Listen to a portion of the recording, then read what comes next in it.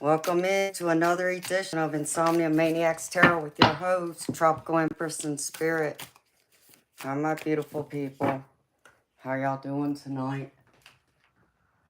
Happy Thursday. I think it's Thursday, isn't it? I can't even keep up with the day of the week anymore. Hi, Shelby. Hi, Bob. Hi, Eternal.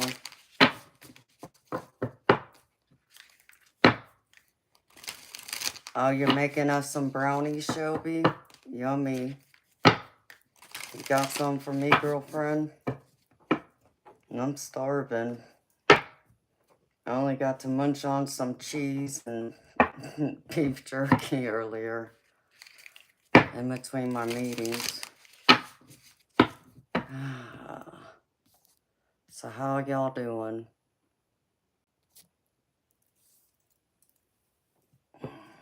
Have y'all had a good, productive day? I hope so.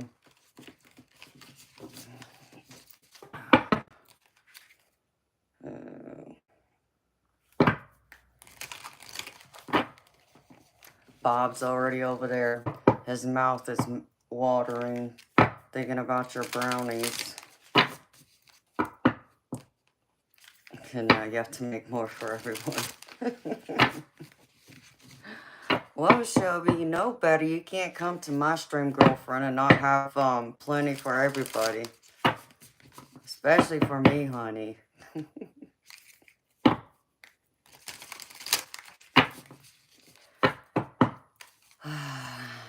Just back from the big town. Well, did you have a good day out in the big town, Bob? You didn't get into no fights with no ruse on your way home?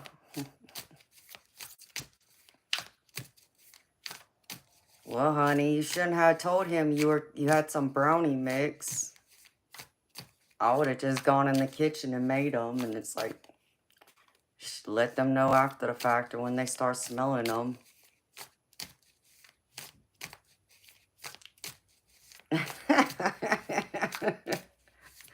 He said, no, the brownies stay in the house. He paid for them. Yeah, well, I can't blame him there. I haven't had brownies in forever. That's one of the things my mama used to love making was brownies. About the only few things she'd go in the kitchen and make. Oh, my poor daddy. No, he loved to cook, so I just know my mama wasn't the best cook. Even if she could cook, she wasn't the best.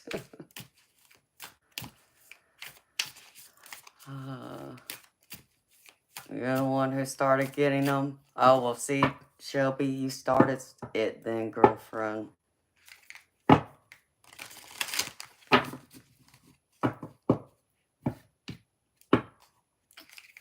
Big town for fuel. More screws and pickets for the fence and rice for dinner. Well, what you cooking for dinner, Bob? What time should I arrive for dinner? It's already past my dinner time, so...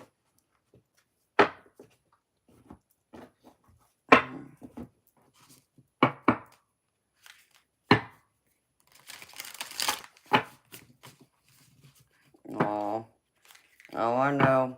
A couple of my cats like to play rough too, especially the younger cats, Majestic's babies. One of them is pretty rough. Besides Wolfie, she plays really rough. She's the one that ends up scratching me up all the time. Outback Steakhouse. You know, I don't care that much for Outback. I don't know why. I'm not as impressed with Outback Steakhouse as I am Longhorns or Texas Roadhouse. I think those places are better. I think the only thing I probably really enjoy from Outback Steakhouse is their, what do they call that? their onion blossom or whatever it is. The Outback house is so cringe. Yeah, I'm not impressed with Outback. I don't know. I guess it depends on what you get from there, but as far as a steak, yeah, they can keep it.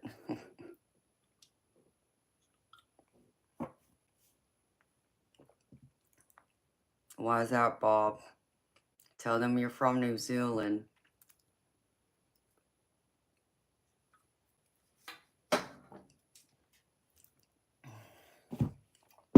Oh.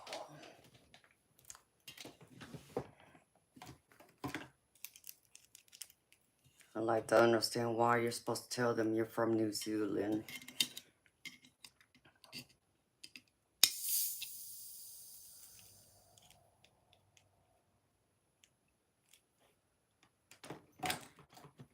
Oh, I love Panera Bread. I haven't been there in a long time, though. They got some good salads. And I like Olive Garden once in a while. It's an embarrassment. Yeah, I reckon so, since they're supposed to be imitating Australia, huh?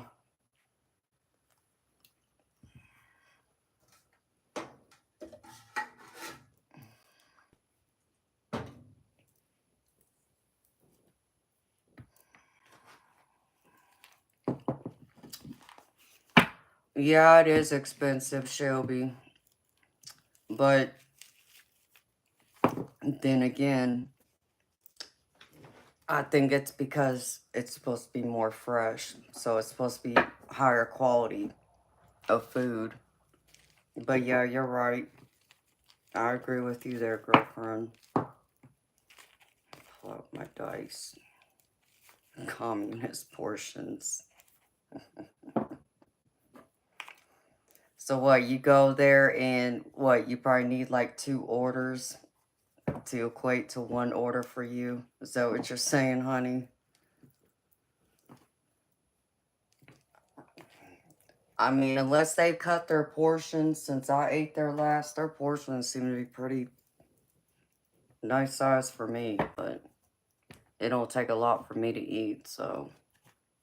Hi, Eternal.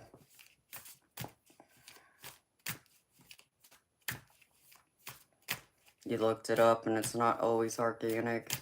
Yeah, I wouldn't believe it would be. I wouldn't believe everything there is organic or that fresh, but what do I know? I don't work there, so I can't speak for it, really.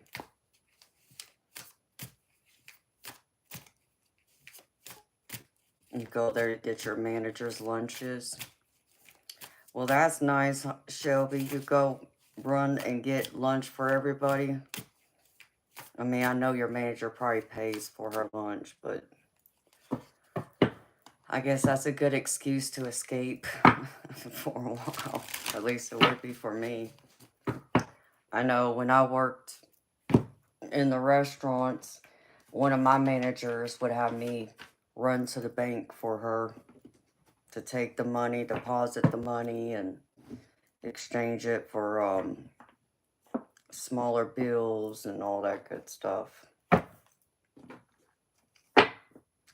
always thought to myself, it's like, what would they do if I took all that money and didn't come back? Not that I would do that, but, you know, just some people get too tempted to want to break the law and do something that's very, we'll say, in desperation. Maybe that's why she always picked me to do it instead of others. Hi, Robert. I hear you, Shelby.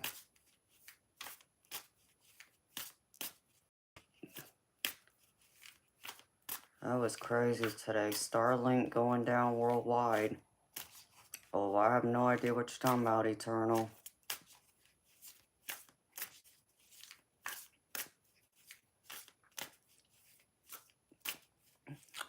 Oh, Bob, you may have to send me a link, baby. And then I'd have to look up the video clip and watch it.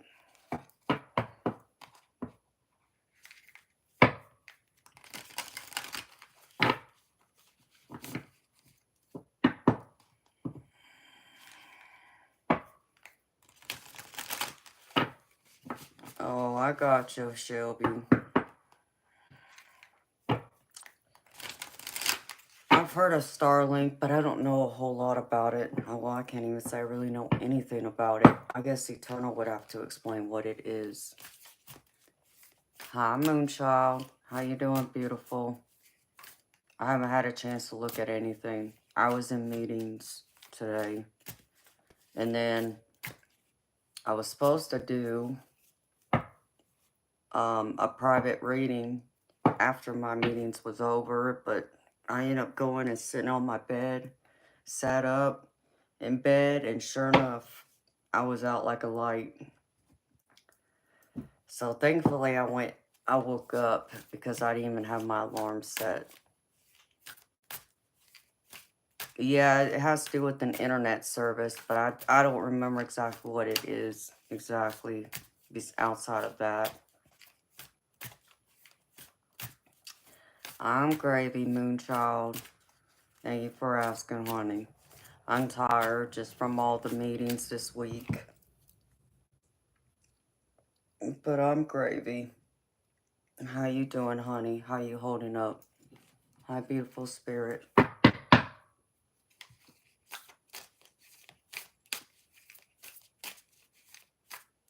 Oh, yeah, I heard about that.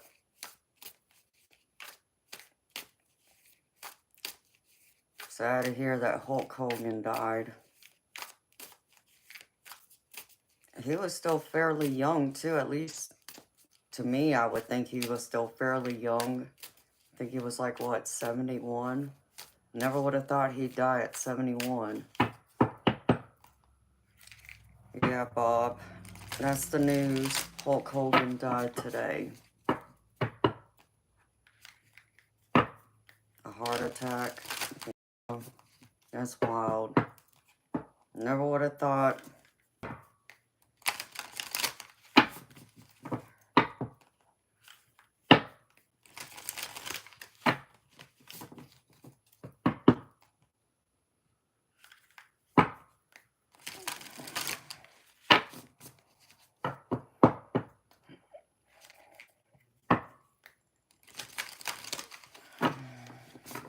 I know, it's wild. You're holding up, you're just relaxing. Well, I'm glad to hear that, honey. I thought about you earlier. I meant to reach out to you, but I was tied up with meetings. And it's just been a crazy week. I haven't had time for anything else. Like, I haven't had a chance to really even talk to anybody else. It's been meetings and streaming and sleeping in between, and that's it.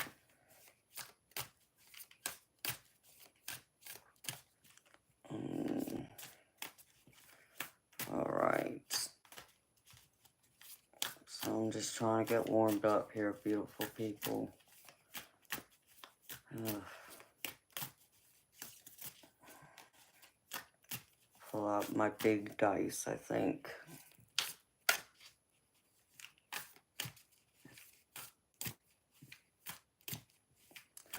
Yeah, Moonchild, he died last week, I think it was. Jamal something like that. He got taken away into the ocean or something. He drowned.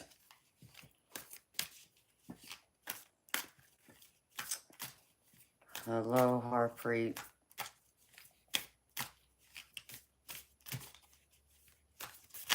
So,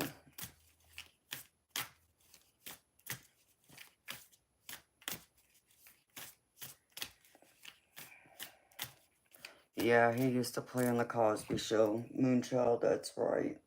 He was young. So, hold on, y'all. Good thing for nails. Good for back scratching. Hello, Mark. Alright, beautiful people.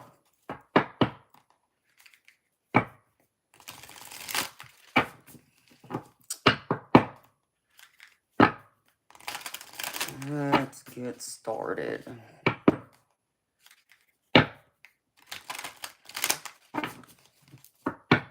Alright, to all my beautiful subscribers who've been with me, welcome back. If you're new to my channel, welcome. My name's Amanda. I do a general collective reading at the beginning of every stream. So what I'm fixing to do is a collective reading. It's not a personal reading.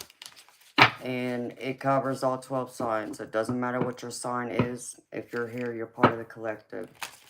So take what messages resonate, leave behind the rest. And if something don't fit, don't force it to fit.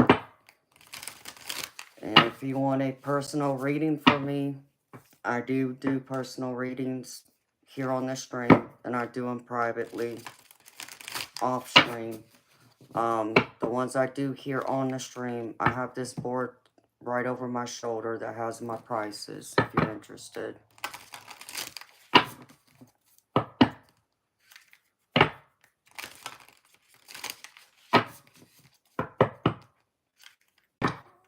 Hello, St. Fawn boy. How you doing? Okay, tap in, y'all.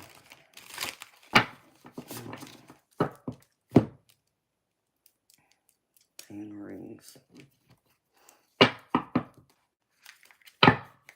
Alright, what's going on with y'all? Start with a few oracle cards, and I'll go over the tarot.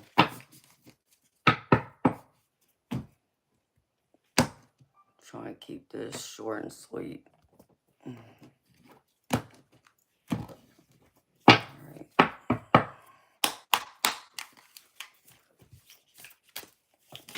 And while I'm doing the readings, y'all, I'm not ignoring y'all intentionally. I'm just trying to stay tapped into the energy, so I'm not paying any attention to the chat. So don't take it personally. I will acknowledge y'all when I'm done with the reading. Alright, Spirit, show me. What messages do you have for the collective tonight? What's going on with the collective, Spirit?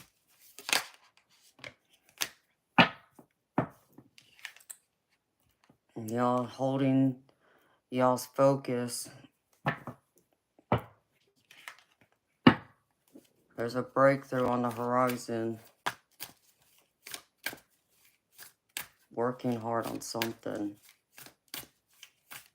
I see y'all staying very determined here. See, really focused on what you're working on. What else, Spirit? I guess I should move it over here so I can look at it, so I don't feel so cockeyed. No, Spirit, you're not going to give me half the deck here. What is this involving, Spirit?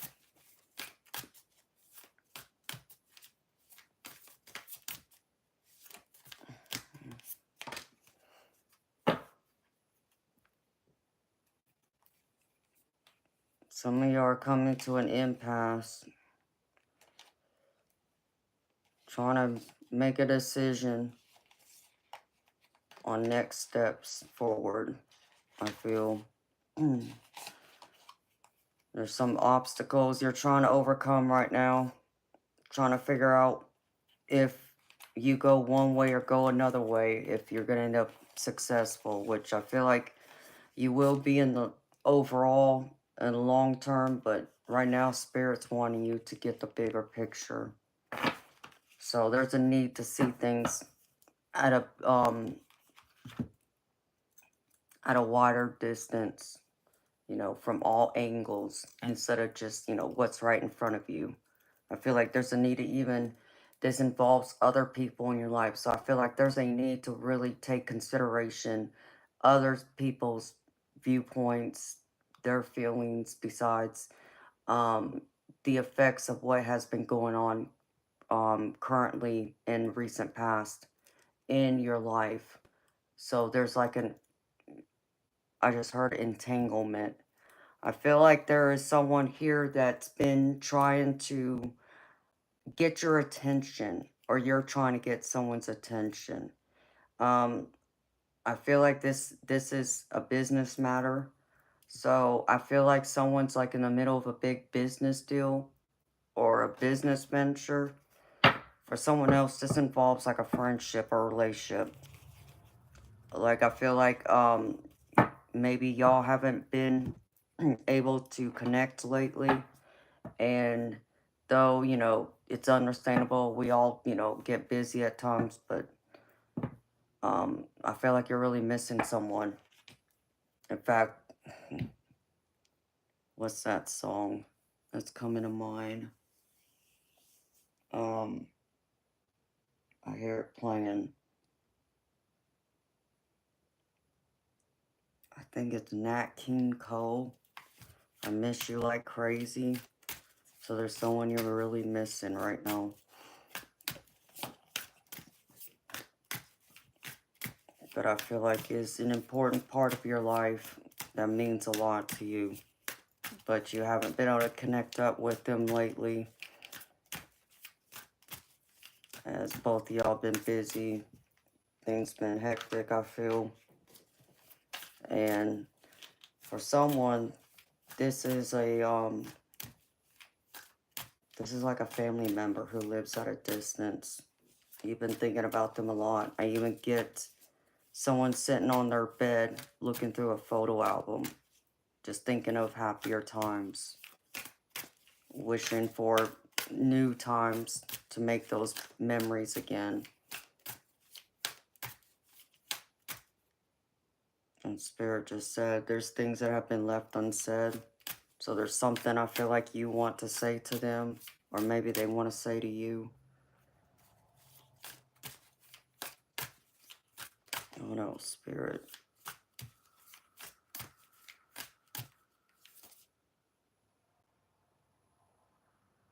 I just heard you've come to the end of the road. So it feels like there's like a fork in the road, just like the card impasse.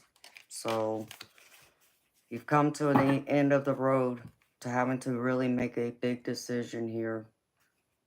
I don't feel like it's going to be an easy decision, but I feel like it's one that you're going to be forced to have to make here soon, to decide whether to keep going forward or to turn around.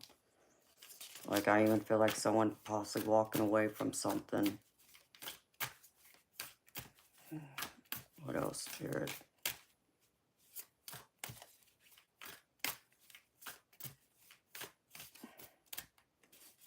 Show me.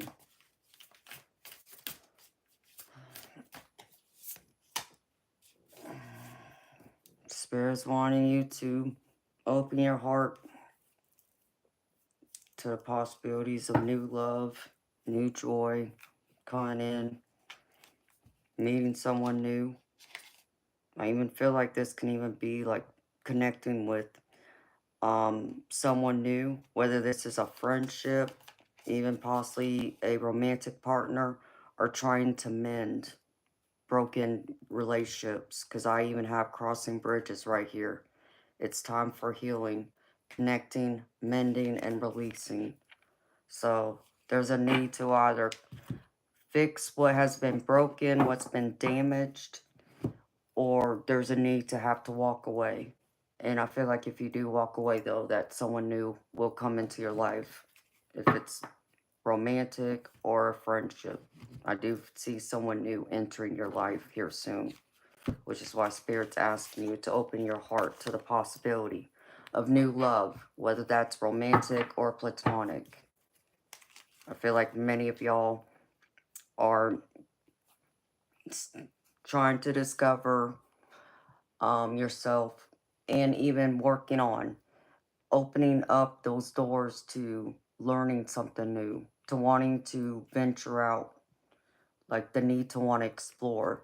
I feel like many of y'all, I feel like y'all been like in prison in y'all's house, so to speak. You've been, you know, in that hermit mode.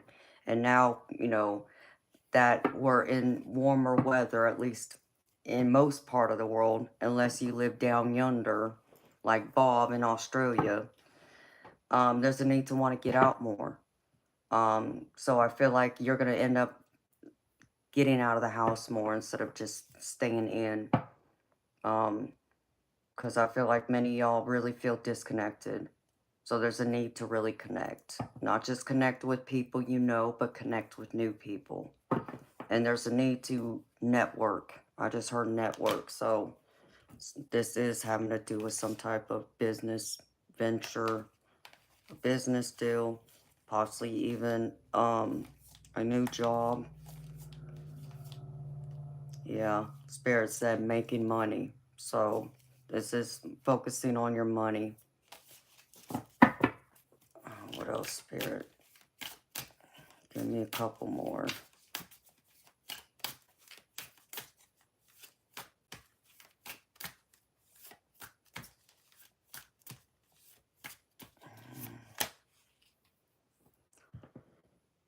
Spirit's wanting you to take the first step.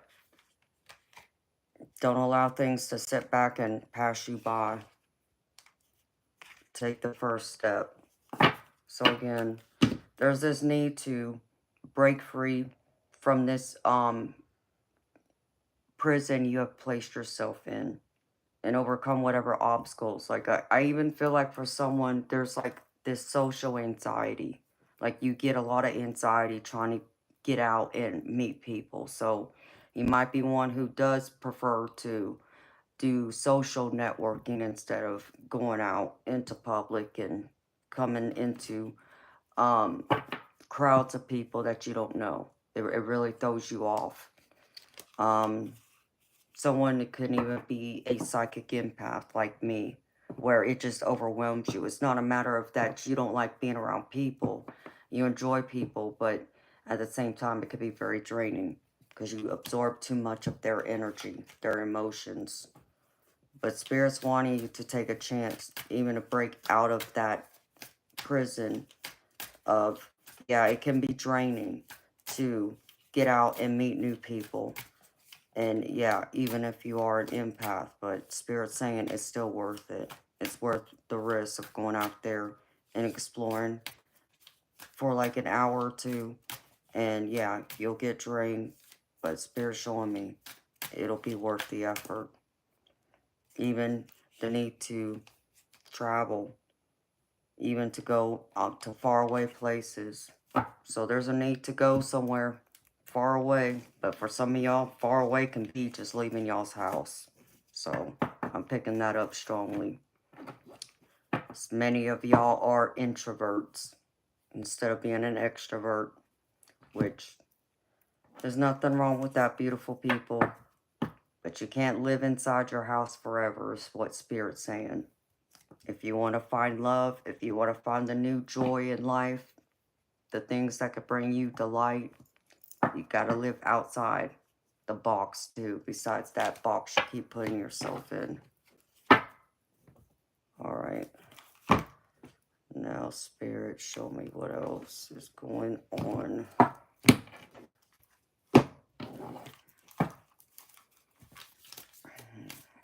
With the people in y'all's life.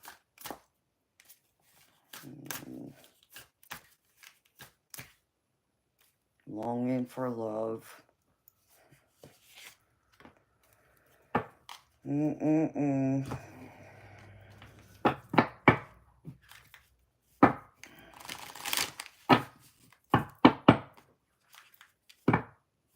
Uh-oh. Someone's jealous here.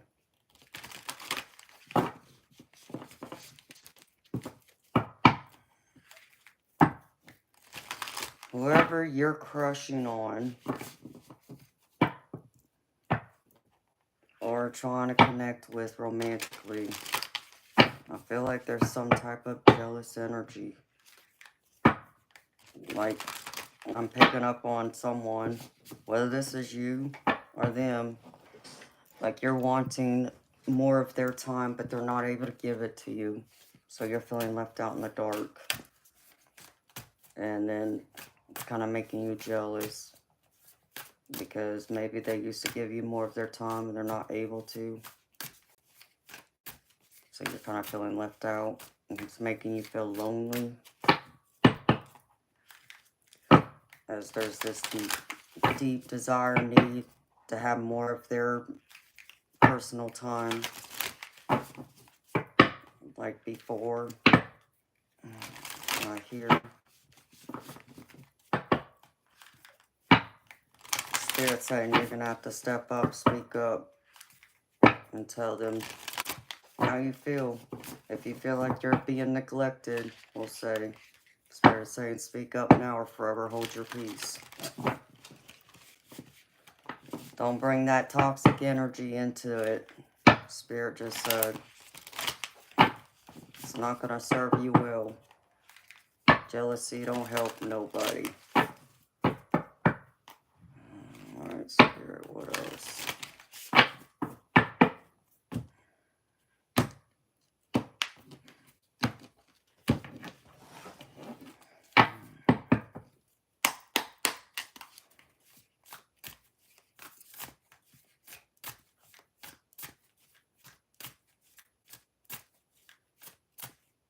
But here you are right here, like watching. You see someone, you see this girl holding hands with someone. And you're kind of like standing off in the distance, just watching them. Wishing you were him, the one holding her hand. But you're just kind of having to be pushed off to the side. Well, she's giving her time and attention to someone else. So I really pick up on this jealous energy in this card.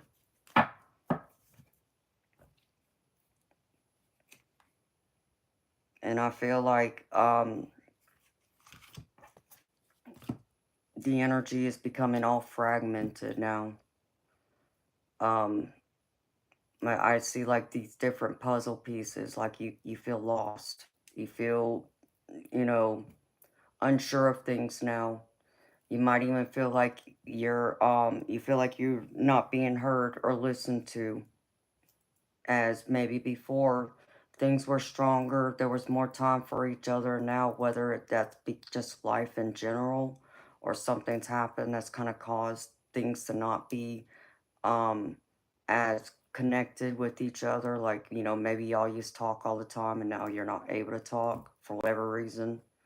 So you're kind of like out of sorts now, as you understand that there's other people coming in and taking this person's time away from you, is what Spirit just said. Well, it's not necessarily taking their time away from you.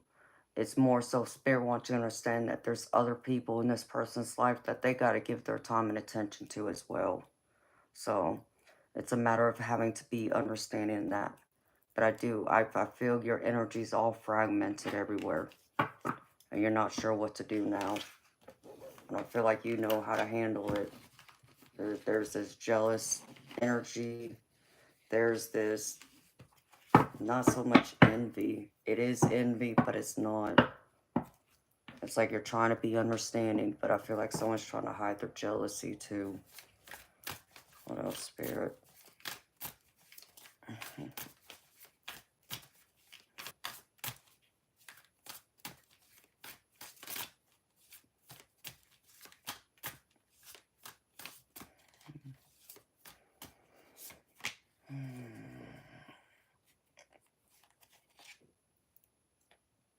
Well, damn, Spirit. Spirit said maybe you deserve to kind of lose them. Yikes. Well, I don't know what you did, but you get what you deserve. That's what Spirit's saying to me. You get what you deserve. So there's a hurt energy here. I pick up. Someone really feels hurt, even betrayed. I don't know what you did, but I feel like someone feels hurt. Or maybe you feel hurt. And maybe it's because you know that they're giving their time and attention to someone else and leaving you to the side. I feel like you're being forgotten about or left behind. And again, there's this scattered energy. Like you don't know if you should just kind of like patiently hold on and wait your turn, so to speak, or do you just get up and just kind of like walk away altogether? Spirit saying the choice is yours. Just know that karma's gonna serve her cold dish. Oof, Spirit's being tough with y'all tonight. I don't know what you did, beautiful people. I don't know who this is. There's this hurt energy. Like I get, even when I look at this picture, it's like there was a lot of happiness. But now I don't feel that way. What else, Spirit? Okay, we got broken hearts here. Now what else? Pull a few more cards, and I'm gonna get in this tarot because I don't want to stay in this energy for long.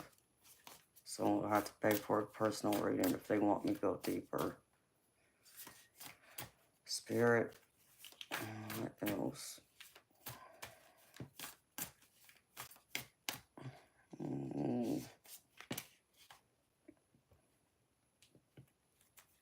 There's a need to be in your power. And I feel like your power, your strength, like I see you right here, trying to be strong.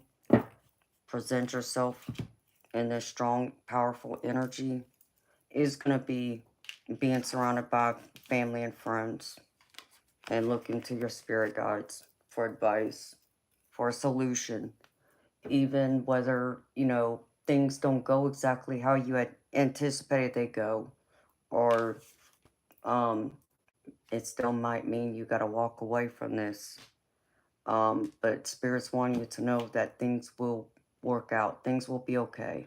Maybe not exactly how you had anticipated or wanted them to, but things will still work out and come out better than you thought they could or would. Because this is about you having to face yourself. Right now, I feel your higher self. There's a need to avoid conflict and drama. There's a need to not blame others. Like, I feel like Spirit's wanting you, like, I almost even feel like Spirit's calling you out. Wanting you to take a hard look at yourself. You know, your actions here. Your words. You know, there's always that saying, you know, people, you know, we all grew up as kids about how sticks and stones will break my bones, but words will never hurt me. Yeah, that was nice to say when we were kids, right? You know, to kind of get us over things, especially when kids are being cruel. But let's be honest, words are powerful and they can be very hurtful. And once they're said, you can't take them back. They'll still be there, you know, even though we may not mean and want, you know, forgiveness if we said something wrong, you know, that caused to, you know, someone be angry with us or we hurt them. Um, that's why Spirit wants you to be careful in how you treat people. And, you know, sometimes it's like I tell y'all, you know, how do you expect others to love you if you don't first teach them how to treat you, how to love you? But also by the way you treat others, that's also a reflection of yourself. So I want you to remember that too, beautiful people, because that's what Spirit's bringing forward. So you got to be this person. You got to be the healer and heal you within instead of, you know, getting kind of caught up in yourself, feeling the victim. Like I get a victim mentality here.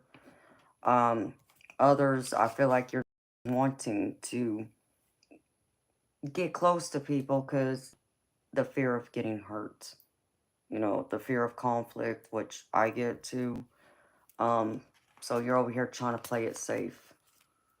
Spirit saying stop playing it safe. It's time to take that risk. Enjoy the world. Enjoy people.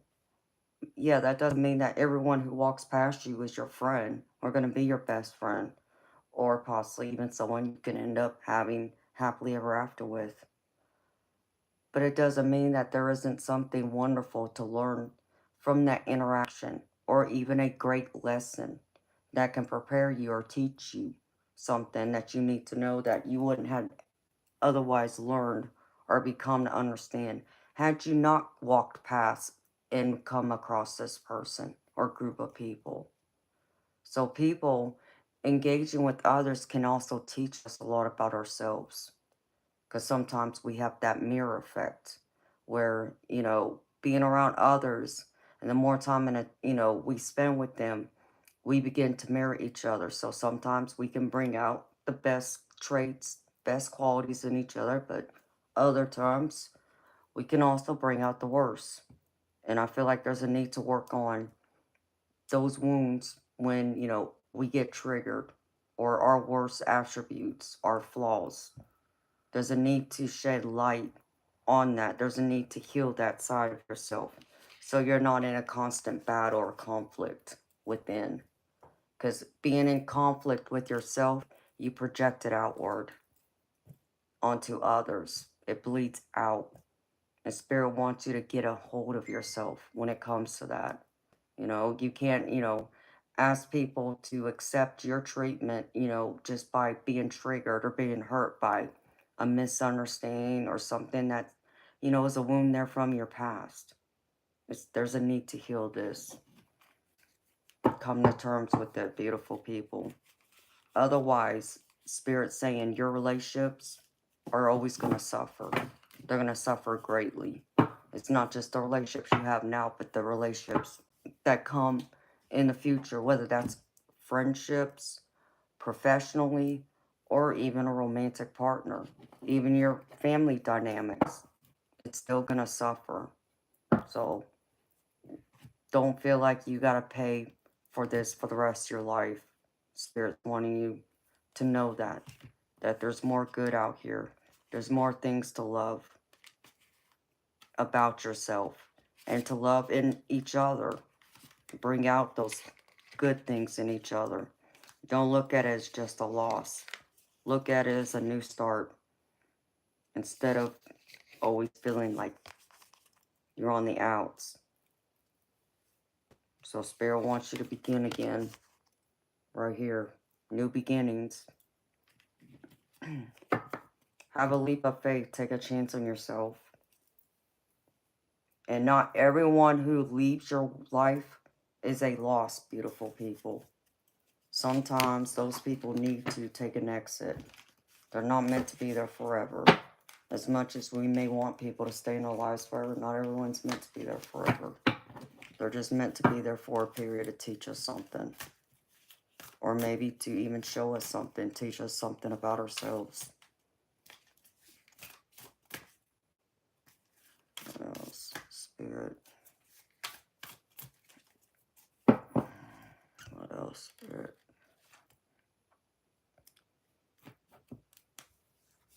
Yeah, because I feel like many are getting stuck. Stuck in your thoughts. Stuck in your fears.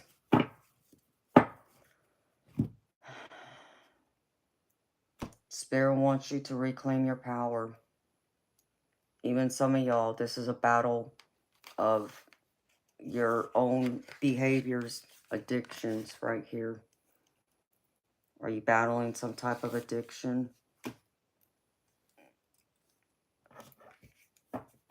Spirit wants you to face it head on so you don't get stuck, or so you don't end up being the one sitting all by your lonesome as you're watching others walking away from you or entertaining other people, as I feel like this is part of this.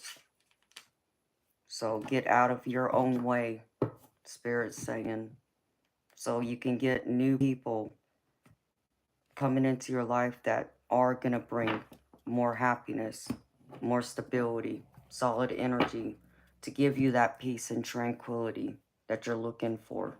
Feeling like you belong instead of feel like you're being left out. I don't want nobody to feel left out. That stinks. I know that hurts. So, know you're worthy of more, beautiful people. Even if others mistreat you, show them the door. Don't give them another opportunity to treat you badly again, treat you poorly, or reject you again. Take them to the curb, y'all. You gotta make room for positive energy to come through, to get close to you. No, spirit. Trust your intuition, because you're trying to manifest this. I feel like you're trying to manifest more love and happiness. Like, here you are, being the great manifester. And I feel like you are getting assistance from your spirit team. But they need you to wake up and first assess yourself, so you don't project onto others or fall into that victim mentality that traps you in a forever cage of feeling like, you get treated poorly. Not saying that, you know, people don't treat you wrong, because there's always going to be someone who's going to think they can treat you any kind of way, but doesn't mean everyone's out to get you, is what Spirit wants you to know. So there's a need to really focus on yourself so you can improve your relationships and improve your life overall. All right, I'm putting this to the side now. All right, beautiful people. This is the tarot spread I pulled for y'all tonight.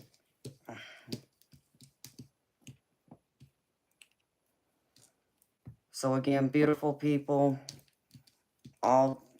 this is a collective reading. It's not a personal reading. Take what messages resonate, leave behind the rest. And it does not matter what zodiac sign you are. If you're here, you're part of the collective. So it covers all 12 signs, in case you're wondering. I need to put this over here real quick. Get this out of my way.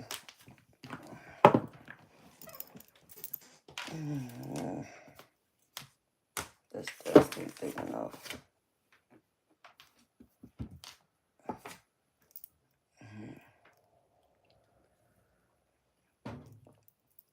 Alright.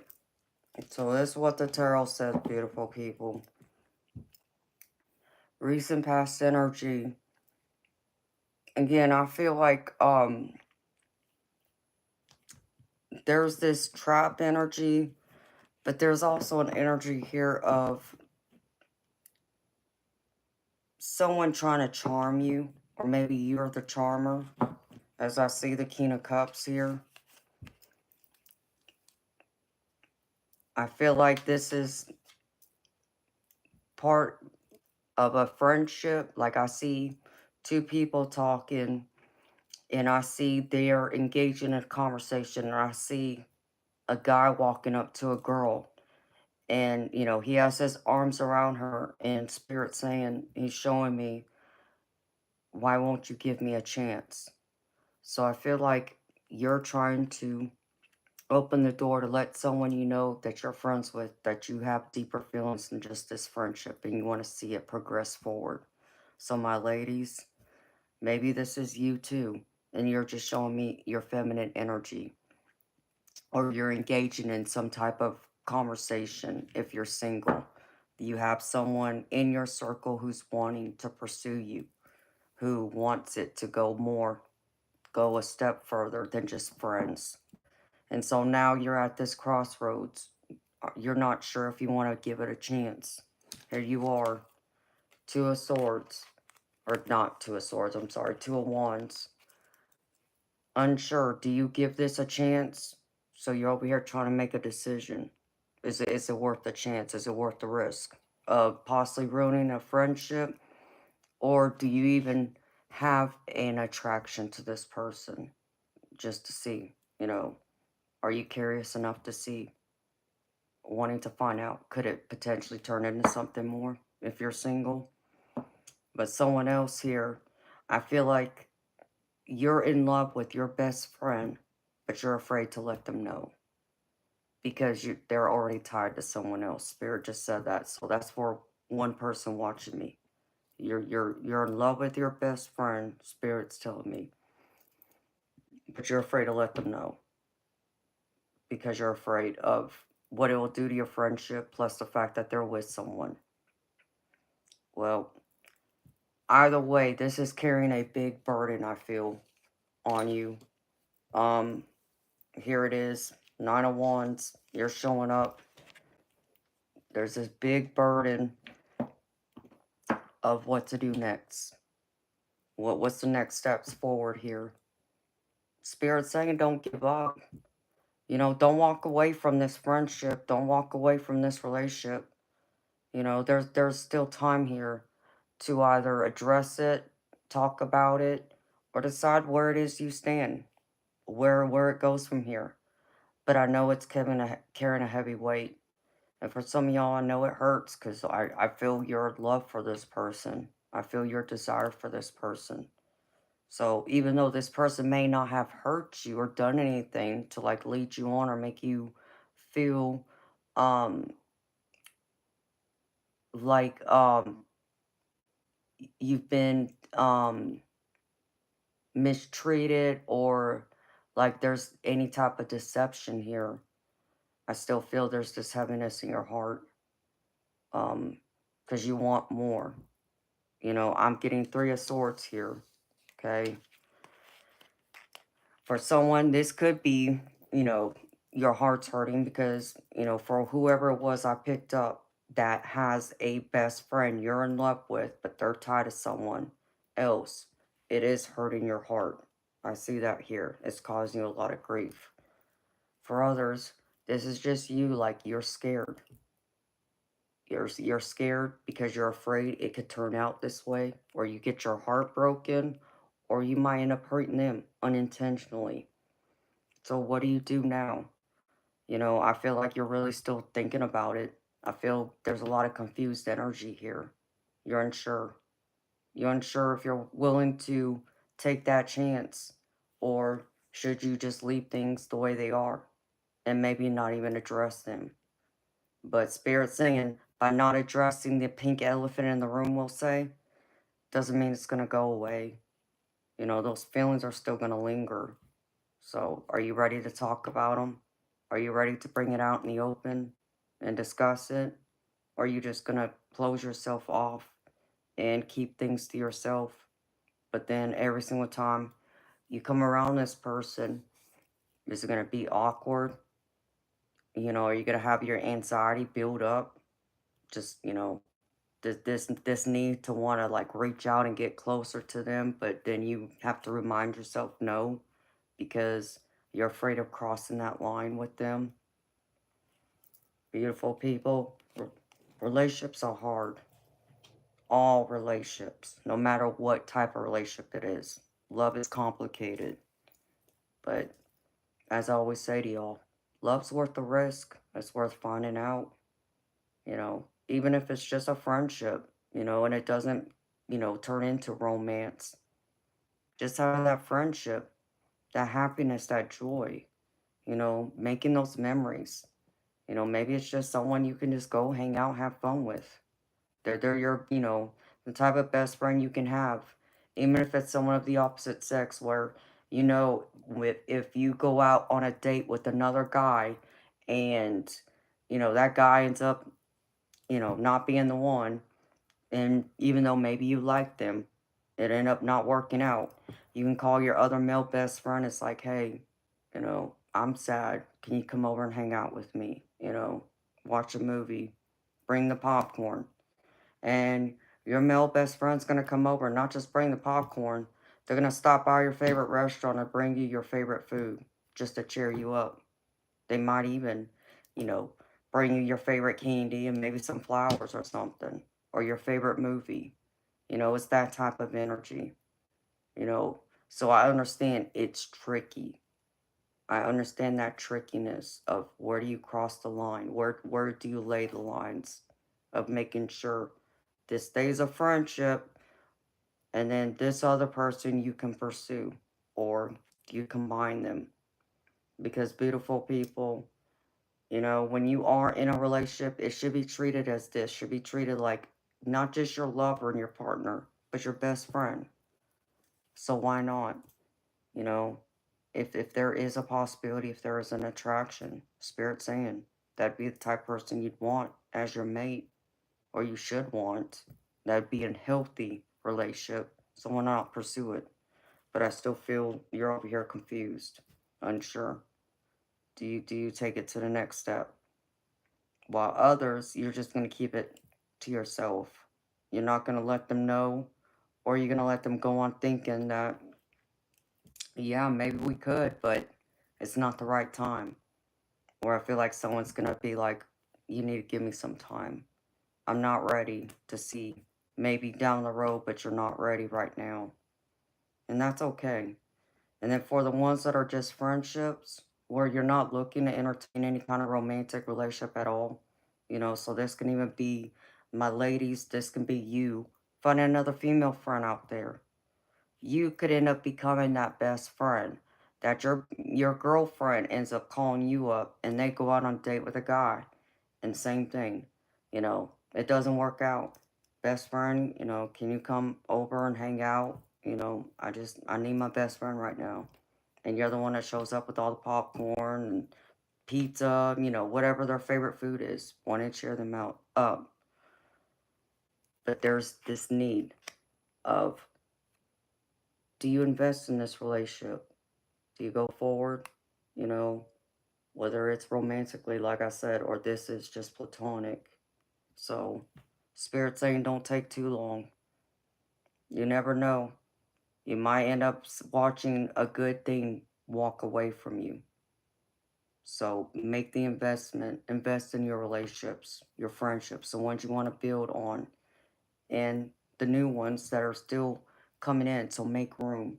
Let go of the people who haven't been there for you, who haven't been deserving of your time and attention, so you can. But don't set yourself up to get hurt either. Open yourself up to love, yes, but don't allow someone to walk all over you. Or you don't go trampling on other people's relationships or trampling on their heart because you're not sure or you don't know what to do. There may, you know, there's like this emotional um, maturity, emotional intelligence. But I see there's this sudden shift, this change. Someone even feels cut off. Again, you know, this Three of Swords right here, for someone does feel hurt, like this is a separation. Because I have my card here. I call him the Grim Reaper, but it's a breakup, a separation. So you being over here, Nine of Wands, this energy, making this choice, this Nine of Wands, carrying it, this burden, this heartache. Now it's like it's brought you to your knees. Knight of Swords. You keep thinking about them. You're not able to like shake this person from your spirit, I get. But you're still not willing to act on it, go any further with it. With this Ace of Swords, I feel like this time apart, or this time thinking, over here still deciding, what do you do? What do you do? Here's this Ace of Swords that's going to bring in this clarity.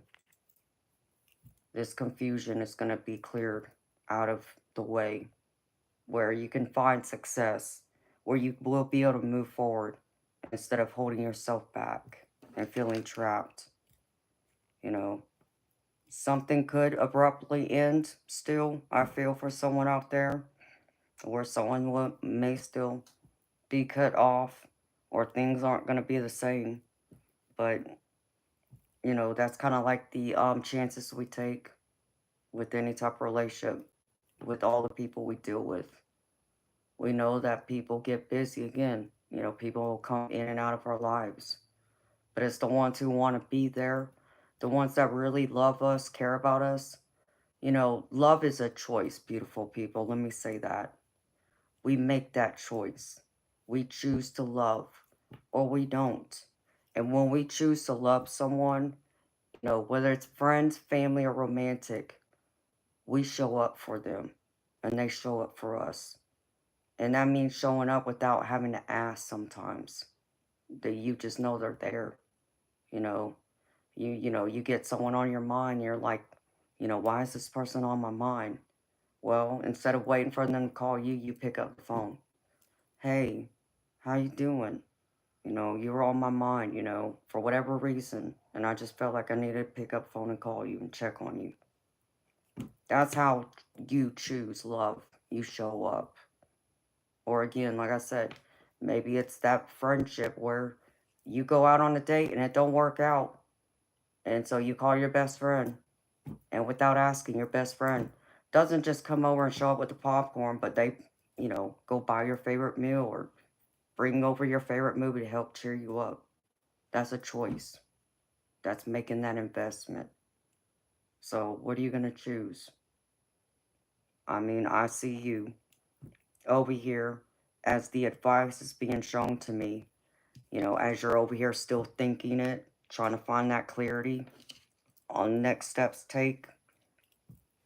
I still feel like um it feels like a setback to you. Like some of y'all feel like are still gonna take a step back. You're not gonna even move.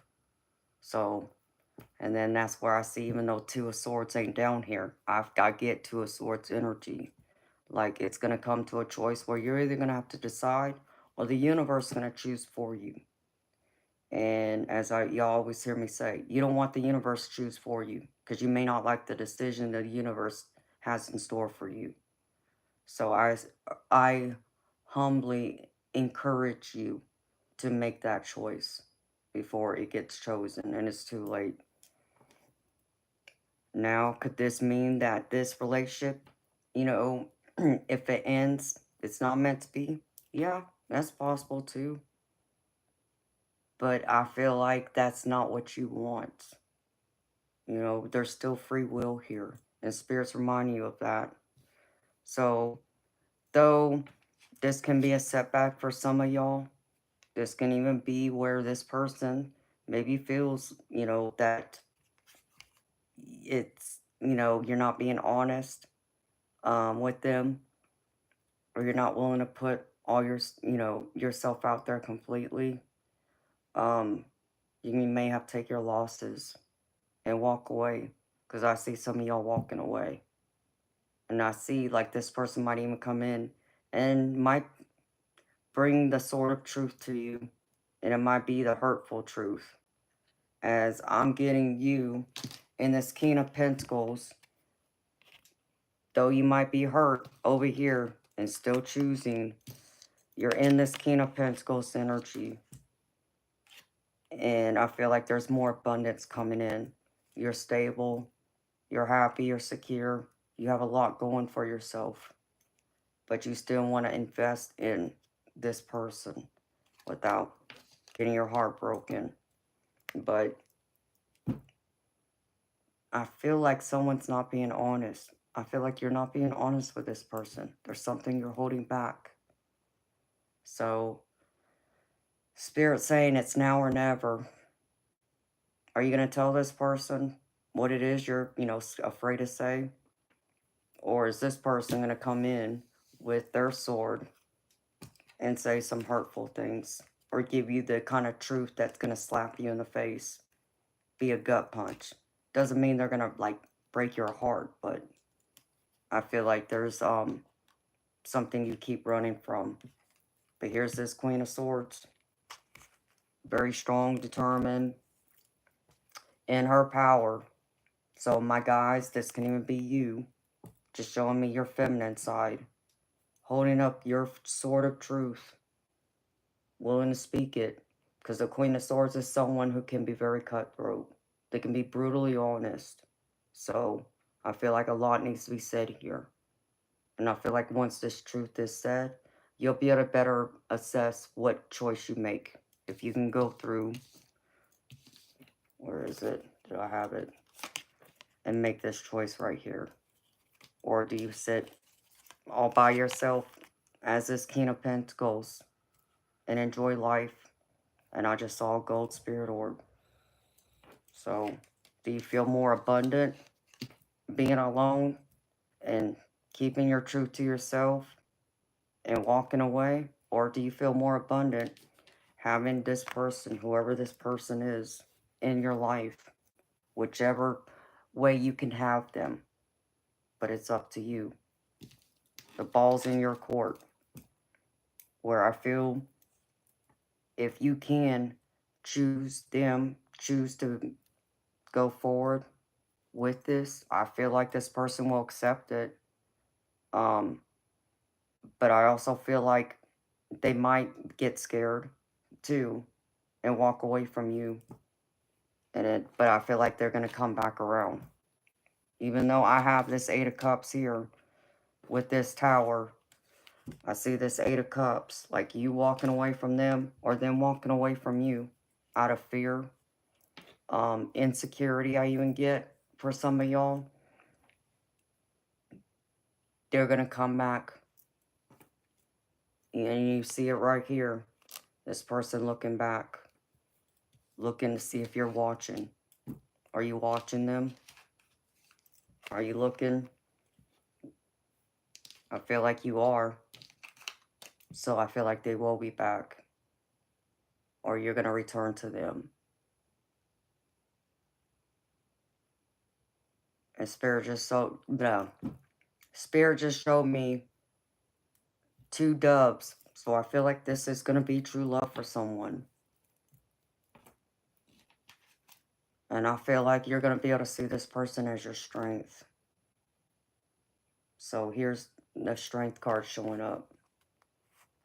You're going to be able to feel even that much more powerful in this King of Pentacles with this person by your side. So if you're running scared, beautiful people, Spirit saying stop. This person brings more to your life than I think you might even realize or you're willing to admit. But then it could be true on the other side. You can be the one that brings more to their life and makes them stronger. But maybe you both make each other stronger. And if you can see it making each other stronger, that's a powerful union, whether that is romantic or not. You know, that's like your ride or die person. That's the person you want to keep. You don't want to leave them out. So it's about matters of the heart. Are you willing to not give up?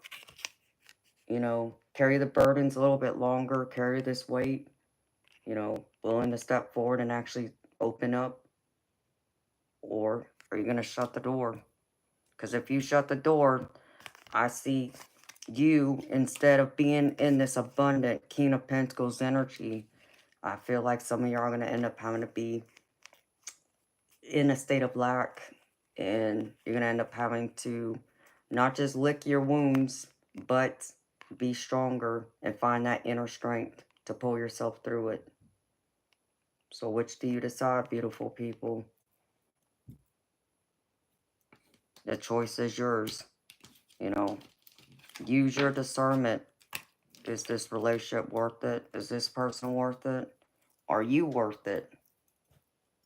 You know, I think that would be my question. Do you feel like you're worth it?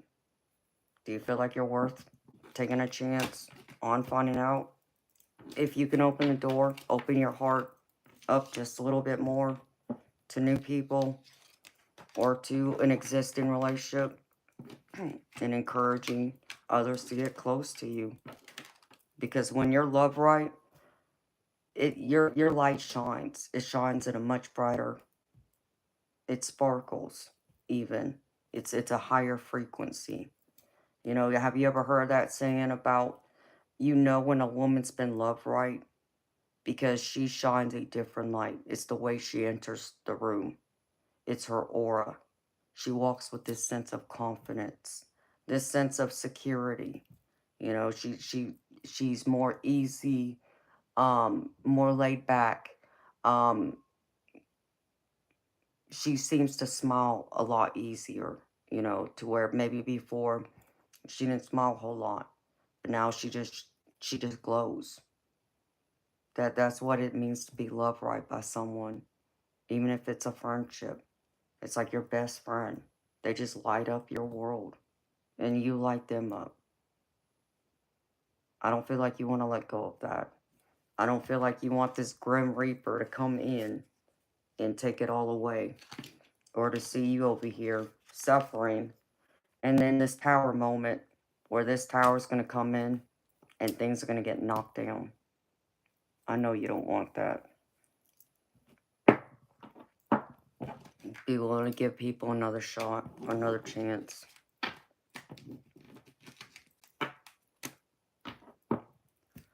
Alright, Spirit.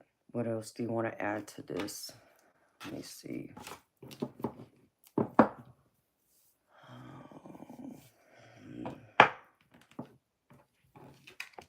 Show me, Spirit. What else?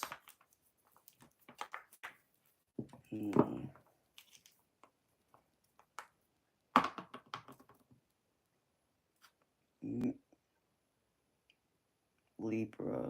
No. Face the truth. Okay. Which number is this, Spirit?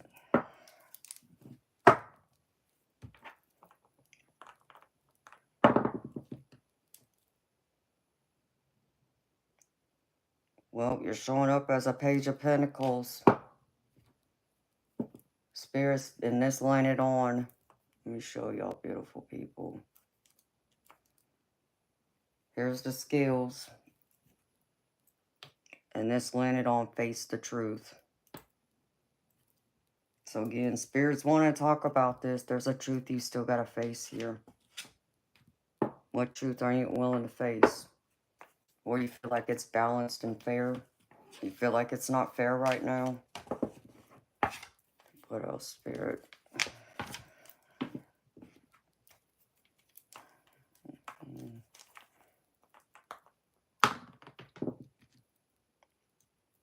Pentacles again. Show me, Spirit. Chariot.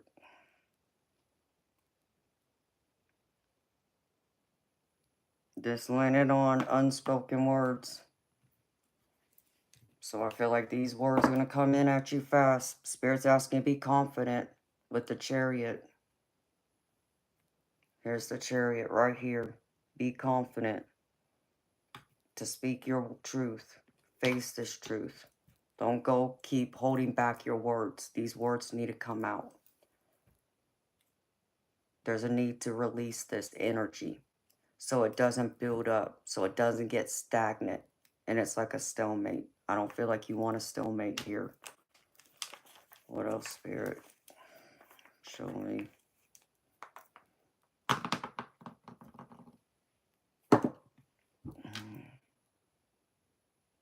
This is all about your stability, too.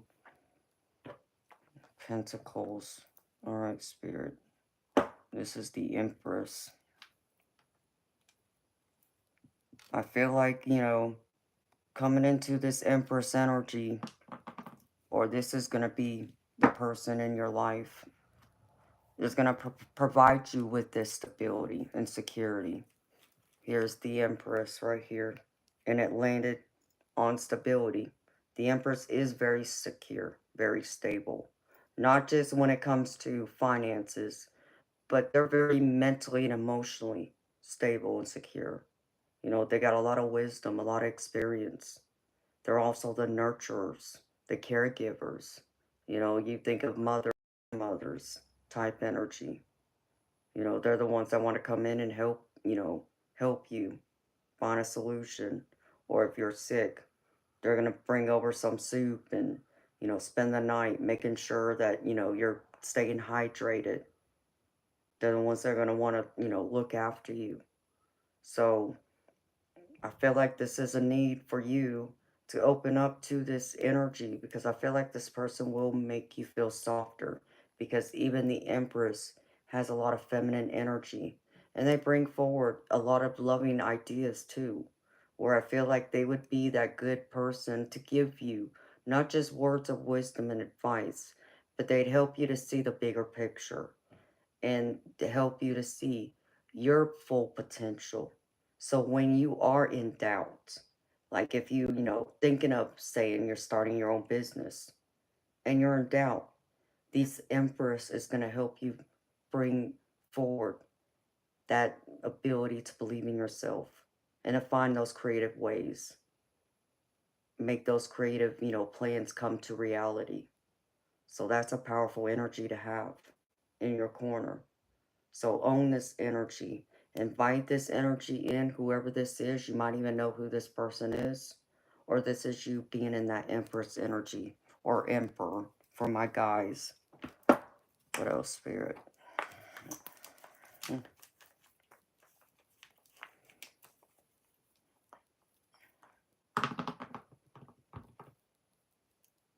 Wands.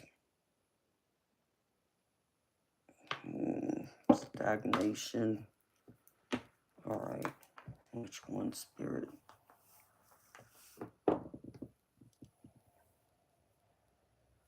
Two of Wands again. Here's the Wands. Two. And you know how I said over here, let me pull out that card so y'all have another image. I'll find it. Where'd he go? Two of Wands. This needing to make a choice.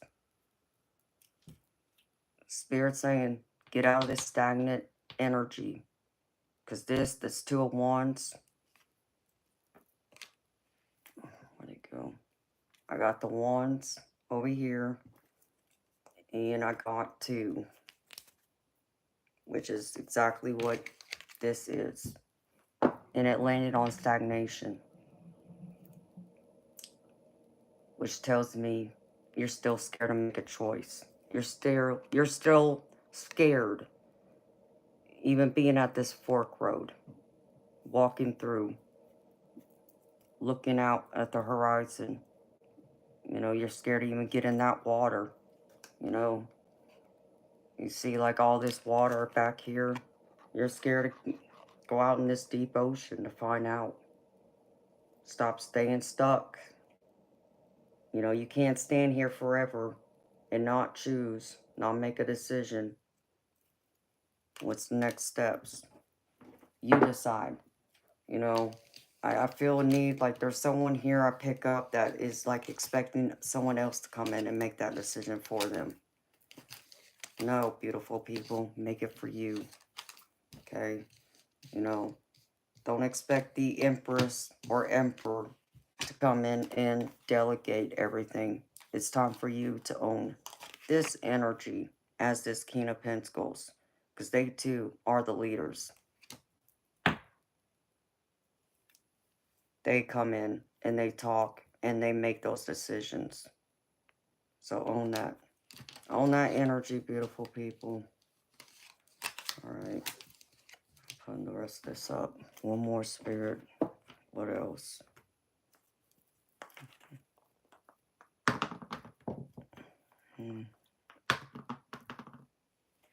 Cups. Consequences, huh? What's the consequences, Spirit? Which one?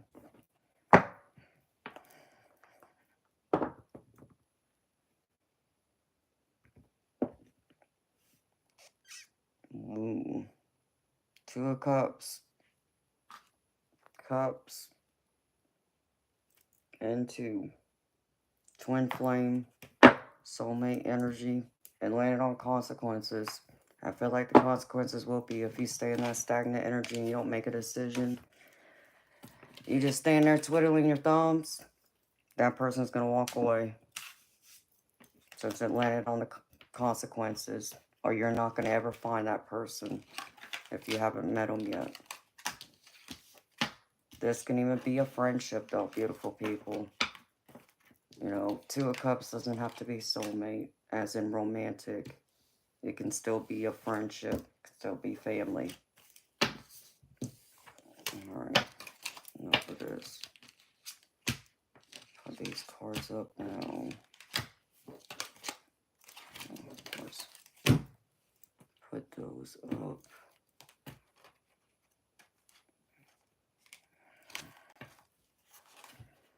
Alright, here's the oracle cards for y'all, beautiful people.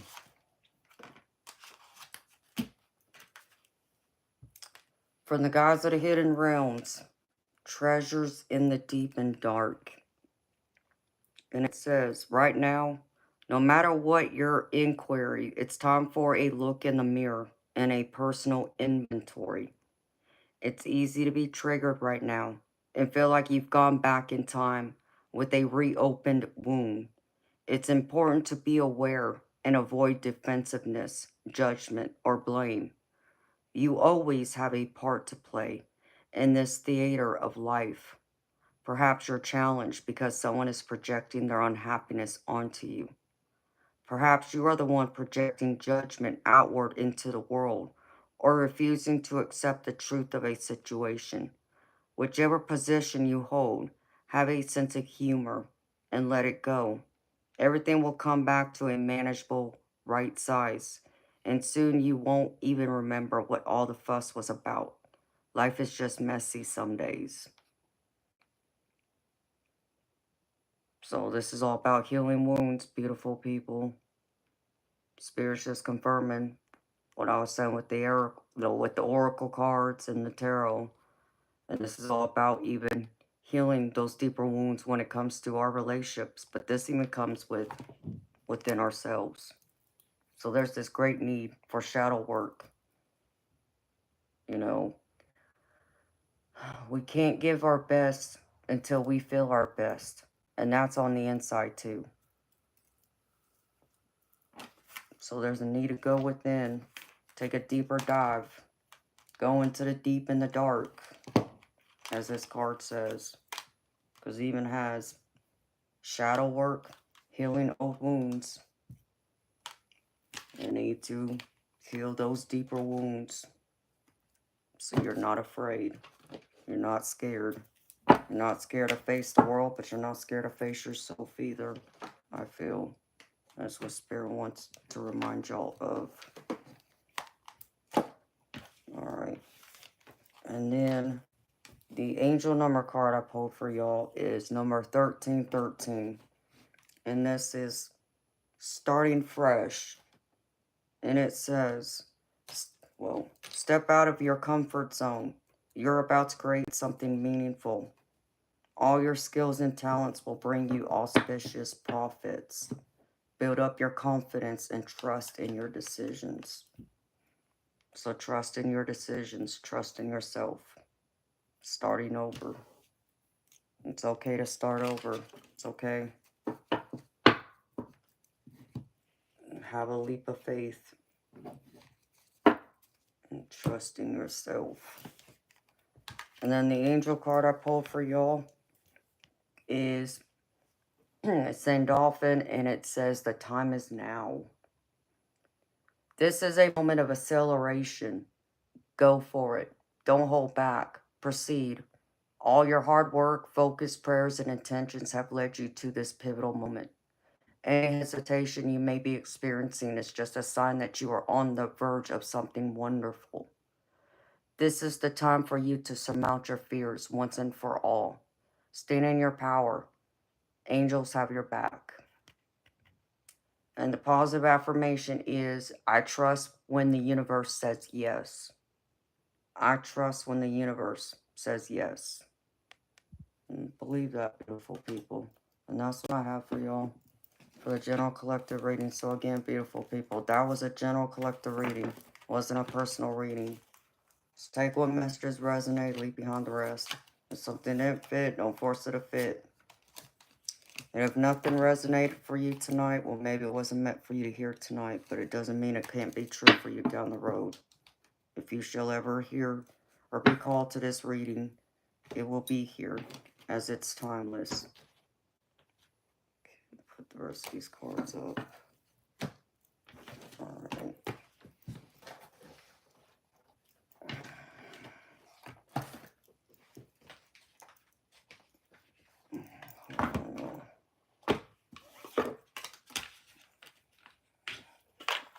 What is it with y'all and y'all's heartache? Y'all running from people. The focus has been love. Y'all got love on the brain, it seems, constantly anymore.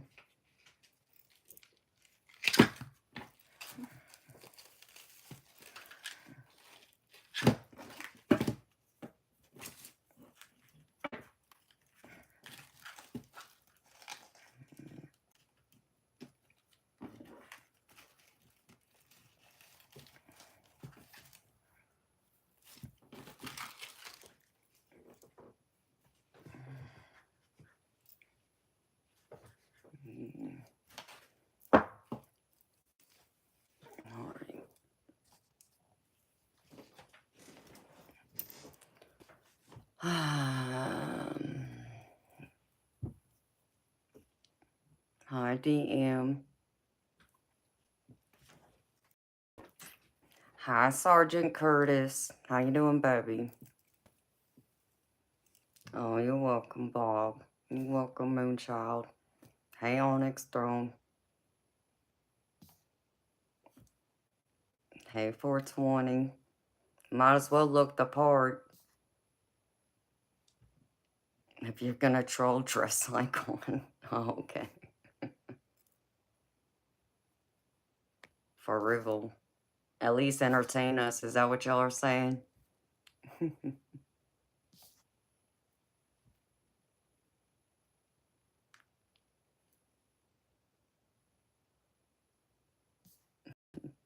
Y'all are funny.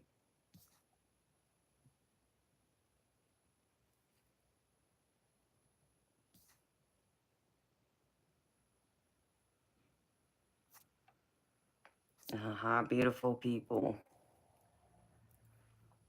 All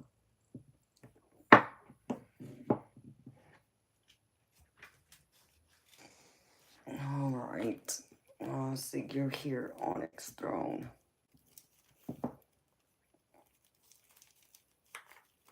How you been, Sergeant Curtis?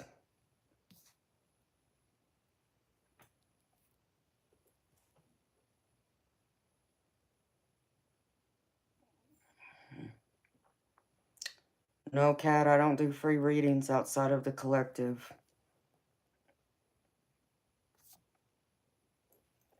This is my livelihood. So, I won't tap into your energy, girlfriend. It's not fair to drain me for free.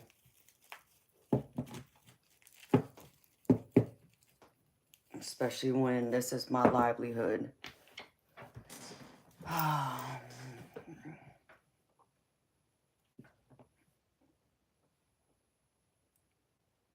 Well, I'm happy you're doing good.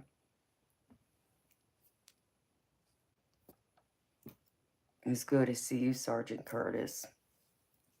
Are there any changes? Have you considered making that move yet, baby?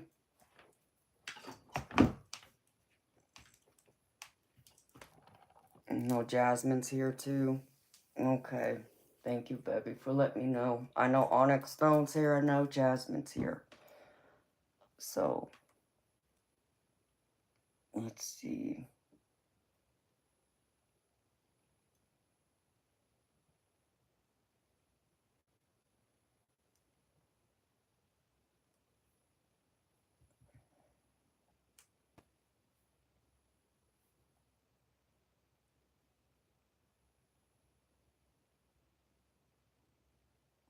Where'd it go?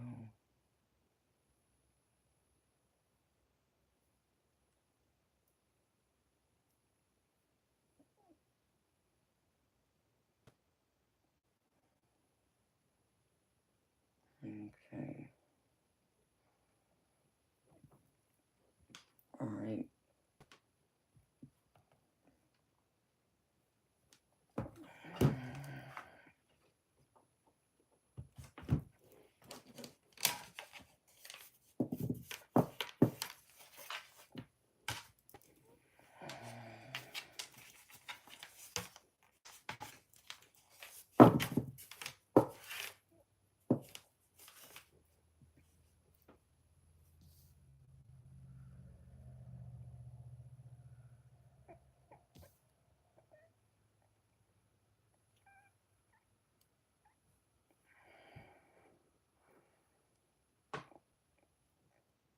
Okay, Kat.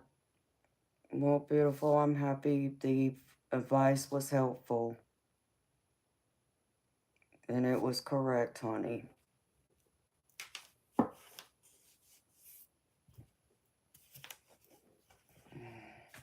You're alive, eternal. Okay.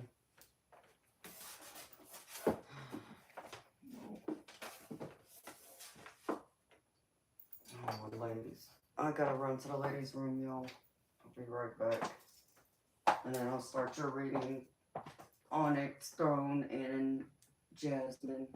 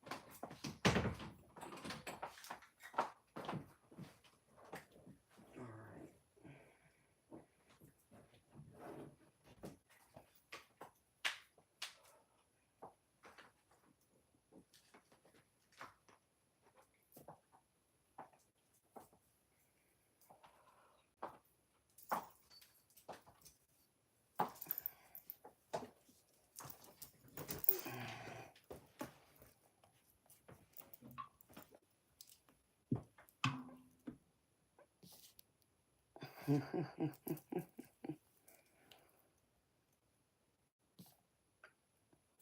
Well, thank you, Kat, for letting me know, beautiful.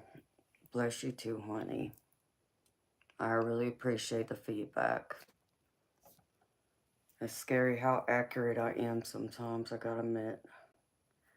Alright, Onyx Throne. You first, girlfriend. You been behaving?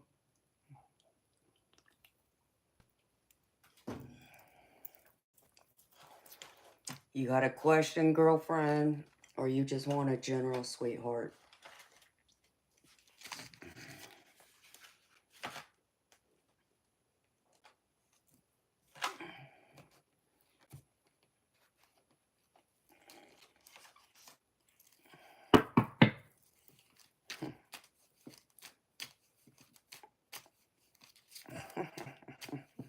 Not really behaving. Is there any particular area you want me to focus on, beautiful? You want me to focus on love? You want me to focus on career? Spiritual? Being good all the time isn't good? Well, you know, Bob, I try and be a good girl most days. Most days. I can be a rebel once in a while, too.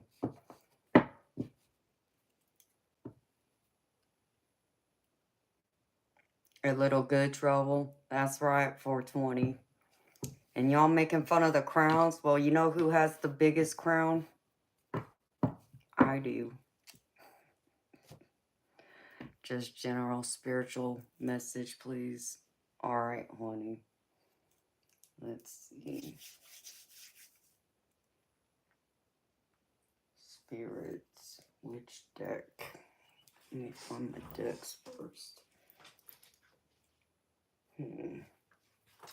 Where's my mermaid deck?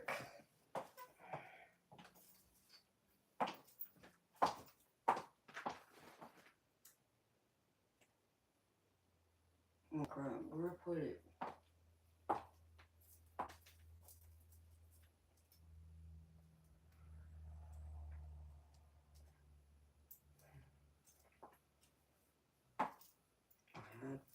I used that deck just the other night. There we go. Search for my deck. This is it. Yeah. Okay.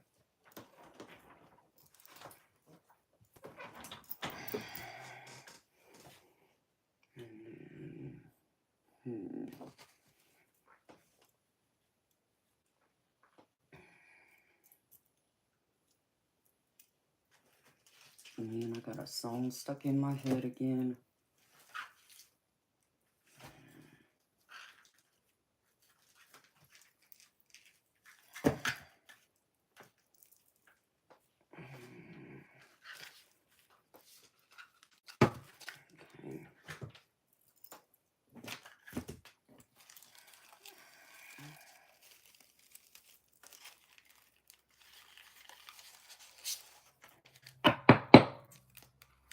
Welcome back, Jasmine. Okay, beautiful. Yeah, I'll do your reading after I do Onyx Thrones, honey. Thank you for being here, sweetheart. Alright. Onyx Throne. Let's see.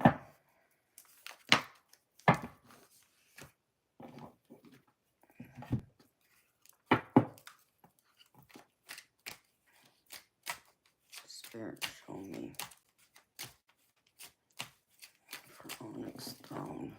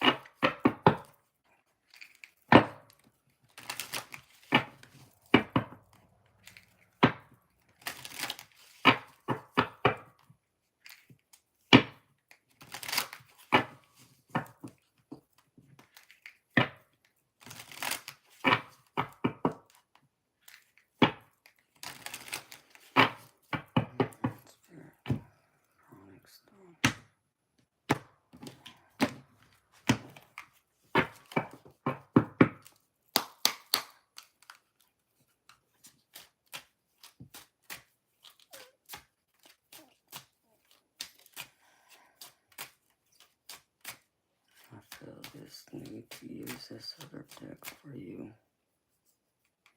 I don't know why. It's saying this one. Alright. Let's see. Show me, Spirit.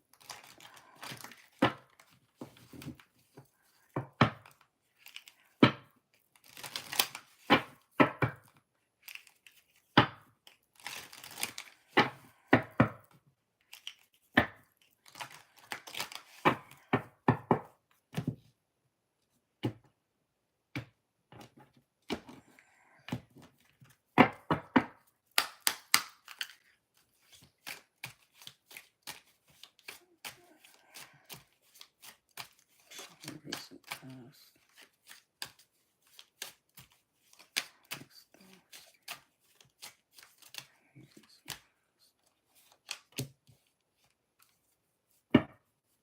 Uh-oh. Well, you did tell me that last night, so... Alright, show me a couple of things.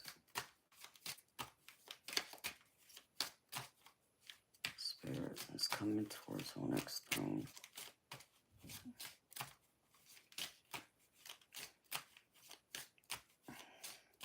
And I'm going to clarify with the tarot. Give me a couple of things, Spirit. Just coming towards Onyx Stone.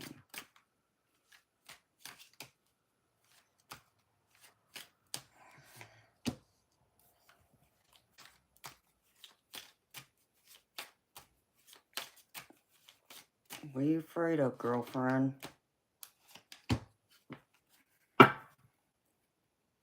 You afraid of things slipping from your fingertips? Alright,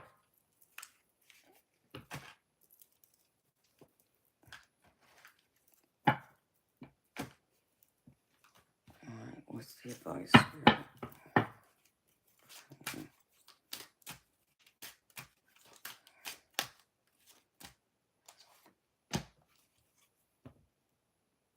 You have divine support, girlfriend. Whatever's going on with you. You don't feel like you need to run from anything. I know you might feel that way. Aw, Onyx Stone, honey. Come on, girlfriend. No reason to be scared. Things aren't going to go bad, I don't feel.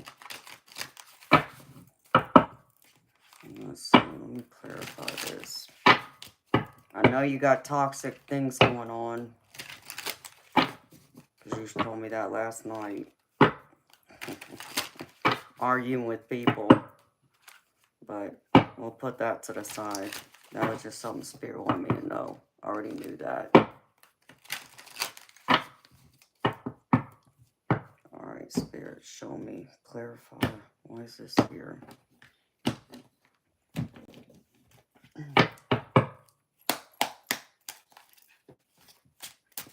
Why is this nightmare here? Spirit, show me. What is this about? Onyx Stone.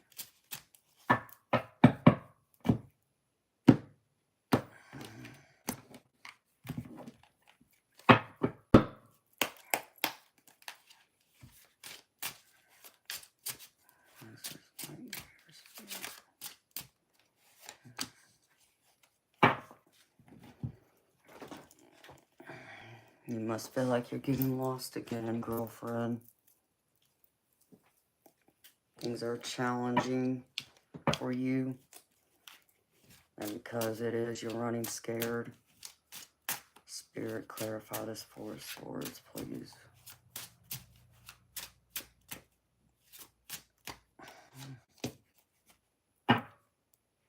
Well, it's time to choose, girlfriend. You're the star. There's reasons to hope here.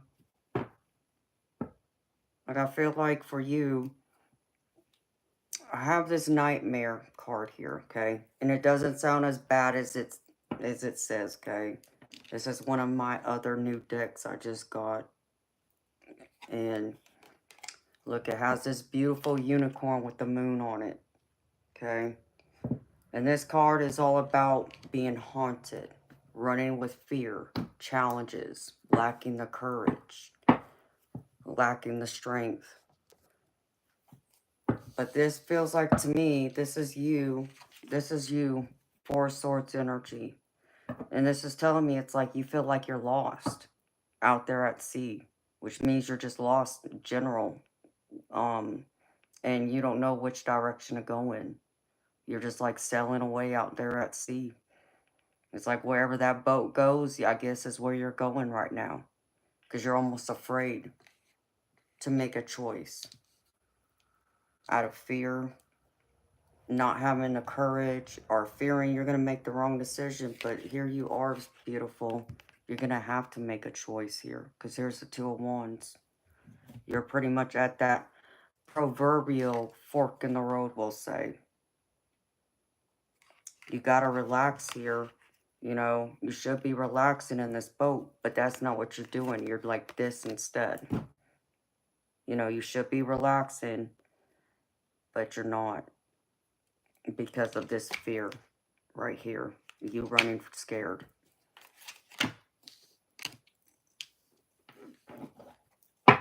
So, Spirit,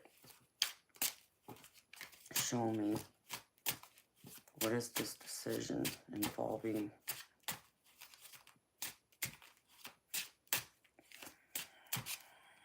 What is this surrounding, Spirit? Actually, I want to use this card, this deck of mean. What does this involve, Spirit? What is Onyx Stone running from? What does she need to make a decision about?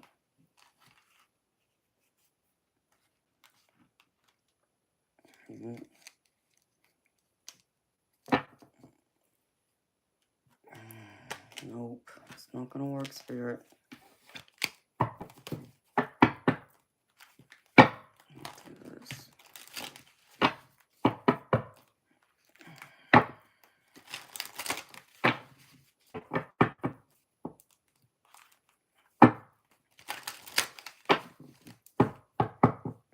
You're running from this toxic energy.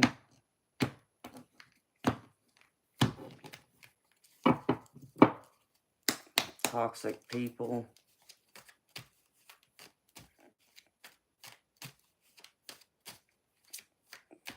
Spirit, show me. What is this here? Well, this involves your relationships, Onyx Stone. I have the Lovers here. So this is family, this is friends, possibly a romantic interest even. Work colleague. It involves all your relationships, honey. So what's going on? There's all this toxicity over here. I get. And the negativity, bad talks, just that heavy, devilish type energy. Because Spirit's even saying, be wary of these people and the situations, which is being shown here by this Lovers card. And the Lovers doesn't have to be romantic. This is friends, family, professional. This is going to be the relationship you have with yourself. So there's a need to face this instead of running from it, having the courage. But I still feel like you feel a little lost. Lost at sea when you should be relaxing. You should be resting. But there's a need to decide. Spirit, what does this involve? Relationships. Sonics don't need to do here.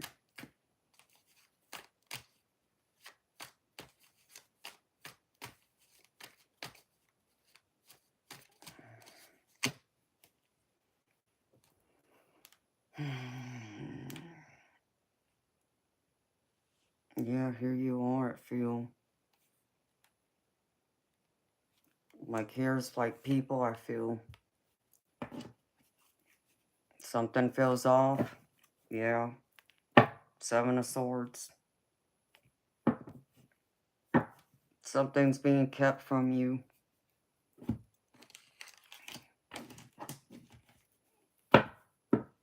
Someone's trying to, get away with something around you. And what do you mean it feels off? Energetically, just overall, or is it with the people in your life? So I feel like it's both, which makes me want to get that other deck, which I will.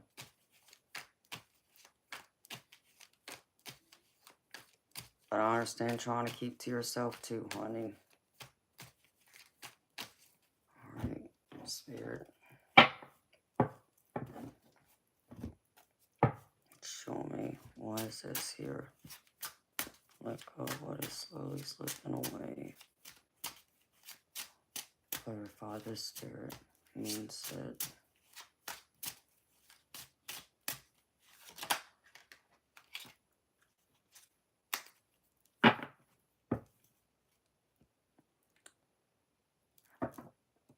make sure you're standing strong on who you are, beautiful. Well, I feel like there's a battle within yourself. I feel like you fear judgment from others. That's causing you to question yourself.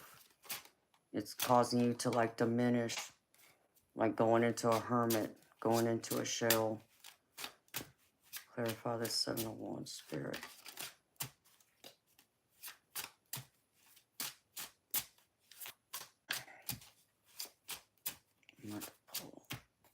I'll give my oracle decks, beautiful, to help more. I just kind of want to pick up on what all this is. Yeah, I'm getting like right here, you feel like something's slipping away.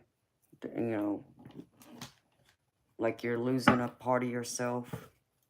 You feel like you're diminishing right here.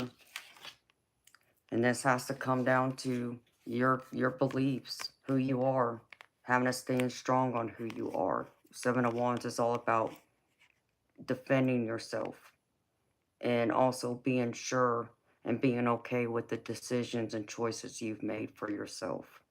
Which Spirit's showing me you're making the right choices. Even if it feels like you're not, I'm being shown you are. Because I have the Justice card right here that came out with this 7 of Wands, which is telling me things are being made fair, things are being made right, things are being made with great justification. So if you've been having to hide yourself or question what you've been standing for or the choices and decisions you've made, stop questioning or doubting that you've gone the right way, because Spirit's showing me you have. Even though you've been, trying to hold back right here and relax, but you haven't been able to completely do that, because instead of like the 4 of Swords is also a need to sit back and relax, it's this. It's been more chaotic. It's been kind of the opposite. But I feel like some of that's coming from internally, because I feel like there's this feeling of not being able to trust people around you with the Lovers here and also the 7 of Swords.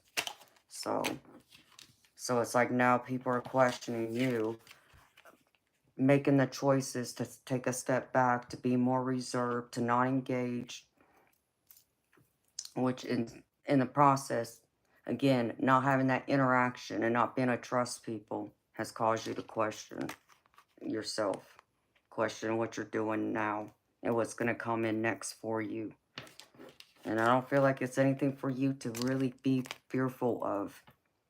You know, even though I see the Tower here, beautiful, the Tower's at the bottom, but the Tower doesn't have to mean like you're going down, in the deep sea. It just means there's just changes. But sometimes change is good. Change is powerful. Change is what it needs to be.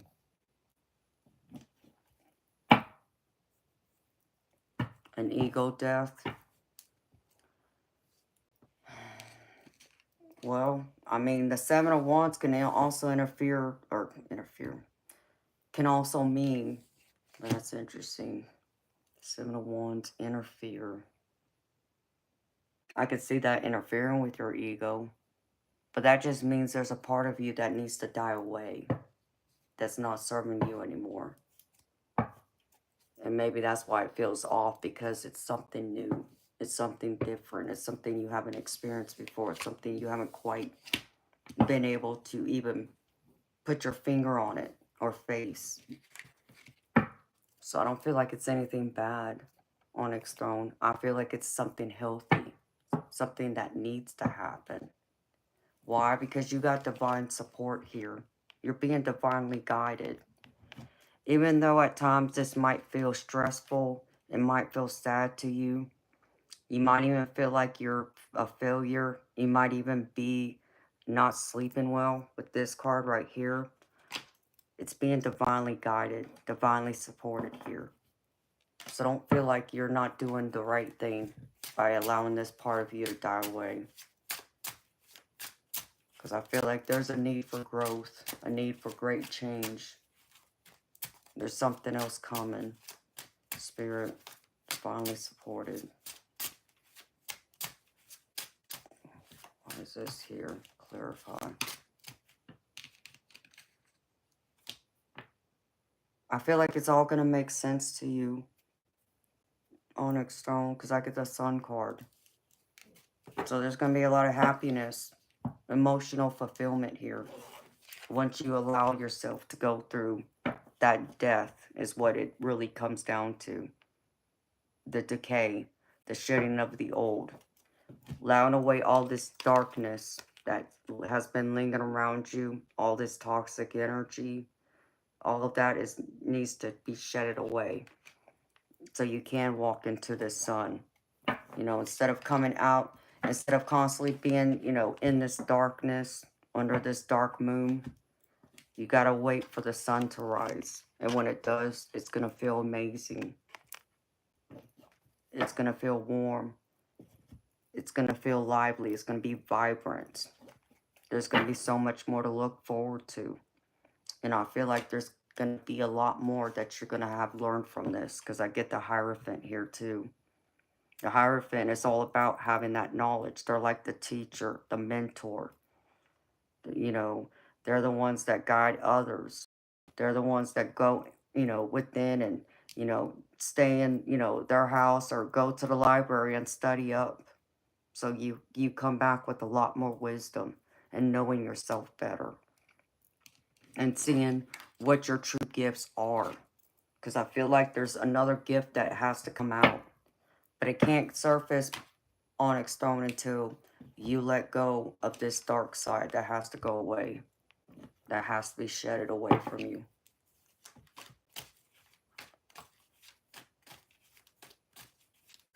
Alright, Spirit, show me what else about this Sun and Hierophant. Clarify.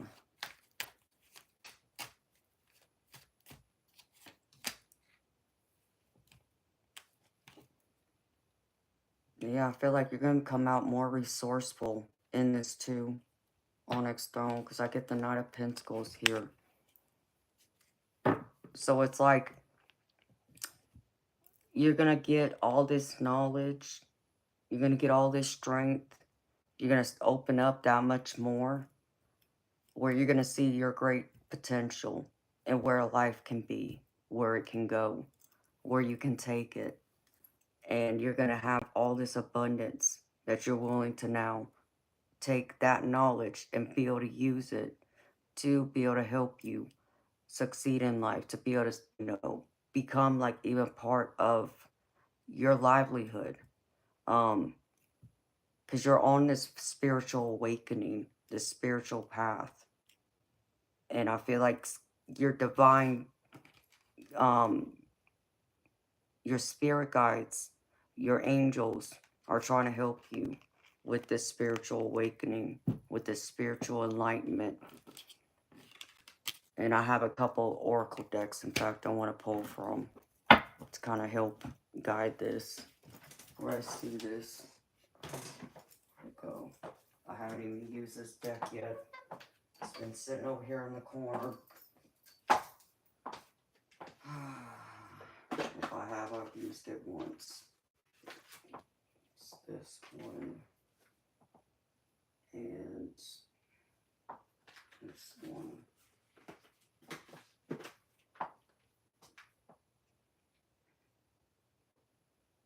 And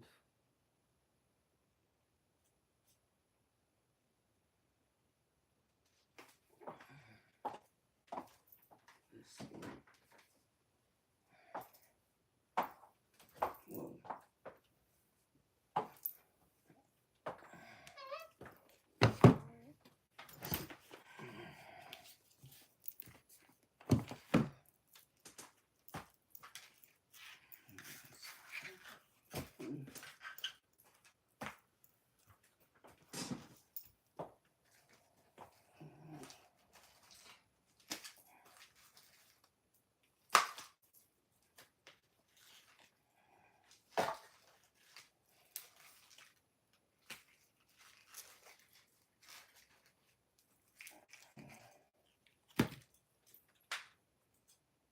I had one other one. Hold on. all my decks scattered everywhere. Oh, it's right there, Amanda. Right in front of your face.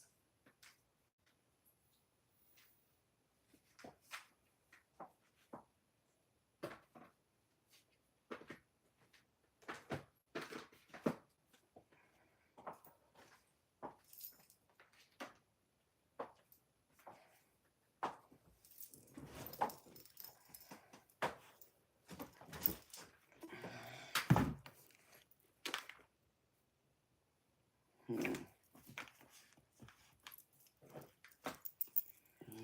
I need this one. I need that one.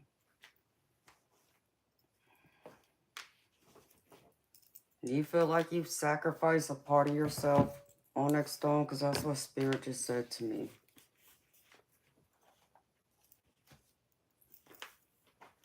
And you feel like nobody appreciates what you have had to sacrifice.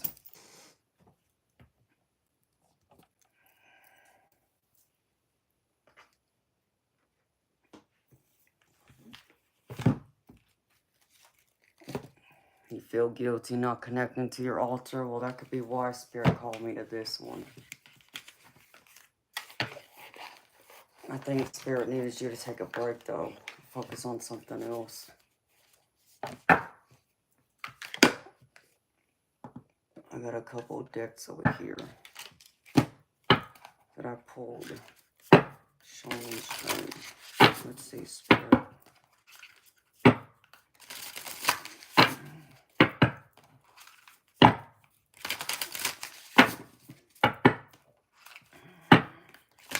What message do you have for Onyx Stone? Spirit.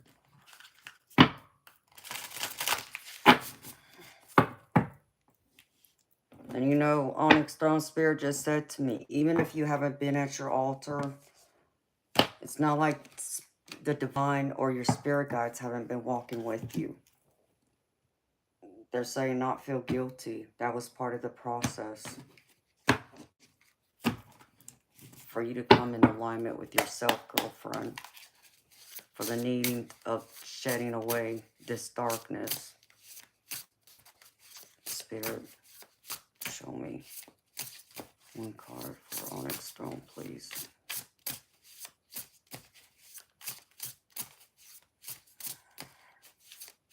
There was something, you were being protected.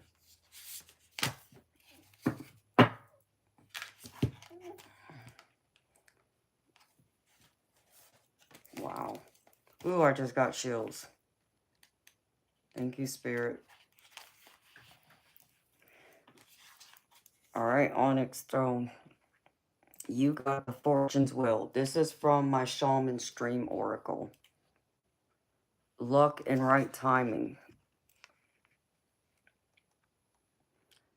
And it says, this is a sign that luck has found the right timing in your life. You have the magic touch and everything turns to gold. There's nothing you can do wrong. You only need to hold what you desire as your intention and it becomes true. Do not waste this power on trifling things. Dream big, for surely this opportune moment will pass. Such is the nature of the Fortune's Wheel. So use your creative power of the Fortune's Wheel for the benefit of others, and the gifts will be returned to you tenfold. Use it only for your own gain, and you will be left impoverished and with the bitter taste of squandered opportunity. And I feel like that's why this Sun card's here, because, you know, like I said, there's this Four of Swords, which normally is a time of, like, have a spa day type being, but you know, kind of felt lost. But with you getting lost out there, so to speak, and with the chaotic energy, because of it being like this is the energy radiating to me this way. That was part of your development, part of your growth, because of this Seven of Wands, of you having to kind of re-evaluate, like you said, like part of you is kind of like shed away. You had to shed away all that has remained that wasn't supposed to still remain within you. in order for you to see things for what they are. And the others who are going to battle you, as I feel like as you're coming into more trying to ground and center yourself and not feel like you're lost or things are slipping away. This is just you finding more of your center, your strength, your core, as it was divinely guided for you to do. For you to come out in this Hierophant. If I can get these cards. Doggone it. Thank you. The Hierophant and the Sun. This is what you were meant to find. With now the Fortune's Wheel. So there's now a bit of benefit to this onyx stone. Beautiful. It's time for you to get to your center ground. Get to your altar. You know, put your intentions into the universe. Tell your spirit guides what it is you want, what you're trying to manifest, and help those who look to you. Because I feel like there's going to be, you're going to be put in the spotlight. Like, I feel like more and more as time progresses forward, more people are going to be coming to you. There's a need, like Spirit's showing me onyx stone. They're showing me you doing exactly what I do. Like, I see you sitting at a table. In fact, I see this bowl. And I see, it looks like it's sage, some other herbs. And I see it burning. So, there is the smoke smudge over here off to the left side of you. And there's someone sitting in front of you. And I see you holding a deck of cards. And I see you turning them over. And it's a woman sitting at your table, beautiful. The table doesn't look very big. It looks, oh, I don't know. Maybe the size of my, I don't know if you can see this. You see my bookshelf over here in this wall? It's about that long, if that. That's what I see. So for you, beautiful, you should be tapping into your gifts and looking at using them to help people. Because you're going to become more of a resource for people. Onyx stone. Because here's the other card. And it says the horn cactus. Resourcefulness. So use your resources to help people. Let me get to this one. 29.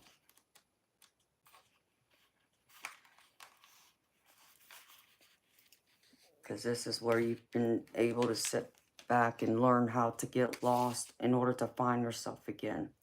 And I feel like you're going to be able to help a lot of other people in that way. Too. Ones who find themselves lost. You're going to be that voice, that energy that's going to help ground them. Because this is like part of your initiation to Onyx Stone is what I'm getting. Is what Spirit's saying. So, here's the other one, beautiful. It says, when nothing seems to be happening fast enough or your ideas have dried up, you begin to question your relevance. During these periods in life, you might feel like giving up, frustrated, and resentful that success will never happen for you. The issue here, however, is a matter of perception.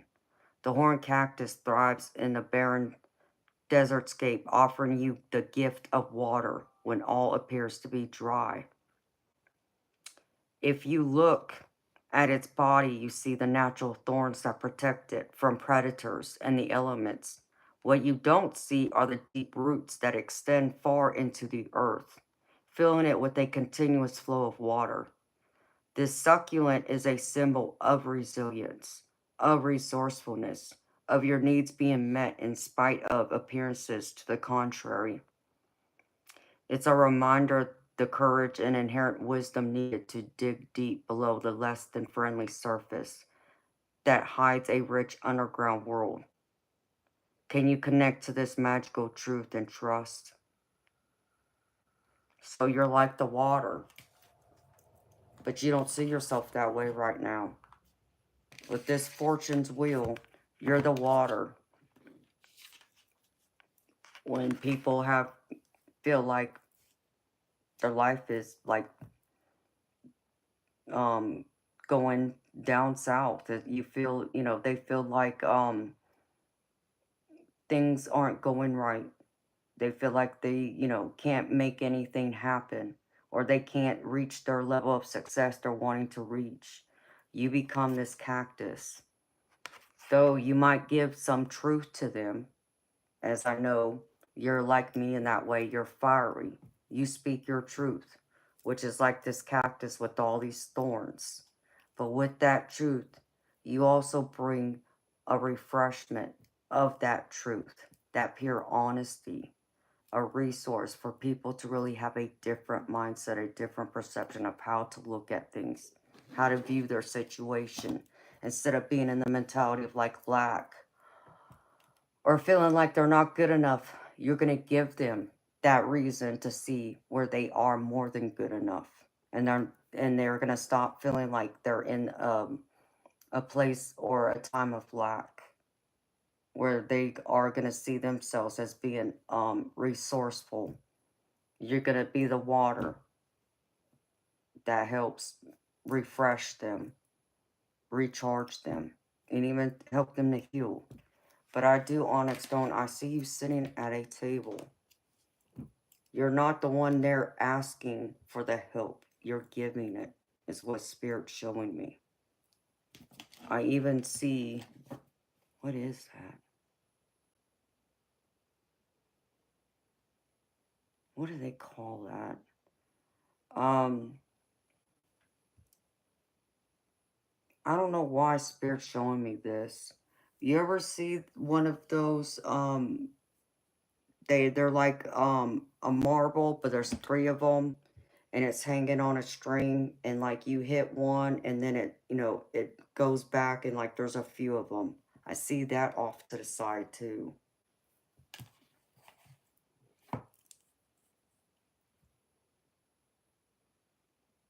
And there's some type of tablecloth, tarot cloth even. So it has some type of pattern. It's like a mandala pattern is what I'm being shown.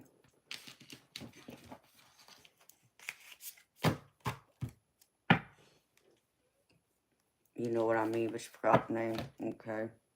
Yeah, I see you sitting at a table being like me. Being a reader, but like me, you're not just a tarot reader or a spiritual advisor, because you're connected to spirit like I am. You're psychic. You're more than just a tarot reader. You're psychic like me.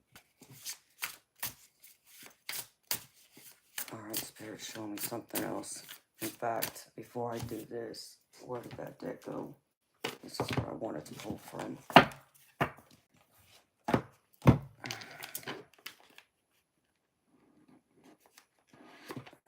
I think I've only read from this deck maybe once, if that.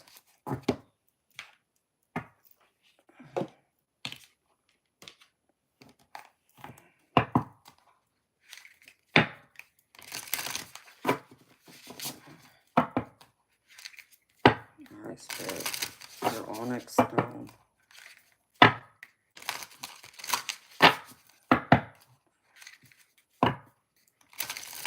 Let's just for onyx stone, Spirit.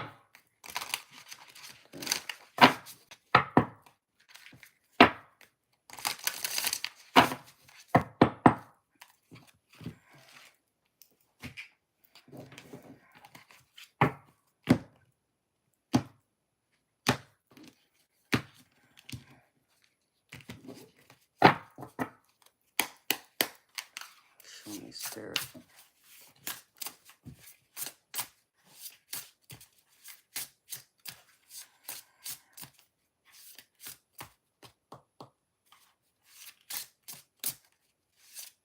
There's something with the moon here, Onyx Throne.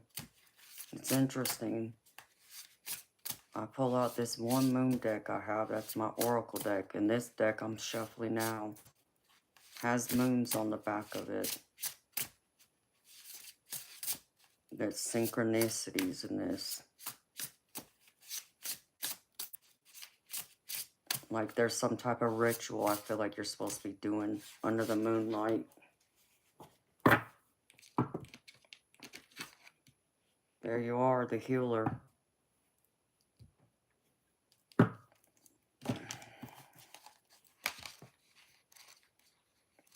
But before you can be a healer, it's like you gotta heal something within you too. And I think that's what's throwing you off.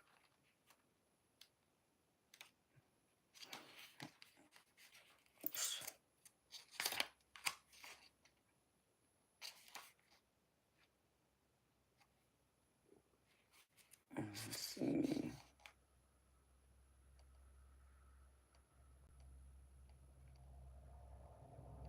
Alright. You are one of the cards I got, and I'm going to pull a second one. This is the Seer of Healing. Rest, let it go, see it differently.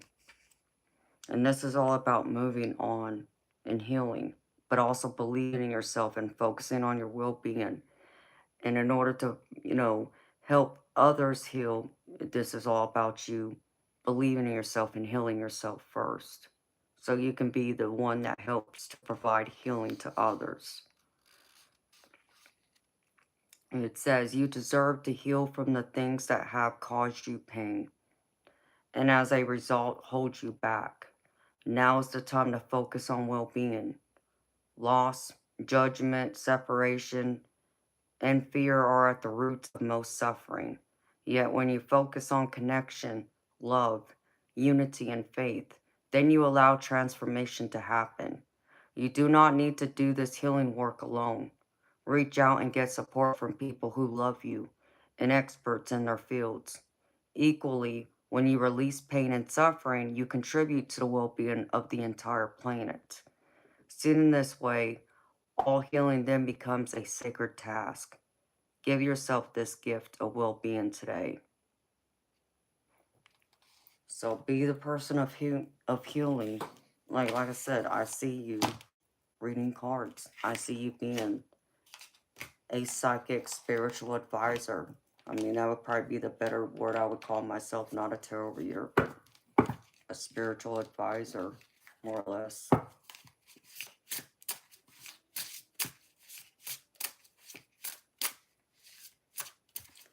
And then, hold on. Onyx Stone. Let me get one more girlfriend. And I'm going to pull from this crystal spirit. Spirit, show me. One more. Onyx Stone.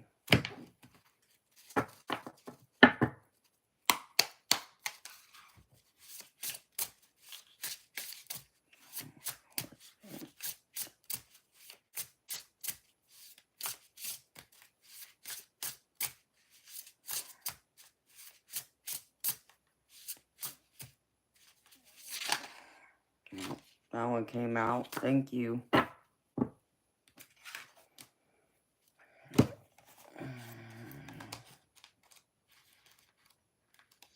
That one just jumped right out for you, Onyx Stone.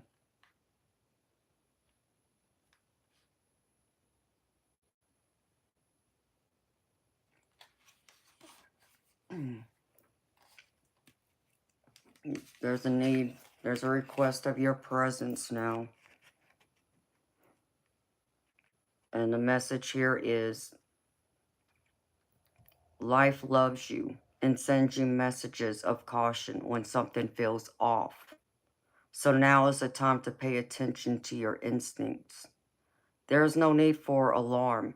Simply bring your full attention to the question or situation that you are asking for guidance on. Look at everything with a discerning eye. What is the bigger picture? much like the iridescent wing of a dragonfly that looks like one color in a certain light and another color in another light. Are you seeing all the sides accurately? If you're not sure, then ask someone you love for insight. Be intentional, focused, and mindful so that you can move forward positively. If you need more time to decide, then ask. Because there's a need here to not live life on autopilot. Are you present when people are speaking? Where is your consciousness pointed during the day? Those are questions to ask yourself. And you know, Onyx Throne, you know, like you said, you feel off. And this card is talking about you. Like something feels off. You feel a disconnection. There's a need to come back. There's a need to really, you know, like this card again. Spirit keeps pointing me back to this card about the Four of Swords. Like you being out here in the open water. Are you taking a look at everything around you? You know, because here, though this should be relaxing just to be out there in the water, at least for me it would be. But for others, it would be scary. And I feel the chaotic energy in this, where instead of focusing on the beauty that surrounds you and really taking a time to go in deep reflection and figuring out a way to like find shore again, you're kind of like in a panic. You're not able to think clearly. And when you're not able to think clearly, you're not able to see the whole picture. And like this dragonfly, like, are you seeing the whole picture? Are you seeing the colors of everything around you? Like, are you seeing people for who they are? Are you seeing the situation as it's being presented to you and going beyond that? Like coming to the table with more than one possibility, more than one way of looking at things. Like, you know, you think of like a coin. A coin has two sides. Are you able to see both sides? And because this, like the dragonfly, like it says how in one light, you know, the wings reflect one color, but in a different light, it looks completely different. It's a different color. So are you able to see that? See all the colors in people, but see all the beautiful colors that surround you. You know, like when we talk about like the moon, how we just had what? It was, I want to call it the red moon, but that's not right, but it was made to look red. And then we have the, what was it? The strawberry moon, I think is what it could have been called.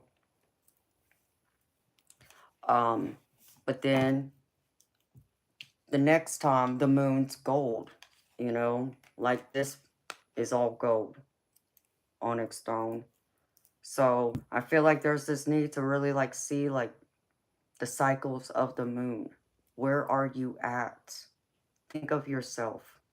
Where's your healing? Are you able to feel connected? Are you able to connect, or do you still feel a disconnection? But there's the cycles of the moon. I feel like is very important here. And there's some type of ritual that Spirit's telling you to go to, start doing. I feel like maybe you thought of doing it before, or you had, you were doing it and maybe you stopped. So there's a need to go back and do some type of ritual and start, you know, investing your time and energy into it again so you feel more connected. So you don't feel so lost out there at sea or feel like you're slipping away. And then I want to get one more from here.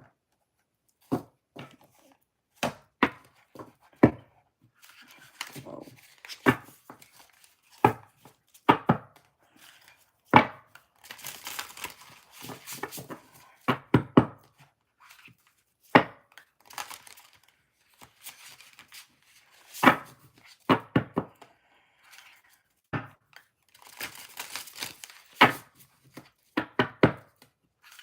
Well, there's a need to start doing them again, beautiful.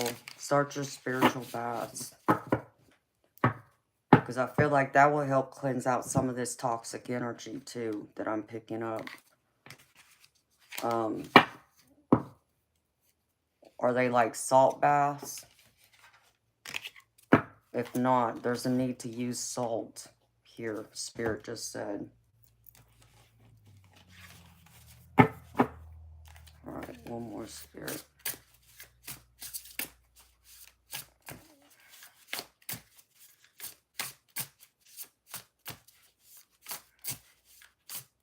Are you using crystals, onyx stone? Because there's a need to use crystals here too, honey.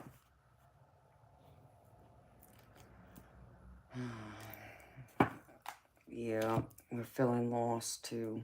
Okay. Got that, Spirit.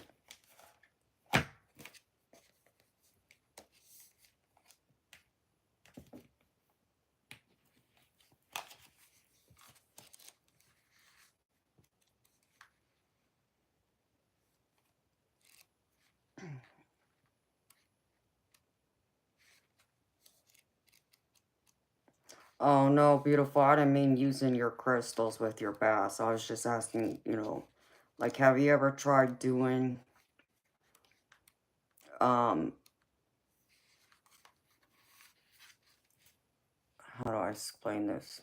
Like, have you ever tried doing one of the things that I would advise people to do, especially ones who are feeling stuck, or ones who feel like their energy is, very chaotic, if they seem like they're attracting negativity and like they're absorbing that energy, I would tell them to take some crystals like black tourmaline, like black obsidian, and think of yourself holding this crystal. So here, I got black obsidian right here. And I think of detoxing my energy, my aura, my energetic field.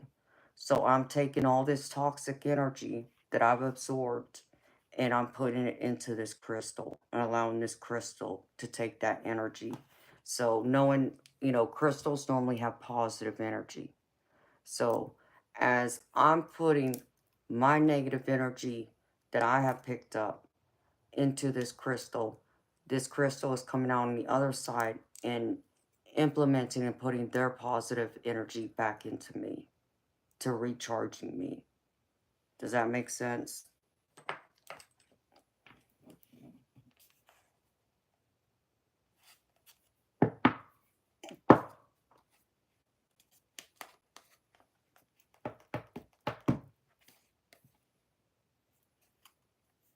Okay.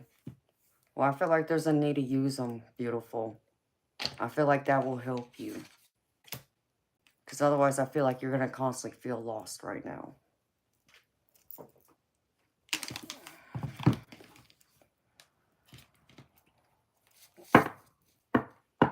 And then, like, onyx throne, I don't know if you have black tourmaline or black obsidian.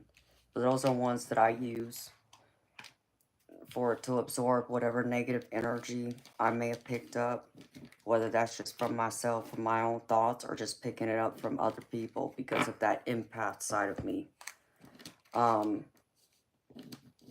then I use a selenite plate to help cleanse the crystals, because it can also build up where you need to cleanse it. So in order to recharge that crystal and put more positive energy into you, well, you need to clear the crystals by cleansing it and recharging it by adding more positive energy back into it.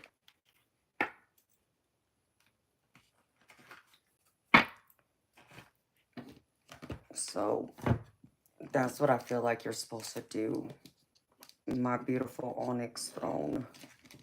Because even I'm being called to use this other oracle that I have here. I'm going to pull from real quick.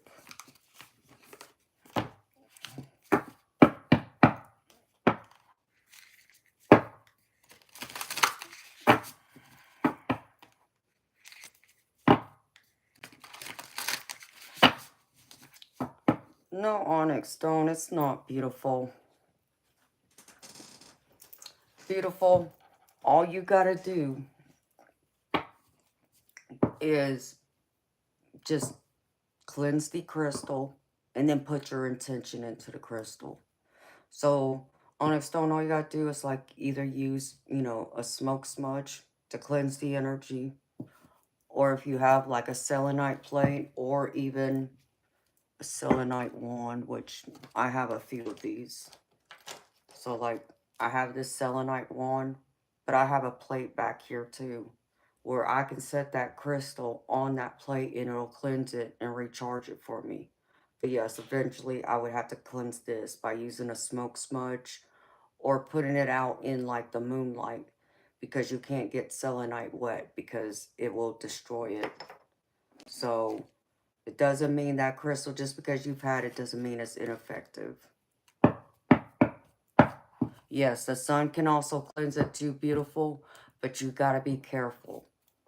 Um, Read up on the care instructions, because every crystal's different.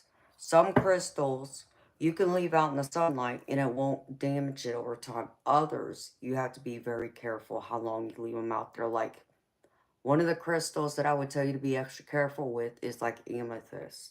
If you leave it out in the sun for too long, over time it can cause it to crack. I'm not saying if you leave it out there for a day in the sun, you know, it's going to crack right then and there. But if you continually do it, then yeah, it could cause it to wither away. But yes, the sun is very cleansing too.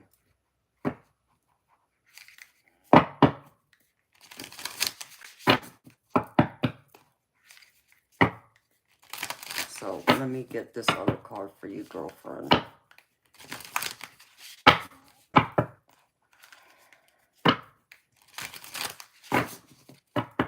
Spirit, can I get one card for Onyx Throne?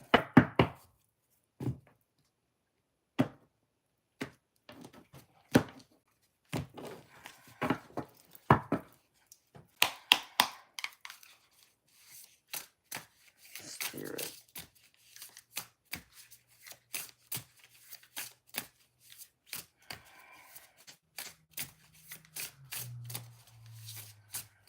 One card for Onyx Throne, please.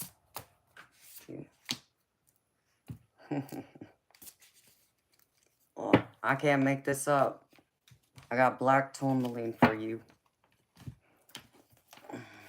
which is one stone, one crystal to use that absorbs negative energy.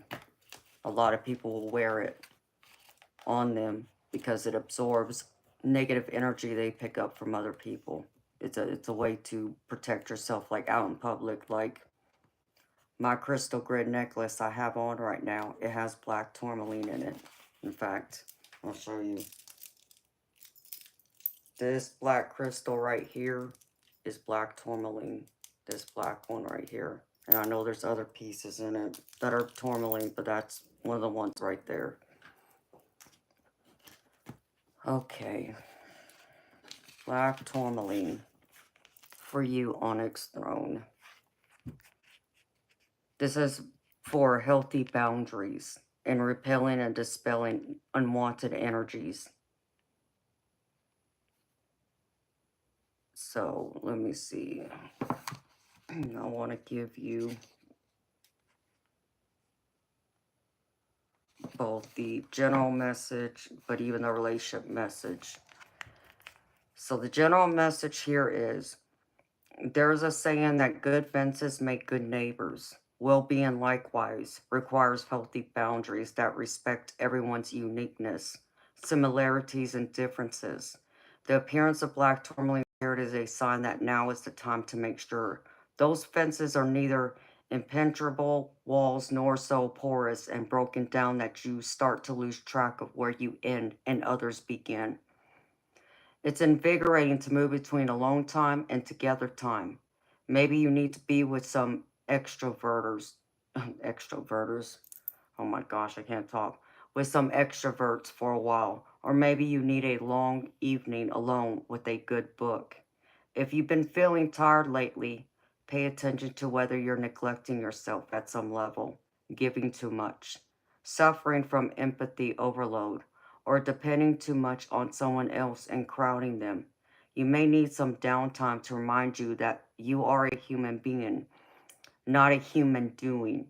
You do not have to earn love through perpetual self sacrifice, nor do you have to feel overwhelmed and needy. Healthy boundaries mean leaning on others in a balanced way. And the black tourmaline spirit is here to nudge you to be mindful of when you need time to yourself and when you need to be among those who accept you exactly as you are.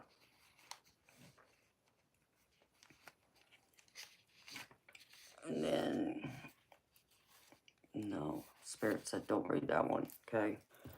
There's a prosperity message in here for you too, beautiful. That Spirit wants me to share. It says healthy boundaries build trust, which is important when it comes to money and finances. It's so easy to jump and insist, oh no, I think I'm not getting a fair deal here. When this crystal appears, be especially observant of any tendency to be unclear or insecure about the flow of money between or among you and your circle. Now is a good time to check in with everyone to be sure they are comfortable with how the force of prosperity is moving from person to person. We are meant to help each other and share our affluence. So confirm that you are maintaining healthy boundaries as you work with others in ways that involve money and wealth. And Onyx Stone, yeah, this, it's talking about money, yes. But I feel like it's not just about, money. I feel like this is about your emotional, your spiritual well-being overall, and being able to help others. Like I said, like you being a spiritualist yourself. Maybe you don't feel like one, maybe you're afraid to call yourself one, but Spirit's telling me you are one, and you're eventually going to be that person that's going to be on the other side of the table, guiding people, giving them direction. There's going to be a need to call and have to reach out and connect with people. And that being so, as are starting to kind of find your way right now, you're going to find there's going to be people who are going to want to reach out to you. They're going to want to take all your time and attention. And you may not have it to give, right? Because you need to give to yourself. But even if you're giving to one person, you give to one person, that means everyone else gets put to the side. So, and the other group of people who aren't getting your attention might get upset. They may not like it. But they have to understand that you're only one person. When you're trying to help more than one person, you got a lot of people coming to you, leaning on you for help. You know, you only got so much time and so much energy you can expend to help others too. And sometimes I feel like that's part of the frustration in what I do, but even, what someone like you, whether you do walk into that role or you just continue doing what you're doing, talking, being at your altar and talking to your spirit guides, there's always going to be this frustration of people not understanding that when we engage with them, or someone like me who's a psychic empath, meaning I absorb other people's emotions whether I want to or not, just by engaging with them, by opening that door to their energy like I did with you, that can also drain me. It's taxing. And so people don't understand that. So they abuse that blessing that's being offered to them. Instead of appreciating it, they just take what they can take and then they, throw you to the side. Oh, well, I'm done with you. Oh, well, I don't care that you're feeling tired and drained and fatigued now. That kind of thing. So you got to make sure those boundaries are clear. Some people aren't going to like that. Well, as I deal with it, it is what it is, then you can't appreciate someone like me, especially ones who wouldn't want to um either respect my boundaries, respect the time I give to others, especially when I'm trying to help someone, or they don't see my help, my assistance, my time is worth of value to them. They would just rather absorb what I got to give, without having to pay anything for it. And that's not going to work, you know. So you got to decide that for yourself too. Um, because you're going to come into people who are going to want to use you and abuse you and then toss you to the side. They only want to take what they can get, and then they want to run. Um, and then others are going to be there who are going to truly appreciate you for who you are and want to give to you. It's up to you to decide that. How strong you build those fences with people, energetically, you know, physically, mentally, emotionally, and energetically.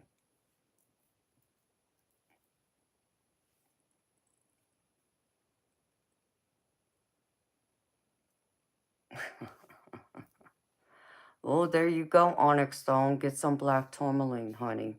It does help.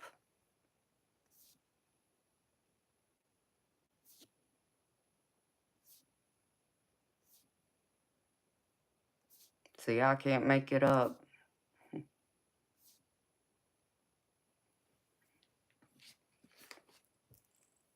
That would probably make you crash out.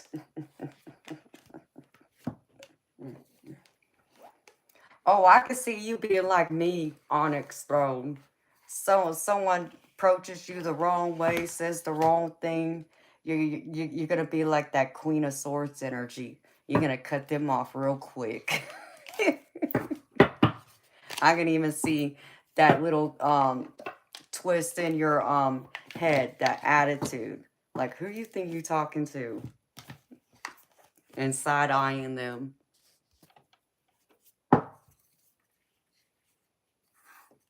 So that's one crystal I would encourage you to try. Black obsidian or black tourmaline. Black tourmaline I think is better, but some people prefer black obsidian. It's whatever calls to you. Okay, I can tell you what works for me, but it might work differently for you.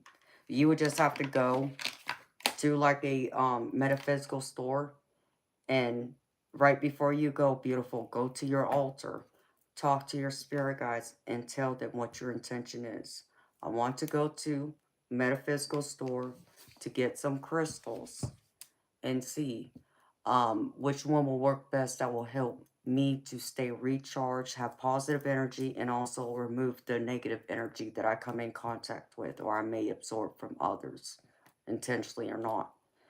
And then go into that store, and whatever calls to you, that's what you trust. Go with that crystal.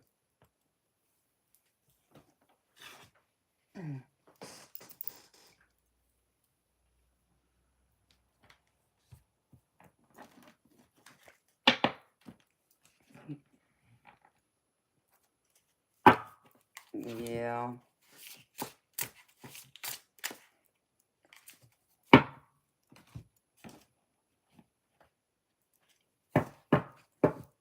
Yeah, Moonchild. I know she's talking about honey. You know what's interesting is I know I pulled out, even one of my charms, I pulled out a dragonfly the other day too. I remember that. One of the charms was a dragonfly. So that's interesting. Okay. Let's see. Hold on.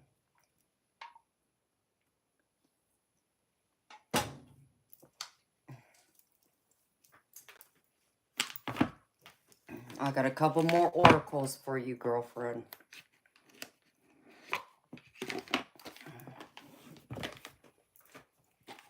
Let's see what the ancestors got to say to you.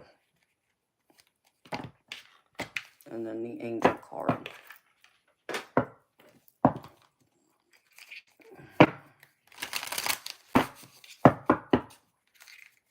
Spirit, show me.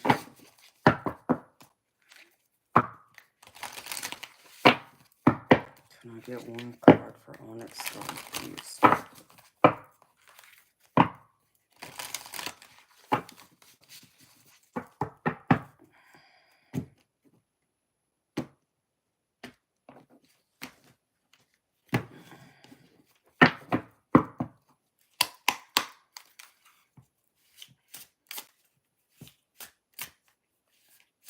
Oh, wow. So that really resonates then, me pulling out that dragonfly card.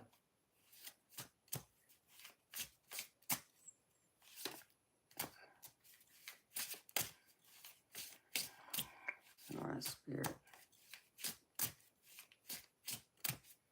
Show me one message for Onyx Stone, please.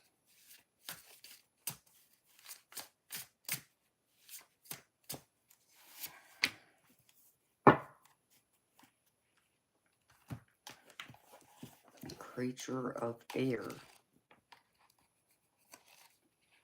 Speed.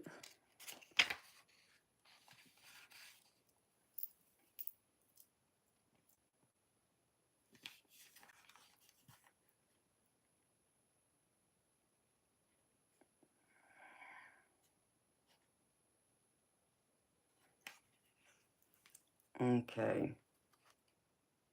This is the creature of air. And it's all about speed. But I feel like this is also about your shadow self. It says make a decision. Speak your mind. Slow down and make aligned choices. Your passion and confidence are clear. And it says, are you the one who is emotionally unavailable, or is it someone else? What some consider to be assertive may be read by others as rude. The energy is chaotic and controlling. You're coming across as impatient, impulsive, and reckless. Hasty decision making is not your friend. So Spirit's asking you to be willing to take your time too. Not to rush things, but not to overthink things either. You know, things can come at you like we're talking about chaotic energy. And I can see how that's coming at you from all angles, from all corners. And this is supposed to be like a test. Like Spirit's trying to test you right now. How alert are you? How in sync are you with yourself, but with your surroundings? Like the whole need to see the bigger picture with like the dragonfly. I feel like there's a need to slow down to be able to see the big picture instead of being at this, you know, going at a high rate of speed where you're going to miss everything. There's a need to find balance.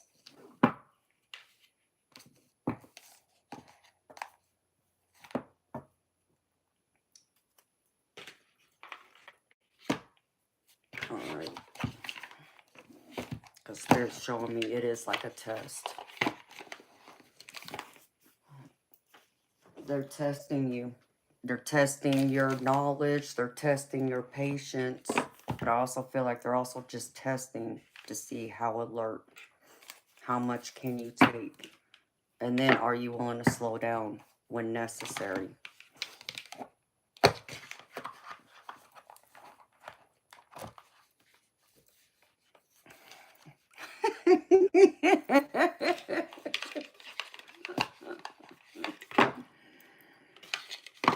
They got you all scattered.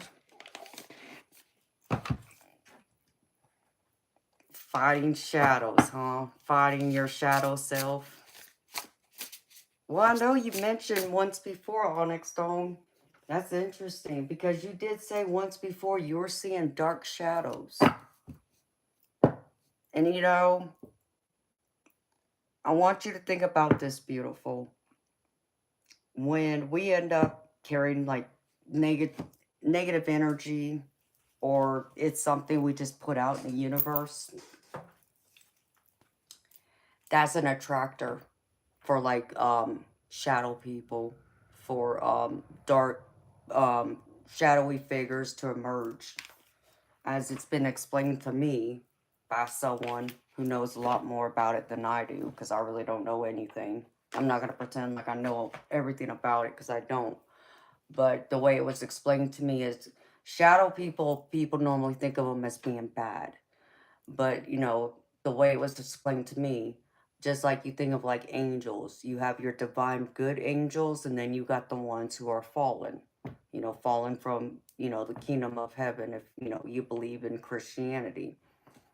So the same is true for shadow people. Some come to help you. They might just hang in the background in your environment, and they're trying to suck out all that negative energy that's coming towards you. They're almost like an environmental cleanser, or you think of like a smoke smudge, that's supposed to, take away all the bad energy hanging around, or, in the environment. A shadow person can do that. Um, but then, yes, there's some that will be even charged by those shadow people, I feel, and it makes them want to come towards you even more and abuse that energy for not good things, we'll say. So it depends on where you're at with that onyx stone. Okay. Let me get an angel card for you, girlfriend. Does that make sense, onyx stone? You feel like you're battling shadow people, dark figures. I feel like some of it's yourself.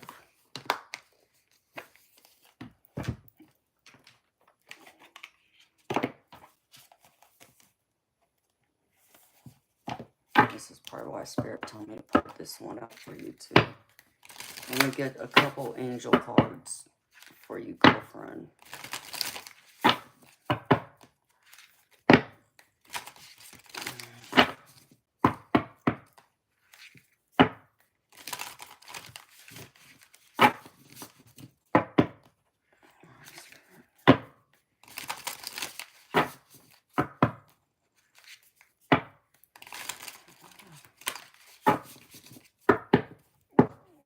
Spirit, one card for onyx stone, please.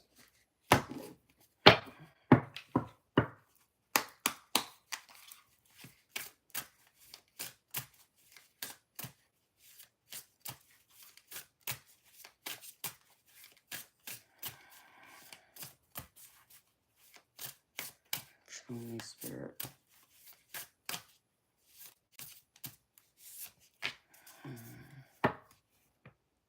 Well, here it is right here, girlfriend. Your spirit relationships. I make it up. 38.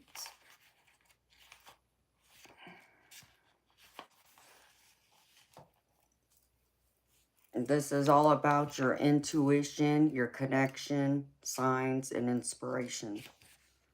So take this as a sign, beautiful.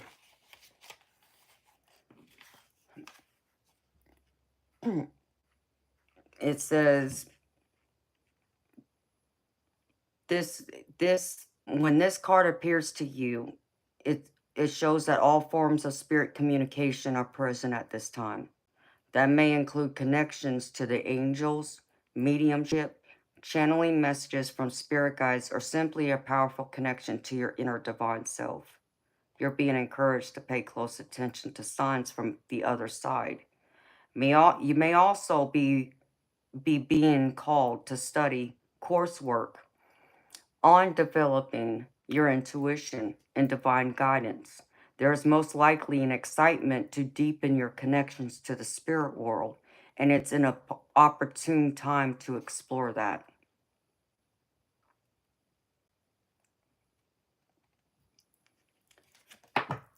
And then if you feel like you're having to force this, beautiful, this means you're trying too hard to make those connections come together when it should just come to you naturally. So, and that, I feel like that's where you're feeling off. Because I feel like you're trying to force it right now. And Spirit's wanting you to stop trying to force it. Allow it to come naturally, how it's meant to come in. And trust what you're being shown. You are a channeler, and I've told you that before, beautiful. And I know sometimes it scares you, but I know you know this. I feel like still, though, you struggle with trying to trust yourself.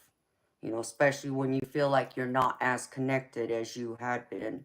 Or like, as you said, you haven't been to your altar and given it time and attention as you have prior. or doing your rituals like your salt baths. So there's a need to come back to it. Just don't force it. You know, do like a set of steps, beautiful. Start getting into that routine again and see what happens. See if that changes the energy. See if that changes your connection where you feel a deeper connection and you feel like it's not being forced. It's happening naturally, like a progression.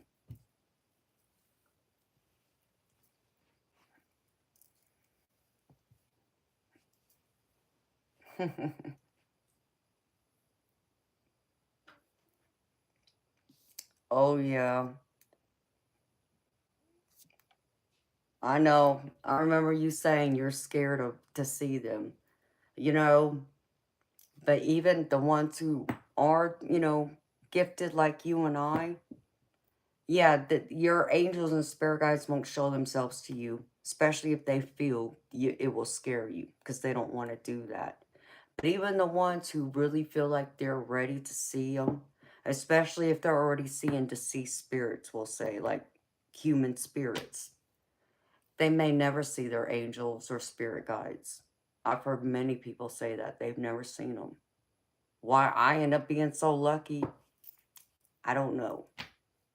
But I've only seen a couple of my spirit guides. I haven't seen them all. And I've only seen two of my angels.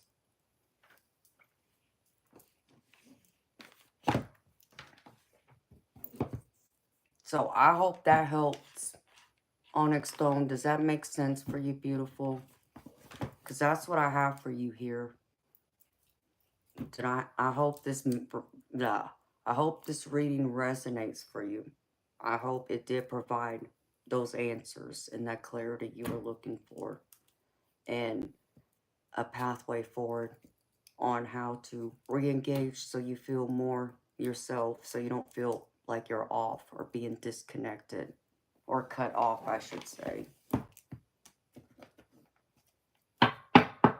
So I want to say thank you to you again, Onyx Stone. Thank you, beautiful, for trusting me to read for you again, girlfriend.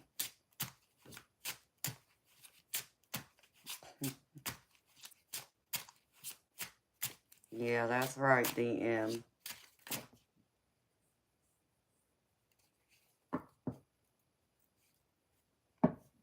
Correct, Onyx Stone. Don't feel like you have to connect to your altar. Get connected to it, yes. But don't feel like it's something you got to do every day in order to feel connected to the divine, to your spirit guides. They'll still remain connected to you. So, but yes, don't do it out of constant obligation. That's correct.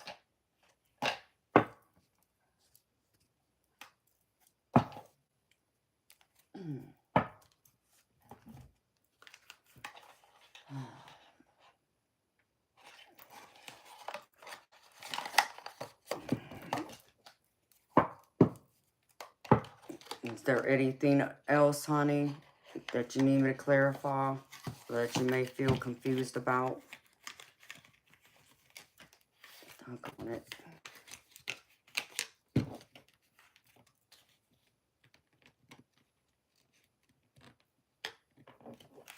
You need to replace your water again. You talking about your moon water?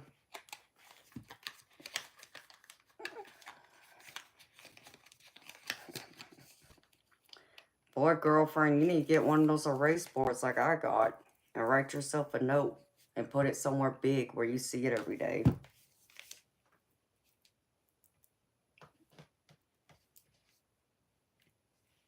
Oh, you put it at your altar? Okay, I got you.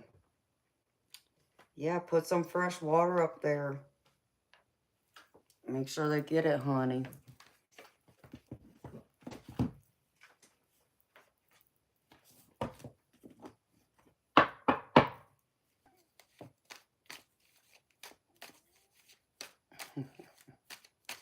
Hey, honey.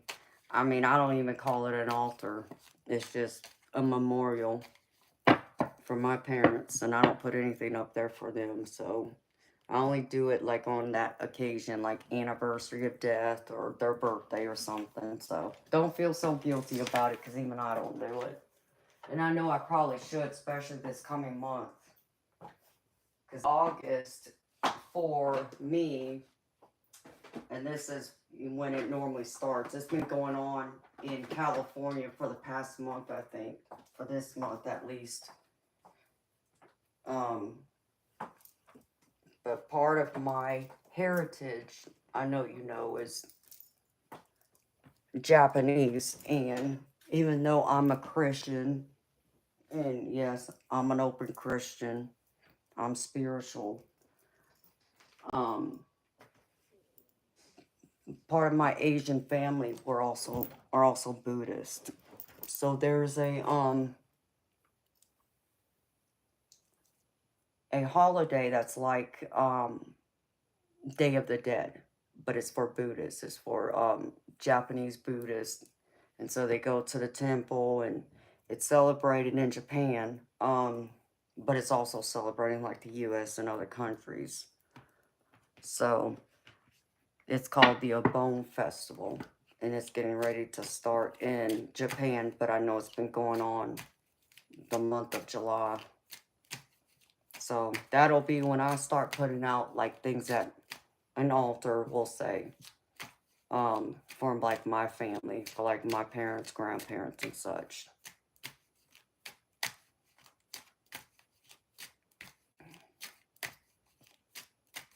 Yeah, if y'all have ever seen the movie The Karate Kid Part 2, where they go to Japan and the village gets destroyed, by the the brother, uncle, whoever that person is.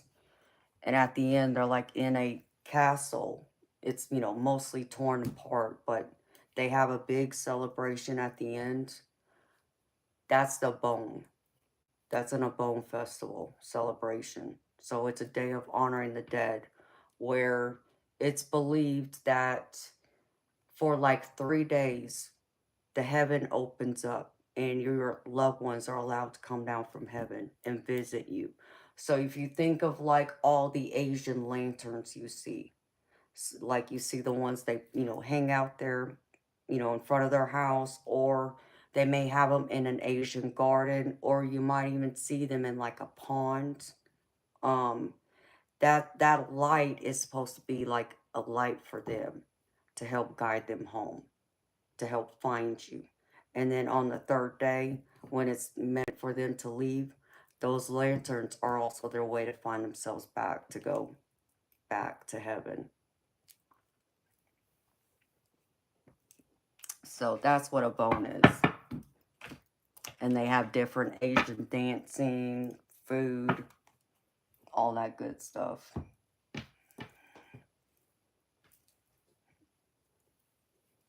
Okay.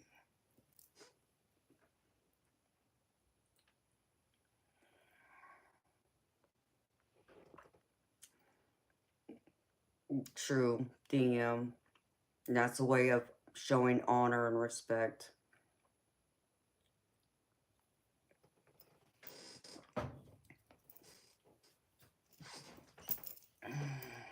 Okay.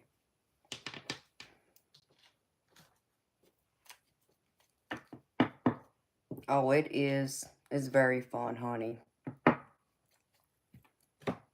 All right, beautiful Jasmine. I'm sorry to keep you waiting, honey. Whew. I know you paid for a mini reading last night. I'm sorry for the confusion, girlfriend. It's just that one night a week is just really just for us to kind of like hang out and have some laughs, because sometimes my readings can get a little deep, and it helps me to kind of conserve some of my own energy too.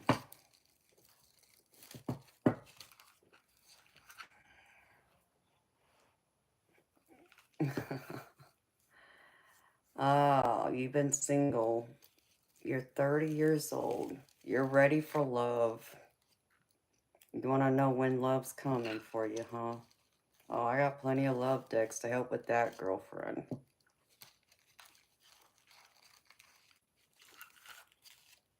Oh, well, I'm happy you feel it's worth the wait, girlfriend. That means a lot to me. Okay. Oh, my bladder's gonna yell at me again. Of course. All that Red Bull's running through me. Let me run to the ladies' room real quick again, honey. And then I'm gonna start yours. Okay. Maybe Spirit will even whisper in my ear while I'm using the bathroom. Which they do sometimes.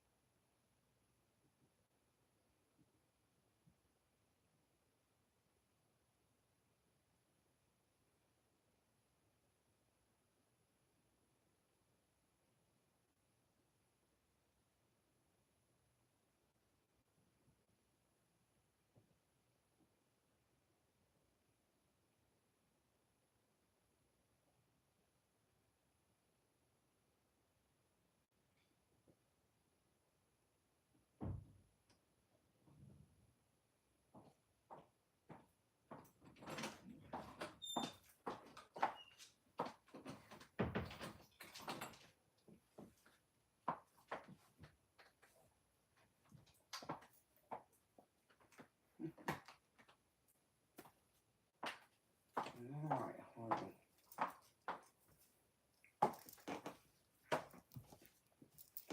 I got so many love oracle decks too.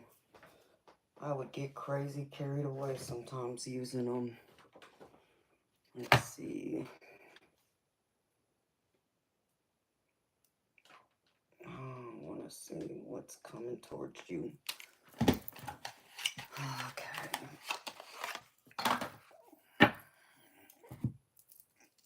Okay.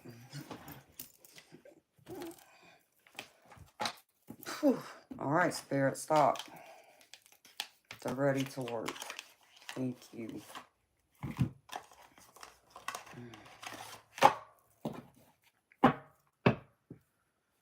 You know, where'd it go? No, I don't think this is it. No, that's not it.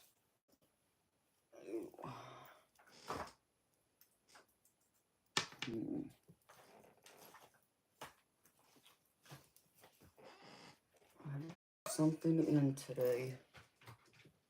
Let's see.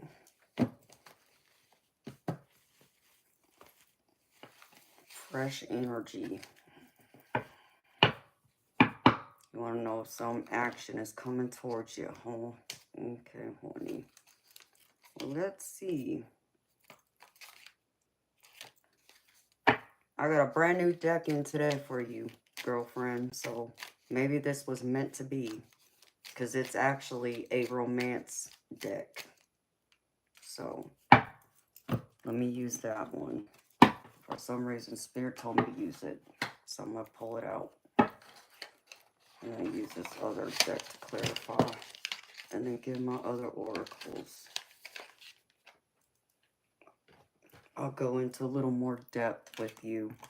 Even though you paid for a mini reading, you've been patient and understanding, which I greatly appreciate. So I'll pull a few extra cards for you, honey. So, fresh energy just for you, Jasmine. How does that sound, girlfriend? Let's see, spirits. Show me.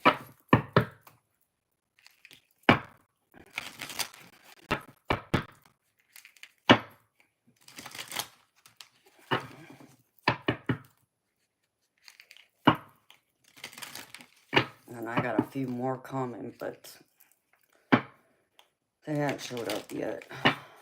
But I'm always, seems like, getting more decks just because people always want to ask about love. So I try and approach it from every angle to help everyone with whatever issue they have, good or bad. So, alright, Spirit. For Jasmine. Let me get tapped in.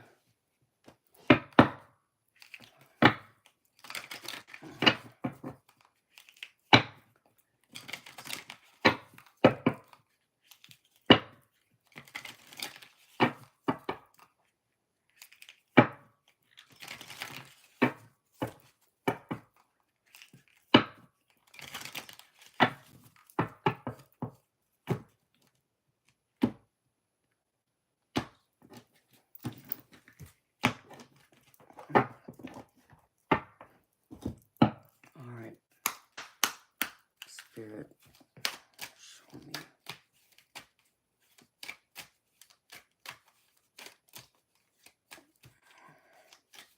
I'm going to lay the cards out first, beautiful, and then I'll go over them for you. That way it'll keep it more fluid, so it doesn't feel so chaotic. So just be patient with me while I lay the cards out. Alright, Spirit, show me for Jasmine. What's coming towards her in love, please. Thank you.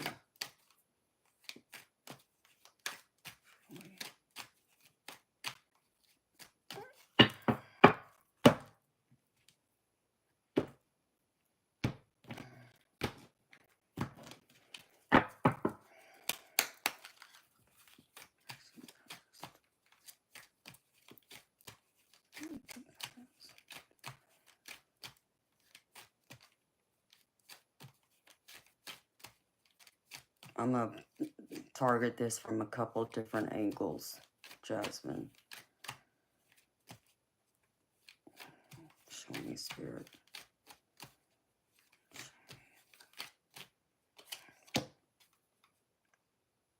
Ooh. Can't show him because he's butt naked. Alright, show me present.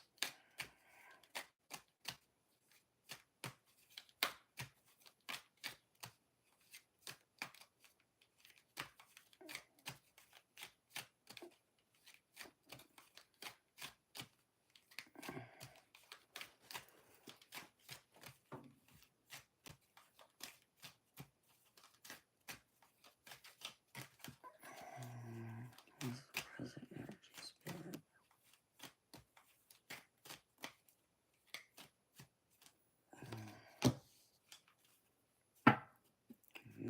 Someone is coming towards you, it seems.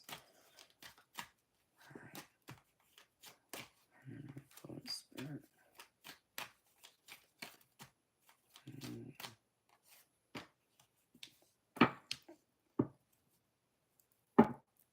No. Alright. Let's be advice, Spirit.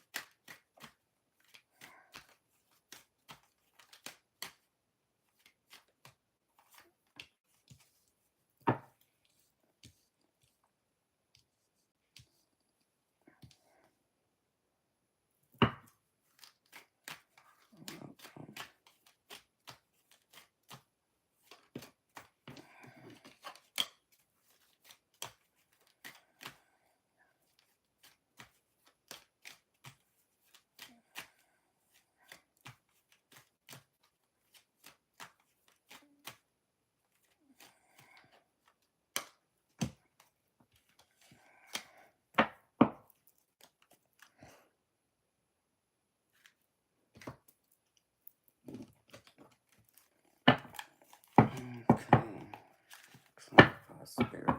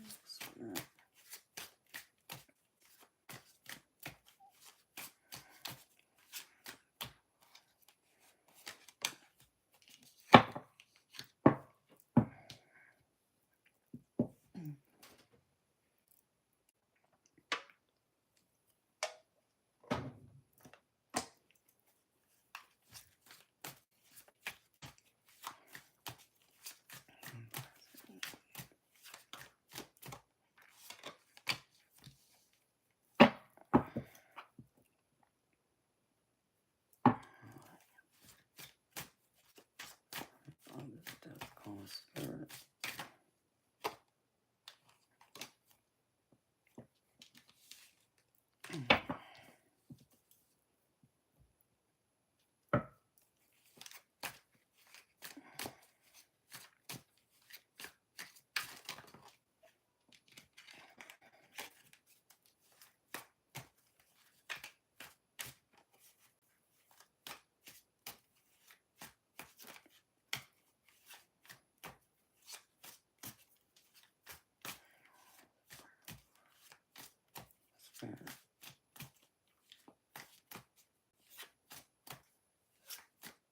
I feel like there's someone like us has their eye on you, honey.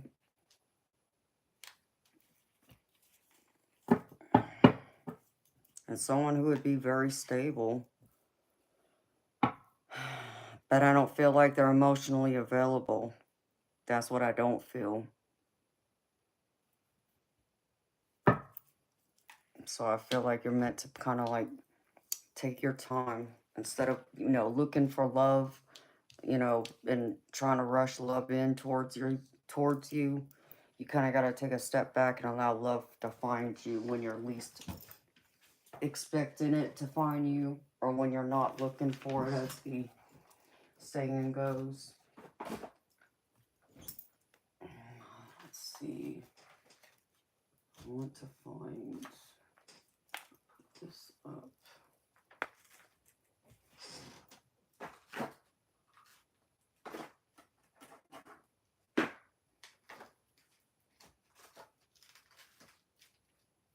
Where are these up here?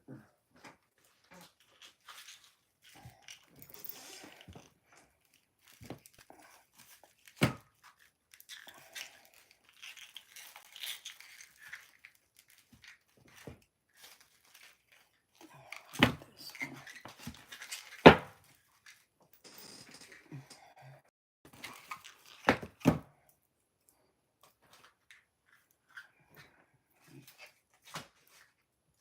one.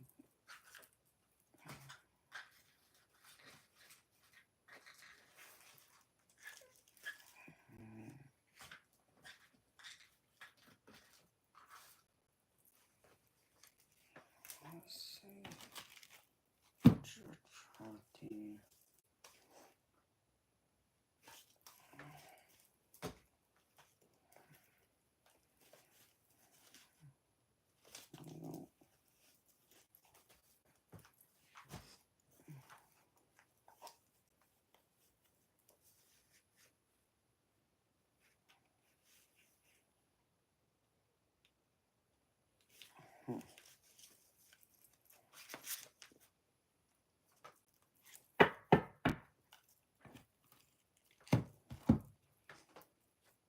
Where's my art types?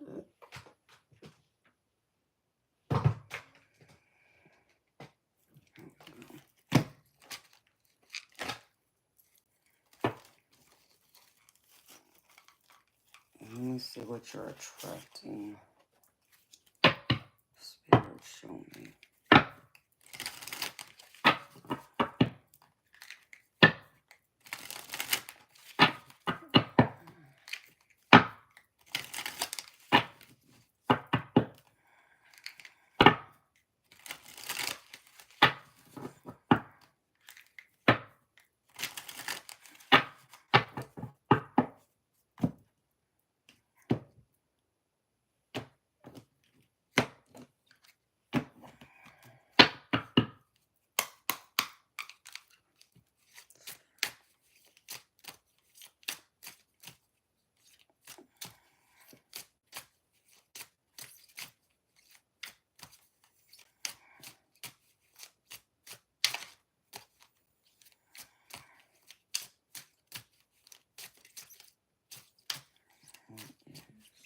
Just attracting.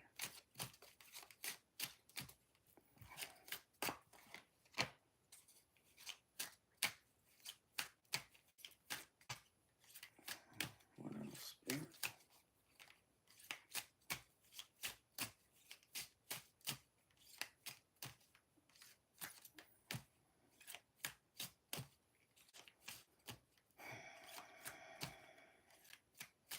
Holy Spirit.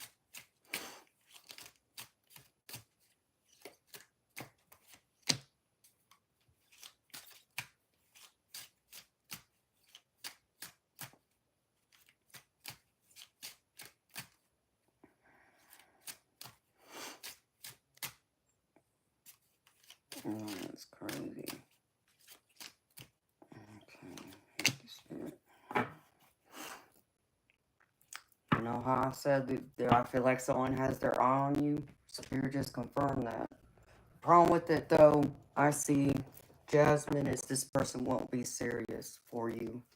I feel like they would bring some type of disappointment.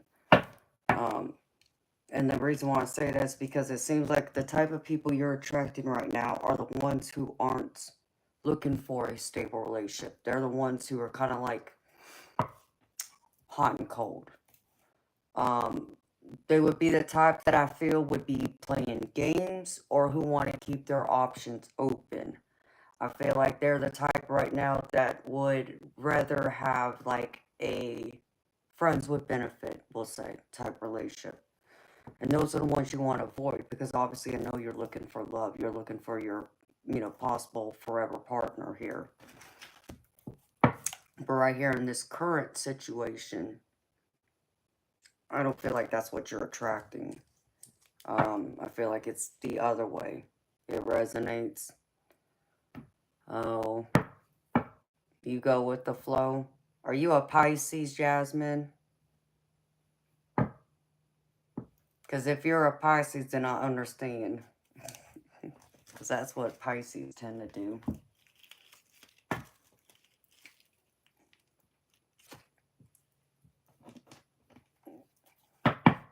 And I feel that. I know you're looking for your forever partner. I know this has been a great journey for you.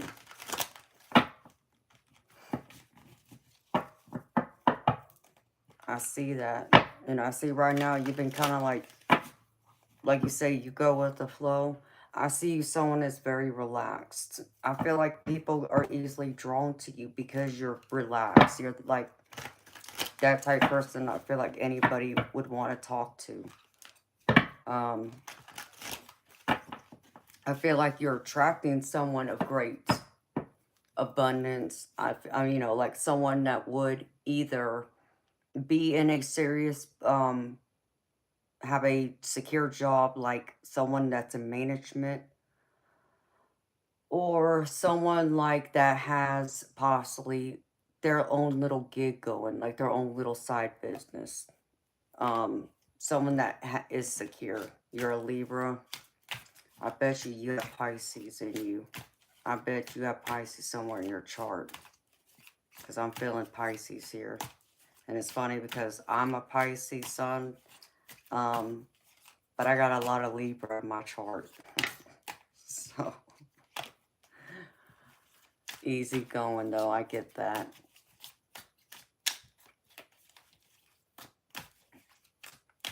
But there's a secret admirer here. In fact, I wanted to pull this. Because right now, I want to see who these people are that are trying to come towards you. Just to give me an idea of who they could possibly be. Besides just being someone in management, but like what position, what type of business. The Spirit's not being clear to me. I feel like they would be a good provider, but they're not looking like... It's either because either your age, girlfriend, like I feel like if you're attracting people your age, many of them are either they just got out of a serious relationship, so they're not looking for serious yet, or they kind of understand they're going into those stages, or they will be soon, where they're going to be highly desirable because they're starting to make more money, which makes them more desirable. Like it or not, that's what a lot of women, are looking for, someone who can, not necessarily take care of them, but who's a good provider, who provides that security for them.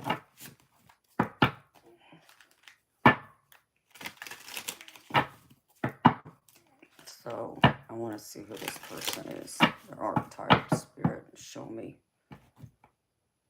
Because I have a King of Swords here too. So there's like 2 different people here I'm picking up right now. Spirit, King of Pentacles. Show me. A musician. So someone who's into music. They may be a DJ, but it's someone who's a musician. They could be a DJ. They may play a musical instrument. They might even be a singer. It's someone like that. This is the King of Pentacles. So someone I feel who does pretty good with their job. I feel like they're highly sought after. Or they create music. I mean, I even feel like they would be like one who would have like a business that they're able to operate, making a living, or at least making some extra income. They're able to supplement their income, we'll say. They may still have a regular job, but I feel like there's like a side business, like a side hustle of some type where they are making extra money to supplement their income. And it's surrounding this, what they're doing here.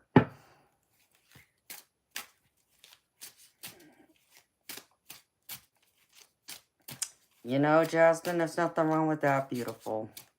Hey, let me tell you, I never took every boyfriend home to my parents. They didn't meet all my boyfriends. Not that I had a lot, but there was only a few who got the opportunity to meet my parents. So I get that. That's being smart, girlfriend.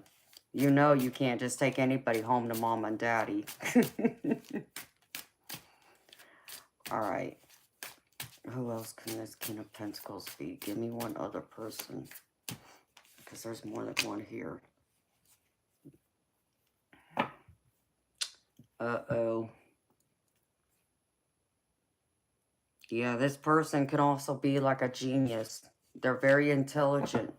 But understand me, this card came out too. So it's someone who abuses drugs and alcohol. But this feels more it's tied to this musician here. So they're like still in that partying stage. Like I said, they want to be free. They still want to mingle and be single, doing it. And I feel like because of what this is, it draws more attention. It draws women to them. So they're not looking to be serious. But like I said, they're not someone that I would even want you to be involved with. And not that I'm judging them, but they have a problem with drugs and alcohol. That's part of their lifestyle, we'll say. So it's not someone I would want to be involved with personally, but that's me. Now, The other person, I feel, is someone who's very intelligent, someone who's innovative, someone, like, I feel like this can be like, think of a high IQ. Think of someone that is like a engineer or someone who is in high level of IT field. Even someone that's like, I heard electrician, which they need a lot of schooling to be able to do their job. It's someone who's very high IQ, very high up there. You wouldn't want to be involved either. I understand that. Yeah, those are the ones we want to avoid. So that just gives you a couple ideas, beautiful, of who one of them can be, or two of them. Now I want to see this King of Swords real quick, and then I'll go over this tarot with you.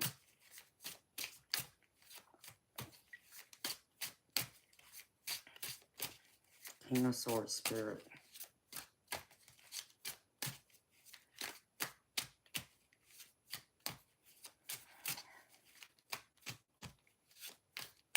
Show me.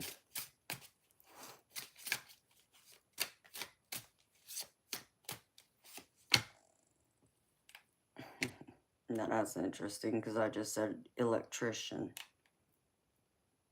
repairman. Who else, Spirit? Can't make it up. Spirit just confirmed. Who else, Spirit? So this would be like an electrician. I mean, I said the electrician, but even like a,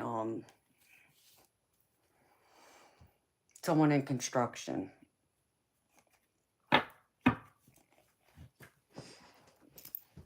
But who's a handyman, but I feel more electrician or IT.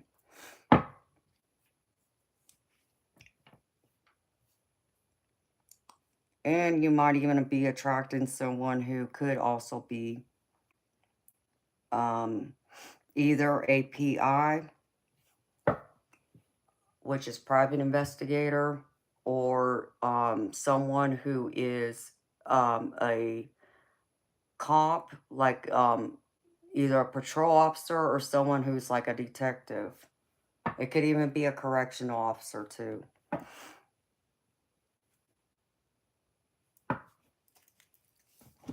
Which would make sense because they have to use more of their logic with the detective right here.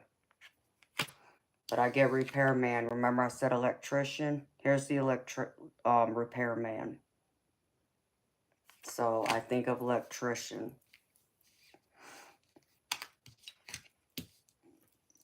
All right, beautiful. You love a handyman?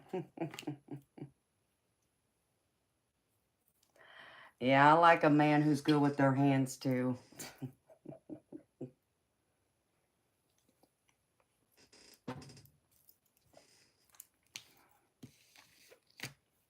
All right, beautiful. So this is what I have here. Where'd it go? I put those few cards to the side, didn't I?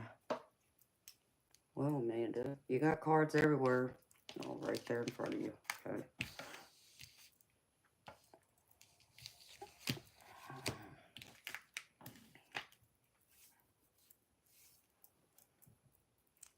So I see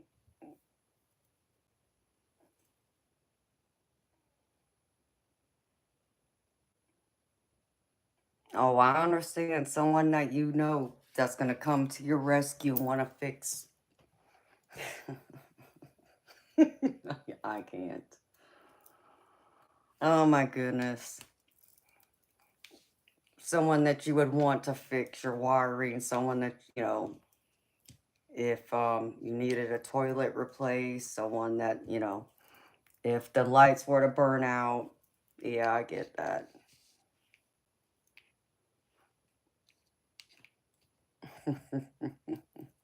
Someone you need to clean your pipes.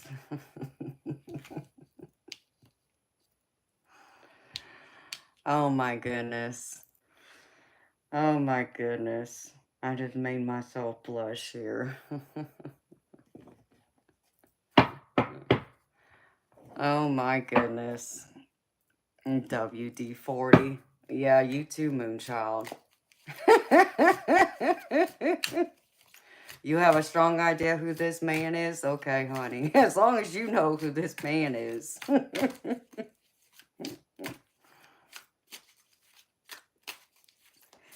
Like I said, because you're attracting someone, like I said, who's not going to be wanting anything serious. It's going to be hot and cold. They're going to be in and out.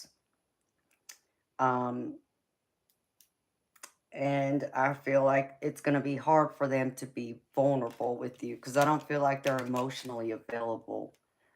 One might even be in a relationship already. Um, but I feel like someone is going to come in who will be vulnerable with you. I feel like they won't be afraid to be like an open book. They'll be more than willing to want to put all their cards on the table and show you who they are and that they would be serious in pursuing you. I feel like, though, you're going to have to give it a little bit of time, though. What I mean by that is I see this person coming in, and not that it's hot and cold, it's that I feel like life circumstances might not allow this connection to take off at first. So you might, meet them. Maybe you hang out once or twice, go out on a date or two, whatever. And then it's almost like they ghost you.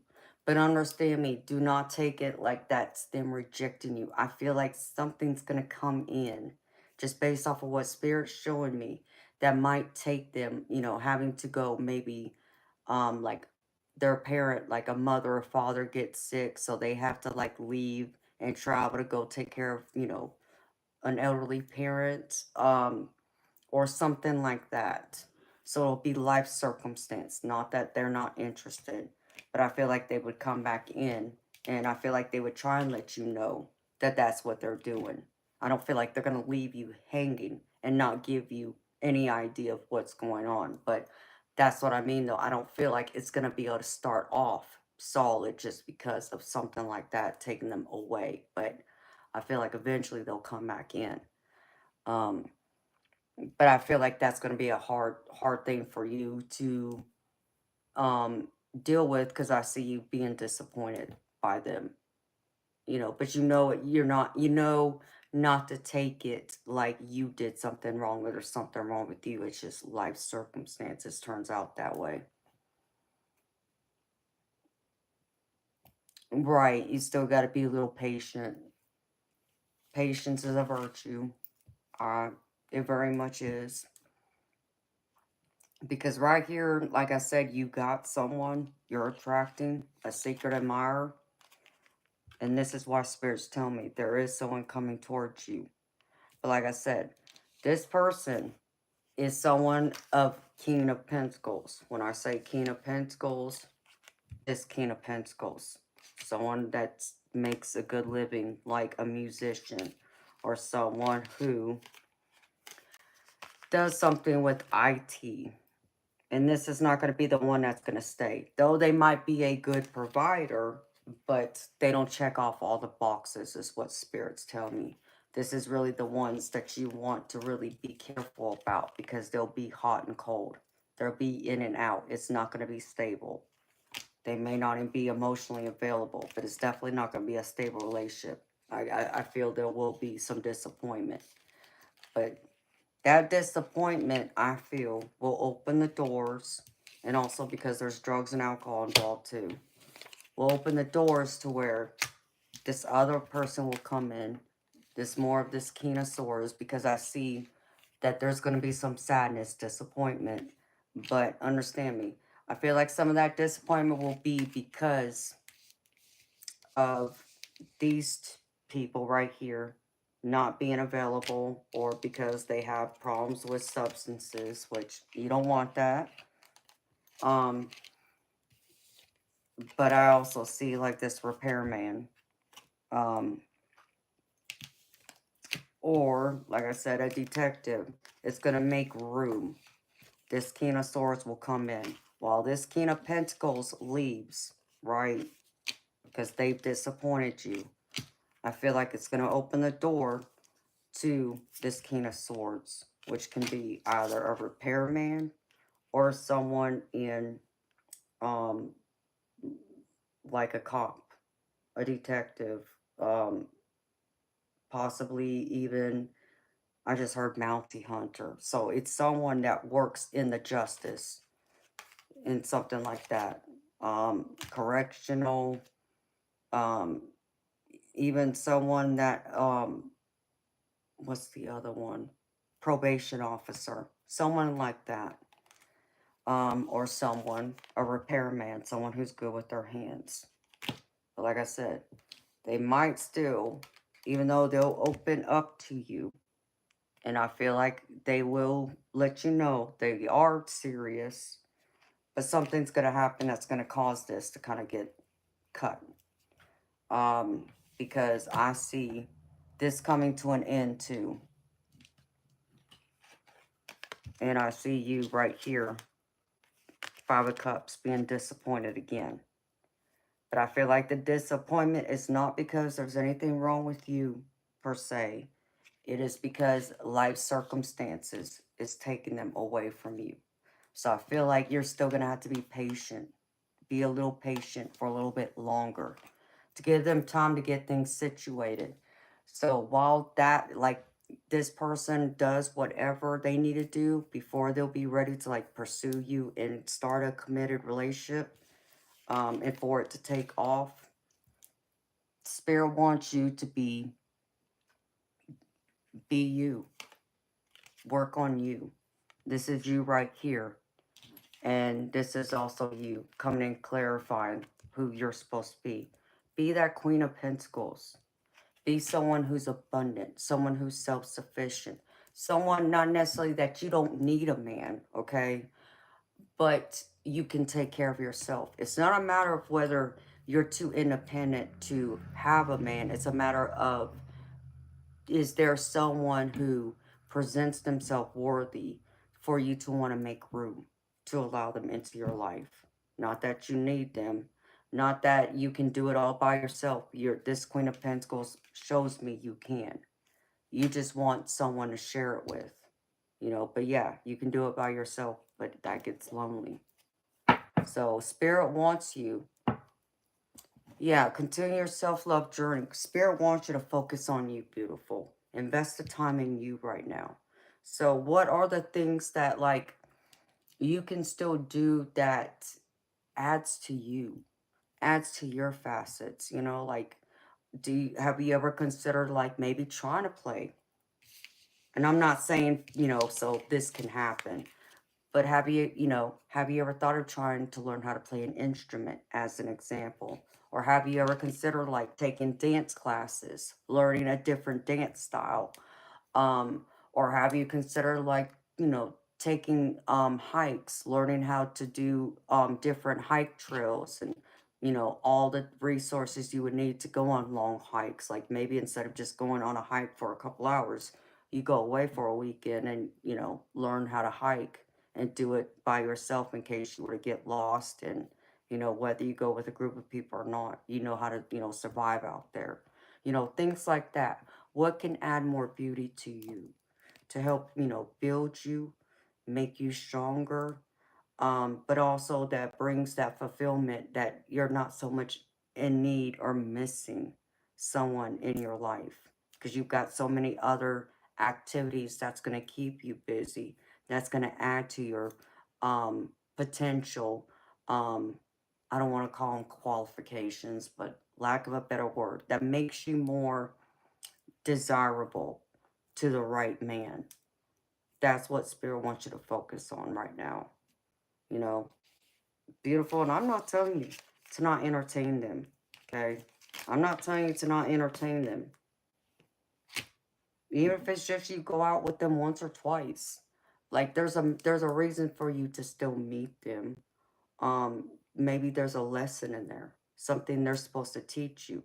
And understand me, It doesn't necessarily have to mean it ends badly, but there might be a lesson in it that you need to learn to take with you so you can go on your next steps towards the future where you'll meet the right person and you'll have all these extra lessons you can bring with you that will help you so that when the right person steps forward, you have all the extra groundwork to be able to make that and start that relationship and build it from the ground up so it stands on solid ground. So in case things happen that, you know, maybe before you might have handled them a little differently, maybe you'll handle them from a different perspective than the one you've been handling from the last, you know, several years from your past. So there's like a need to like let go of part of you, you know, like let go of there needs to be a side of you that needs to go away, like the peeling of the skin, like you think of like a snake that sheds their skin. There, that needs to die away for there to be made more room and extra room, but more room and new room, making new space available for something new to come in. You got to let the old die away and go away first so you can grow.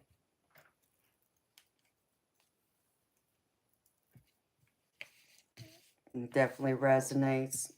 Oh, I'm glad, honey. And I know it's not easy, girlfriend. I knew it's not easy. Understand me.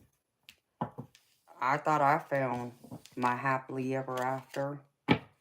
And it was happily ever after for many years. Nope, it didn't stay happily ever after. But that's okay. It doesn't mean that I wasted those years. It just means that there was something else I needed to learn. So I can, you know, allow the right person that's meant for me later in my life to come forward.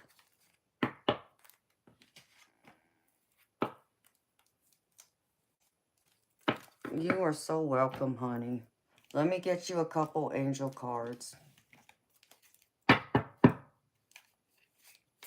Let me pull you an angel card real quick, girlfriend. I always pull an angel card as a closing message.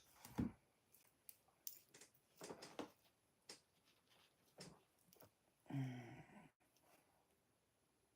I can find it.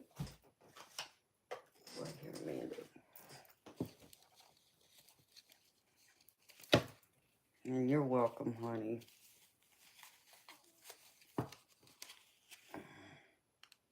I'm glad it's opened and provided some clarity and insight for you.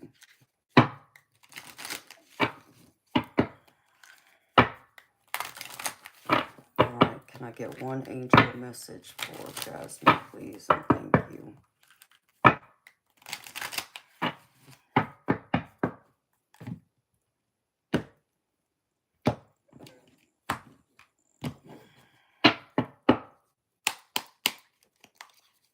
Alright, Spirit. Whoa, that one just came right out.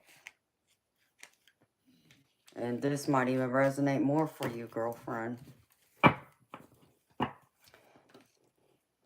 The angel message I got for you says, live differently. Real progress calls for not just new thoughts, but new patterns and doing things differently to make the journey more fulfilling. So do things differently. You know, like how I was saying, like try new things that kind of, you know, fulfills you, but kind of adds to all the layers of who you are to make you shine brighter for yourself, but yeah, down the road to attract and be more desirable to the right man who's meant to be in your life.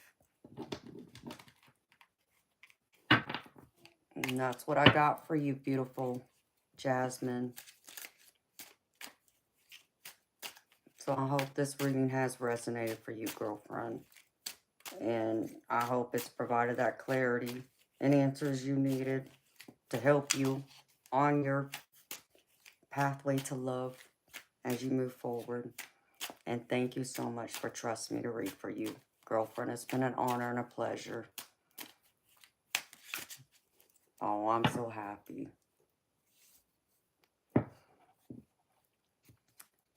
Hi, Alejandro.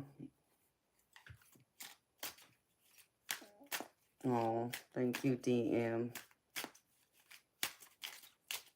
How you doing, Alejandro?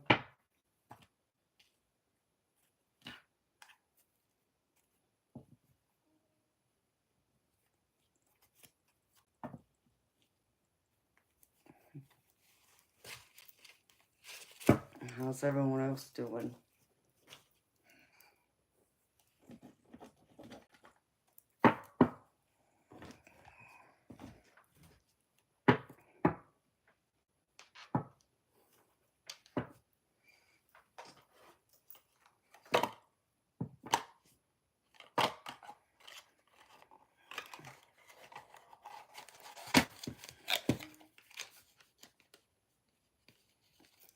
You know me, baby. I'm always gravy. I'm so gravy. I got some biscuits and sausage. I'm happy to hear your gravy too, baby. Okay, Moonchild. Good night, beautiful. Sweet dreams to you, honey. See you tomorrow.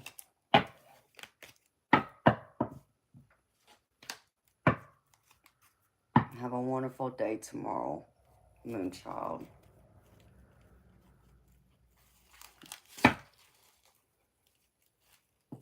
Well, thank you to you.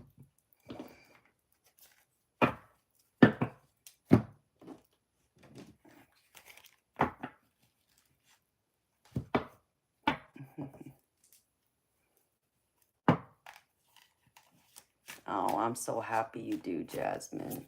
Good night, beautiful. Good night, beautiful Jasmine. See you next time, sweetheart. And good night, beautiful Moonchild. Okay.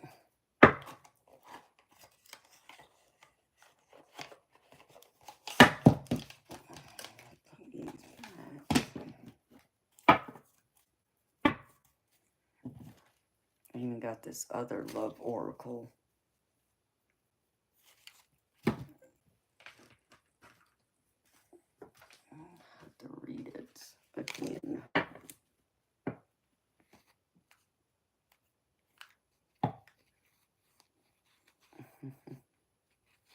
Same to you, Jasmine, and thank you so much for the donation, girlfriend. And thank you for your patience and your understanding, sweetheart, from last night.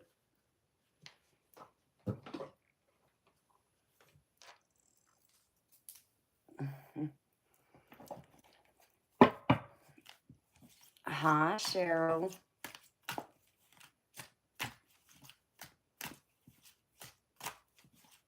I'm gravy, honey. Thank you for asking. How you doing, sweetheart?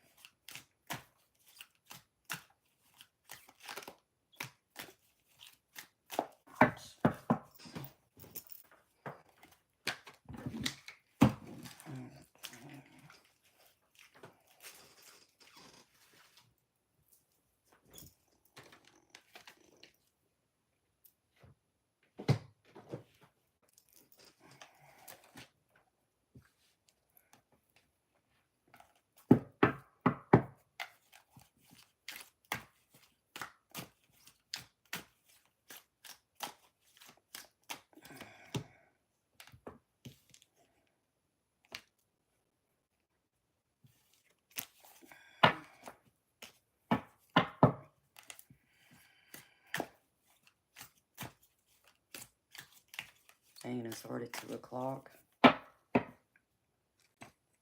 This time went by fast. You know, it's always good to see everyone.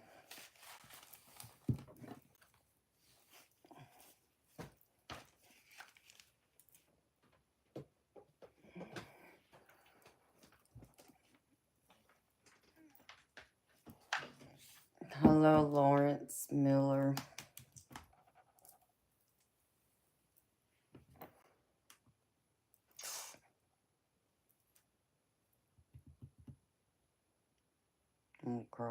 missed that one too. Oh well. Oops.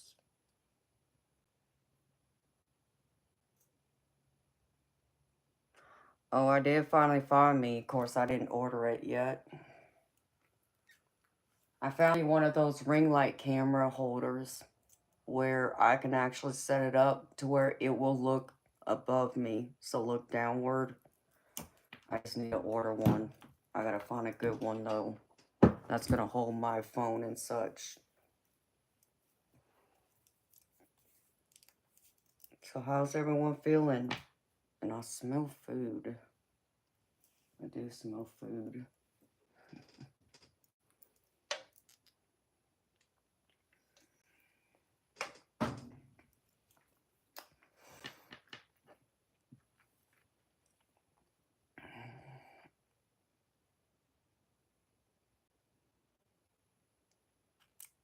I munched earlier, DM, but no, I haven't had I haven't had dinner yet. So I need to go find something to munch on and bring it in here and sit down here and chat with y'all until someone else pays for a paid reading, unless I shut it down in an hour or two. Which, yeah, I gotta take something else. We should have a breakfast party. Hey, that sounds good to me, Cheryl. You know me, I love breakfast. My hair's to my waist, or right below it, I should say.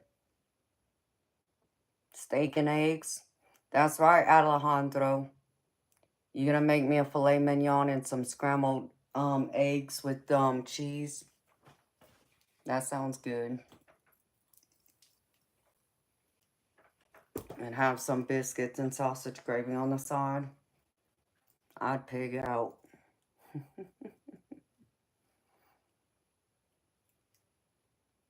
I mean, it is 2 o'clock in the morning.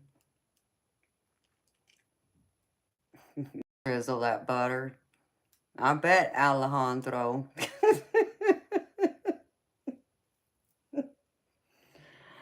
Oh, you're so bad, baby.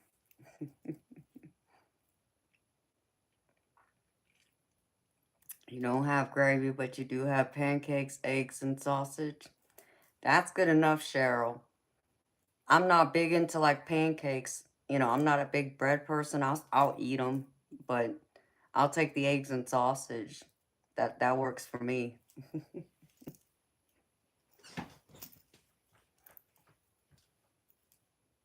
Coffee with lots of cream and OJ. Yeah, I gotta have extra sugar if I'm drinking coffee with lots of cream and lots of sugar. So you gotta fill my coffee cup halfway, and the other half is sugar and cream. Oh, I'm sorry, Lawrence. Waffle House is good. Well, that's a good thing about Waffle House. They stay open 24 hours.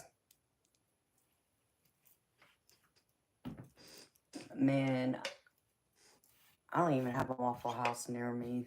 Not down the road from me anyways. Because I'm out in the sticks.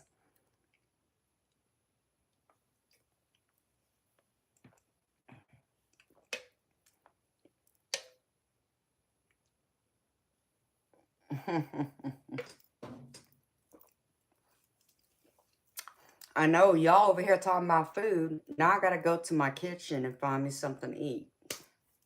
So let me take a break so I can feed myself. So I'm gonna go search for some food. If y'all can be patient and hang out here while I go search for some food. And go check on my kitty cats. And then I'll come back in here and whatever I find to eat, I'll sit down and eat it with y'all and chat with y'all. How does that sound?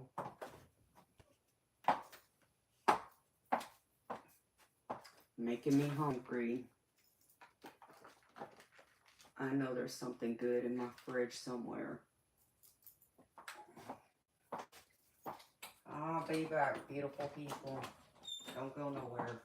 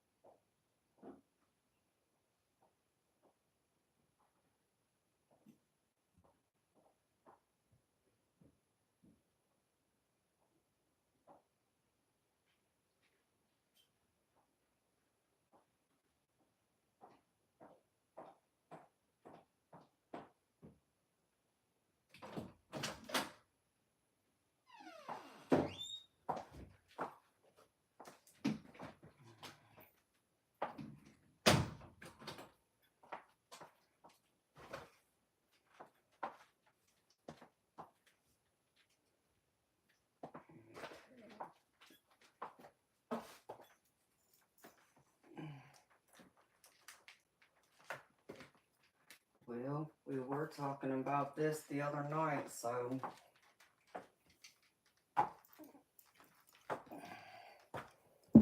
May not be breakfast, but it's food.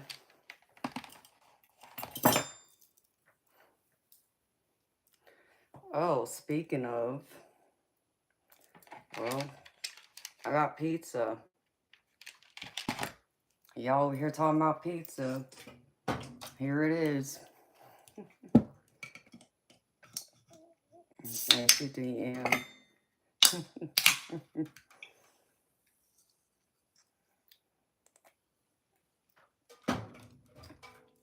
Y'all must have manifested some pizza.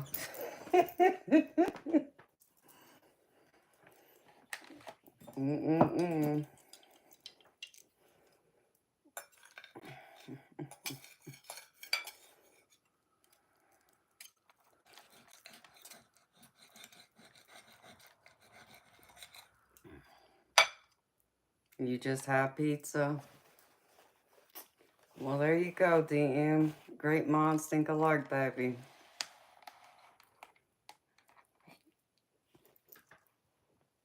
What the heck is that? Some kind of sausage, maybe?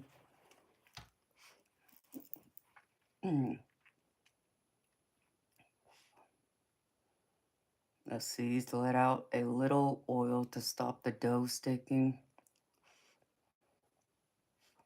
Oh, and this is thin crust, too. I know you like thin crust, Bob.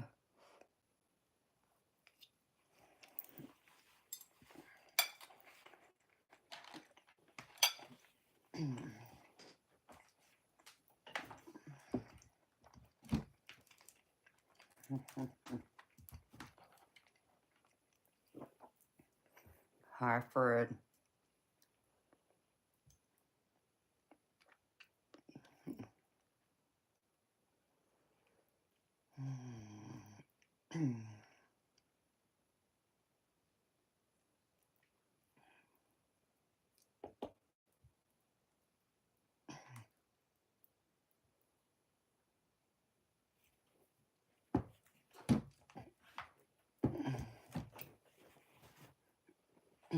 Only thin crust like the Italians, huh? Yeah, I get that.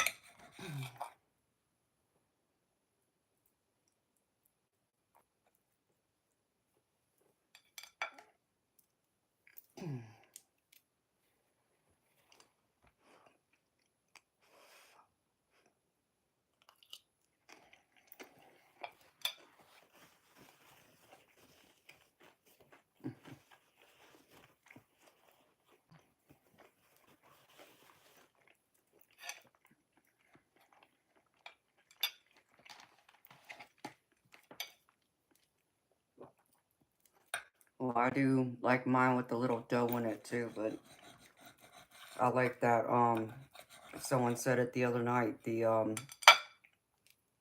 stuffed crust pizza, because that's the only way you're going to ever get me to eat the crust.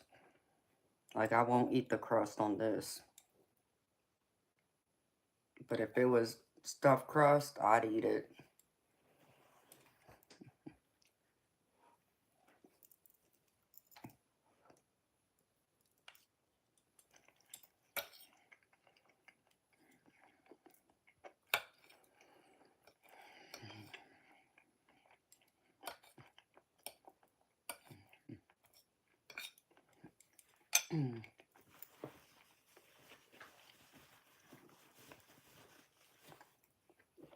That's right, Alejandro.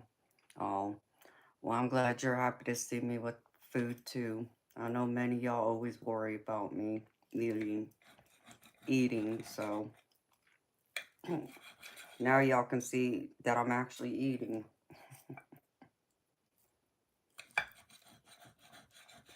I do have some garlic sauce in the kitchen, but I was going to grab it, but I decided not to.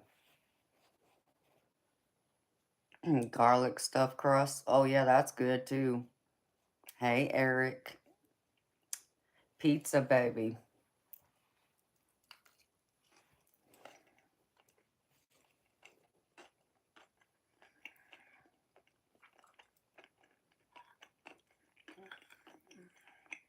You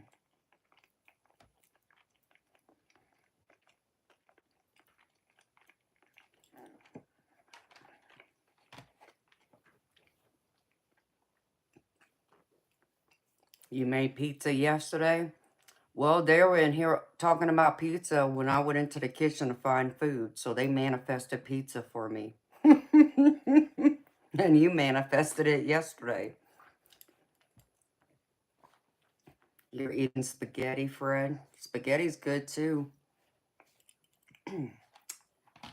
I make a good spaghetti sauce. It's my daddy's recipe. It's the only recipe I have of his.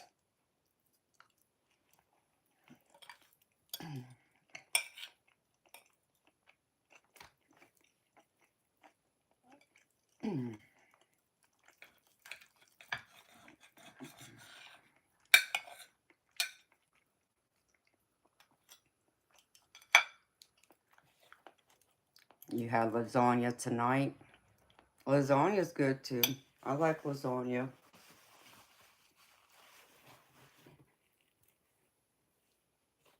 Hello, B. And I like Alfredo.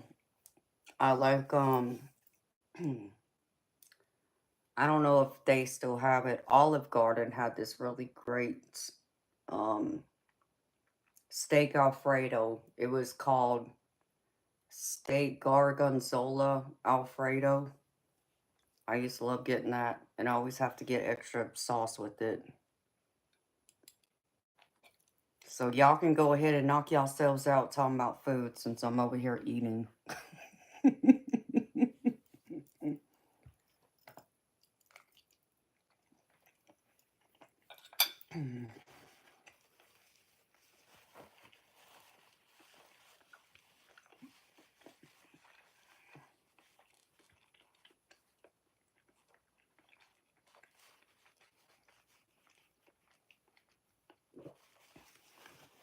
Well, you know, all my male chefs out here, y'all can always, come pay me a visit.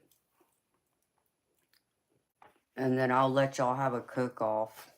And then I can test out y'all's food. I'm sure the ladies would join in that too, since so many of them want to feed me too.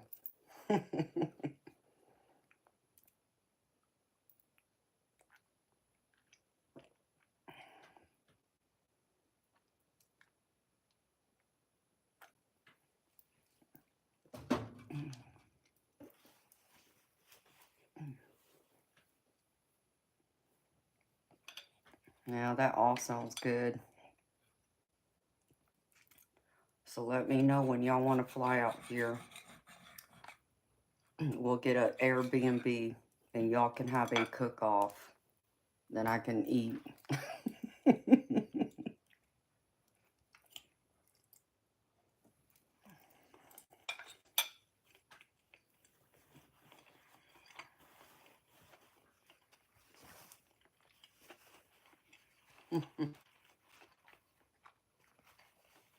Y'all got the medics on standby?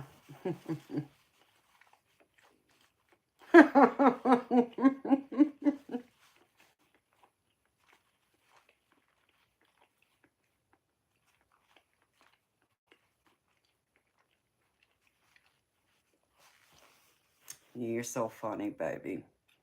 Cheryl says she got plenty of Pepto-Bismol for y'all. I wouldn't need it.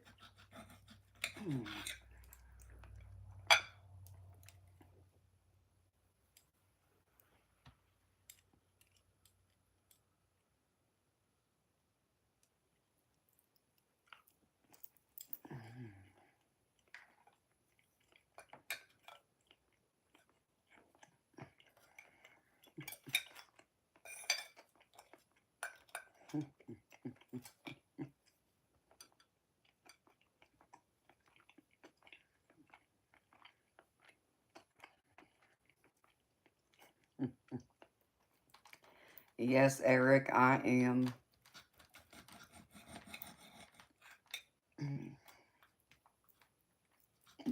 Are you gonna make fun of me now, baby?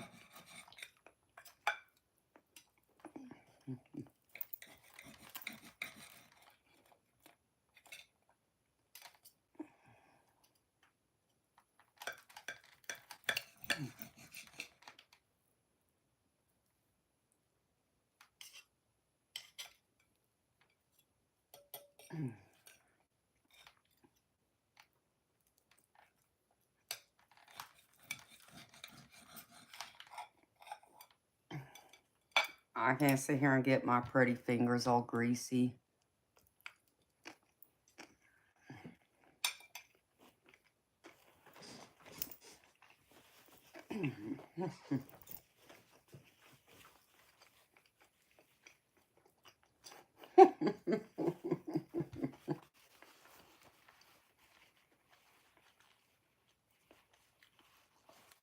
Well, that I understand, but you see, if I was sitting here reading cards and eating, I would need my hands to be clean and not all greasy.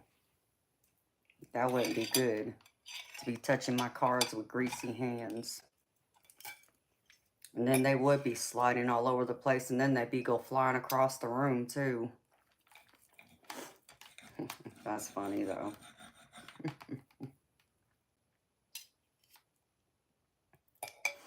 It's frozen. So it's from the grocery store. There was just some extra toppings and cheese added onto it is all.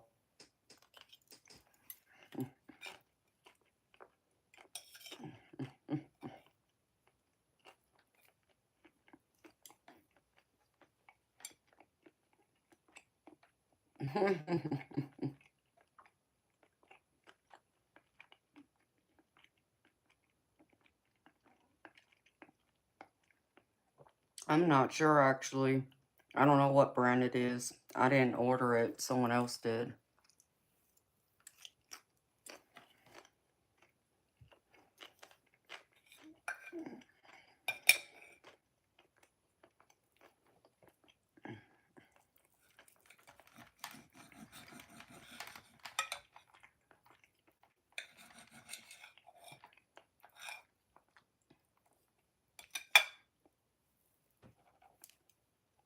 They were supposed to have gone to get groceries, and they did. So I just got to wait for my Red Bull to show up. That's the only thing I'm missing. I got plenty of cheddar and sour cream ruffled chips. And I got, I think there's 4 bags of beef jerky in there.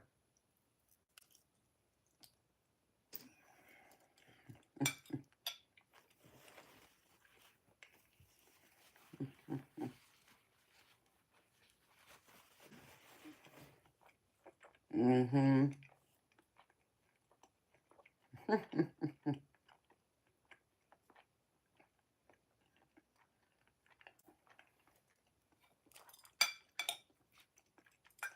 Yummy, Bob. What kind of fried rice was it, baby? That's right, DM. Get your hands off my tombstone.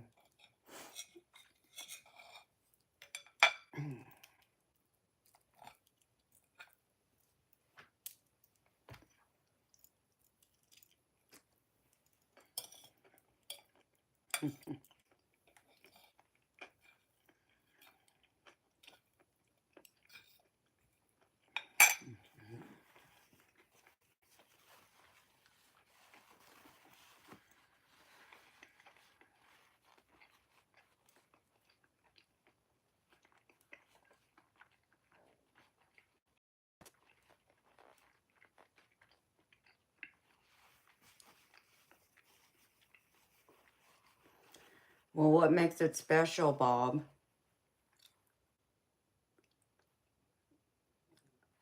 Oh, okay.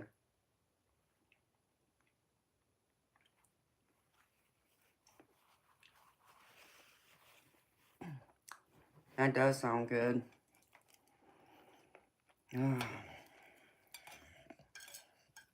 I haven't had Asian food in forever. So I'm going to have some by the first week of next month. Even if it's just for the first week for a bone.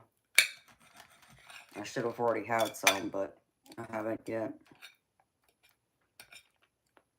I allowed the day my grandfather passed away on pass by, and I didn't do anything, and I feel bad, but I was kind of waiting until the official start of a bone festival.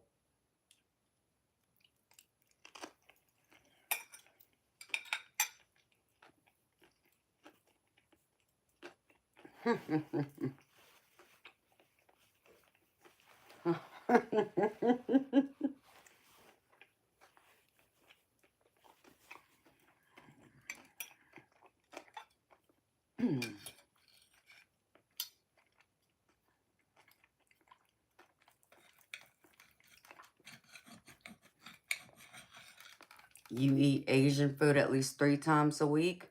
Well, Eric, when are you going to come see me, baby?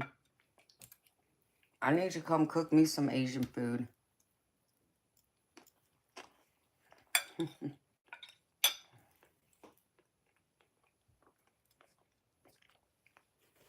Oh, Alejandro, I'll eat Thai food. DM, I know you can cook me some Asian food too, baby.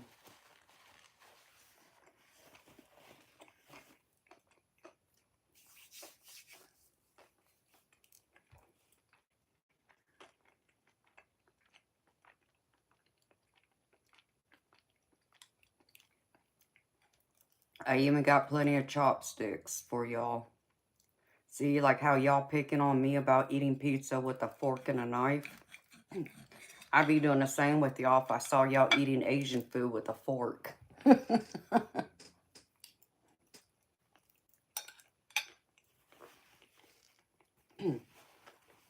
I know DM knows. Sorry about that.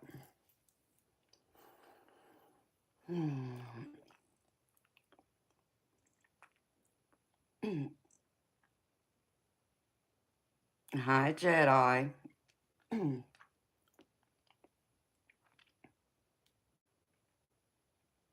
How you doing, honey?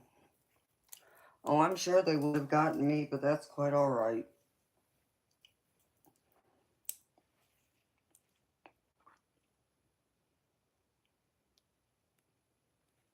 To tell me what?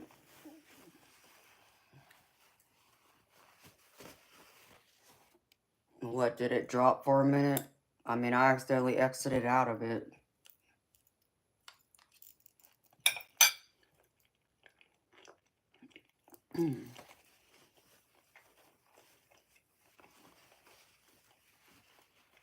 Mm.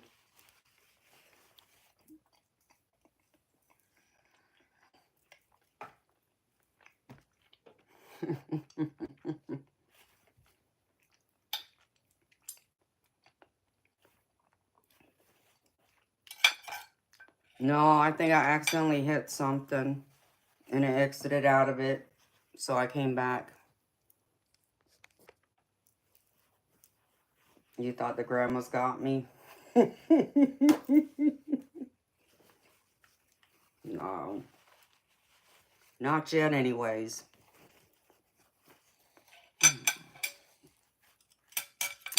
I had my old next door neighbor was from Sicily. I never got any real Italian food over there, though, because he never learned how to cook. He said that growing up, his mama and his grandmother always threw him out of the kitchen. He said he wasn't allowed to be in the kitchen. So he never got to learn how to cook anything. It's like, doggone it. And I couldn't ask his wife because his wife ended up being Dominican.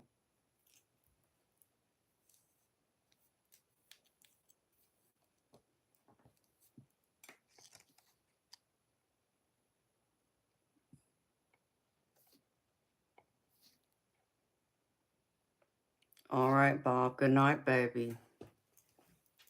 Sweet dreams to you. See you later, honey.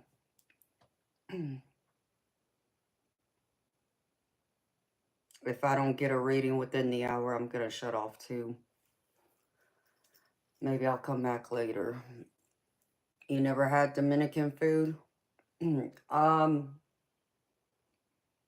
I have, it would, I mean, I guess it's a different flavor from like, Mexican food, but it's still good. I enjoyed it. Their family actually had opened a little like deli, but they also had different Dominican food there that you can get. Like you can go in there and get one of those styrofoam to go containers, and you can pick out like a little buffet they would have, and they would have different foods there. So I got to try it that way. The few times that I ate at their house over the years, it was always like regular food. It wasn't anything like Dominican or Italian. So like one night I think they made pork chops, but my silly behind didn't even know that, the they had pork chops that had the bone in it, but the bone was so thin you couldn't even see the bone in the pork chop. So, the couch potato ended up cracking a tooth, biting into it because he thought they were boneless pork chops. It's like, oops.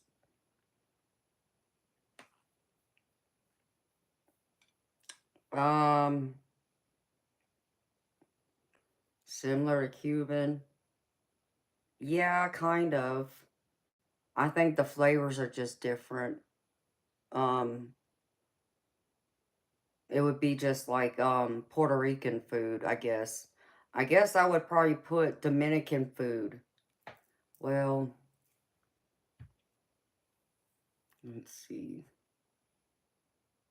Puerto Rican food would be a lot more like the Dominican type food. I wouldn't say so much Cuban food. I think it's different from Cuban. I think but I haven't had a lot of their food, so it's hard for me to say that. I've only eaten a few things from that type of food. Oh yeah, I forgot. Eternal's parents live in Dominican. He probably knows more about it than I do.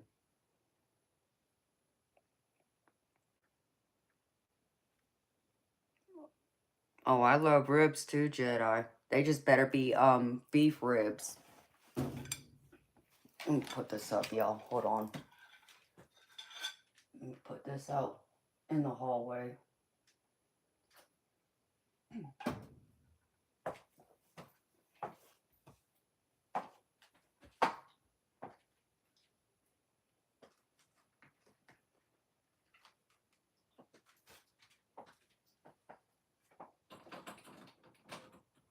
I know they eat a lot of pork.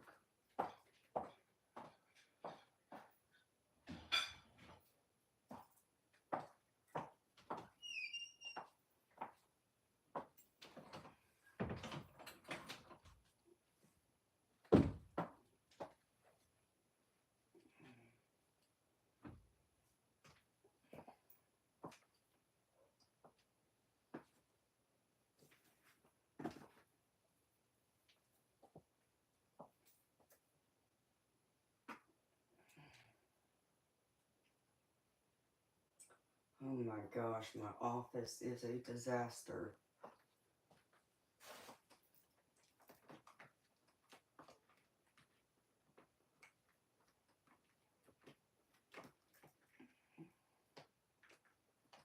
I got different tarot and oracle decks just piled up everywhere.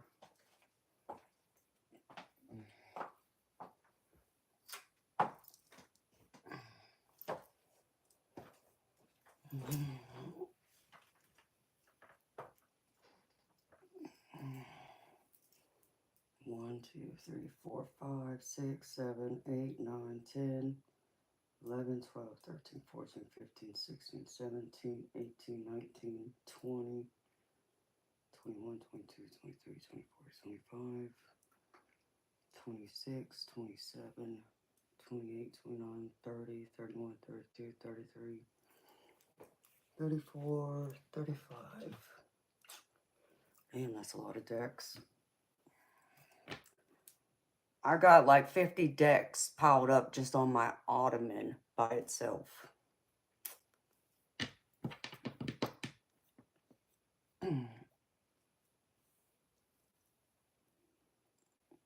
Yeah, plantains are big too. Oh, I love Indian food too, Alejandro. I know they eat a lot of um like a lot of the Indian it's not beef. Um I can't believe I'm drawing a blank. Lamb. They eat a lot of lamb meat.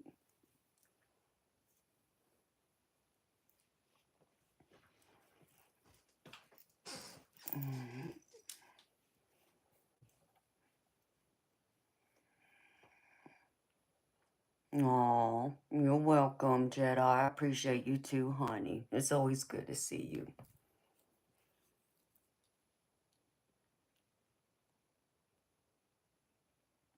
Hello, Nasty Tea. I'm Gravy. Thank you for asking. How you doing? Yeah, they eat a lot of goat and lamb meat. I eat all kinds of different foods. I just don't get it. I don't ever get a chance to go out and eat any of it anymore. Um, especially being out here in the sticks. But even when I lived at my old house, there's not a lot of diversity there. There is, but there isn't. Not like it is in California. California, it's diverse everywhere. Um, they did open an Indian restaurant out there. In fact, one of my personal jewelers, they're from Turkey. Um, so they had what do you call that? I guess like a Middle Eastern / Mediterranean type restaurant. But there was another restaurant that I found that had Indian food that was really good. I would get a lot of, like, I would get their lamb meat. I would get their, let's see. Oh, what do they call that?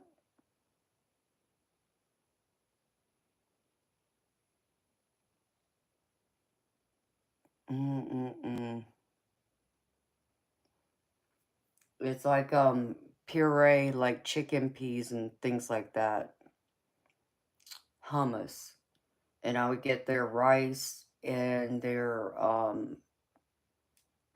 Alaskan, salmon. That was really good. Um, I never really got a chance to try any curry yet. I was hoping to, but I didn't ever get the opportunity to. And then, what other foods were out there? I mean, there's the typical um, Japanese hibachi. There's one good restaurant, and it's still there, that has both Chinese and Japanese food. I think they did serve some Thai or some other food, but I think it was very little. It was mostly Chinese and Japanese food. Because, like, they would serve sushi, but then they would also have, like, tempura, which is Japanese. But then they would also have, like, all the lo mein, and, like, the Hunan beef was another one. They'd have things like that.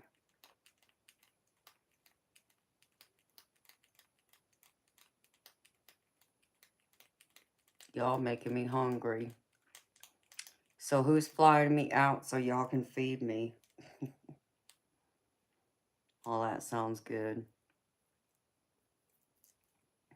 And I saw there is a Korean barbecue restaurant, but I never got a chance to go try it yet. In fact, there's one that's right next door to my nail salon where I get my nails done at. And then there's a couple other Mexican restaurants that aren't chained. They're more like the mom and pop restaurants. One of them I've tried, the other one I didn't get a chance to try. And then there's the chain restaurants. What other food did I see? I did see a Jamaican restaurant, I think, but I think it said more like Caribbean. So it was like Jamaican, Haitian type foods. In fact, one of my friends that I always shot pool with a lot, man, I got spoiled.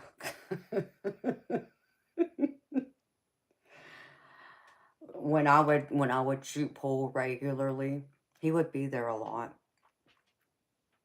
and he would always buy the girls, including me. So me, um, he may buy one of the guys drinks too, but me and a couple of the bartenders or the servers, when they were off work, he would buy us a few shots. Um, and then he would go up to whatever restaurant he went to, and he would bring me back some beef empanadas. They were Jamaican empanadas, and they were good. So I got to try those. Um, what else is out there? Hmm.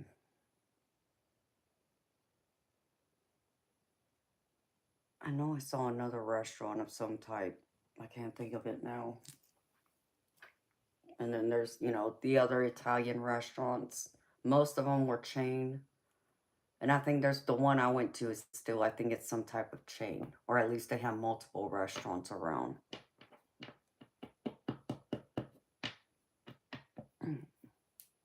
Good morning, Derek. Um, let's see. What else?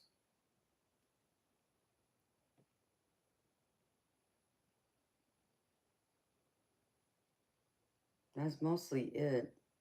Without me having to go outside to like maybe Atlanta or something to find other foods. That's mostly the only thing I would find out there where I used to live.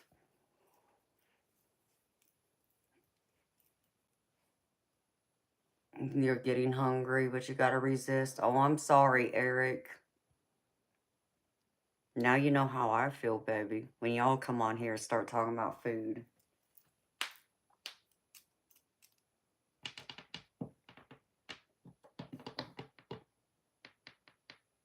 I did get some new Oracle decks in yesterday, but I didn't get a chance to really look at them. Let's see, where'd it go? Mm-hmm.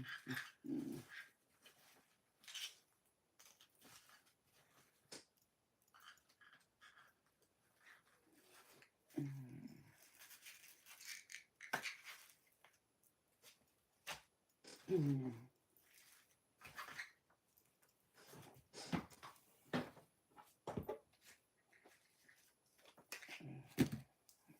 That one.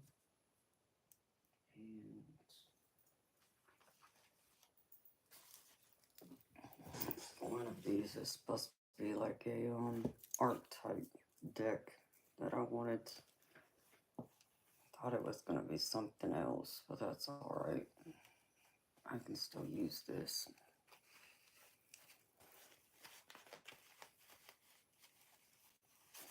Here in bed, you're too lazy to get up. Well, maybe that's a good thing then, baby. That's the time you want to be lazy.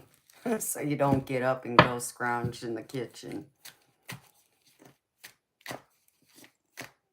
Chili cheese fries topped with pastrami and carne asada. Now that sounds good too, Alejandro. I love chili cheese fries.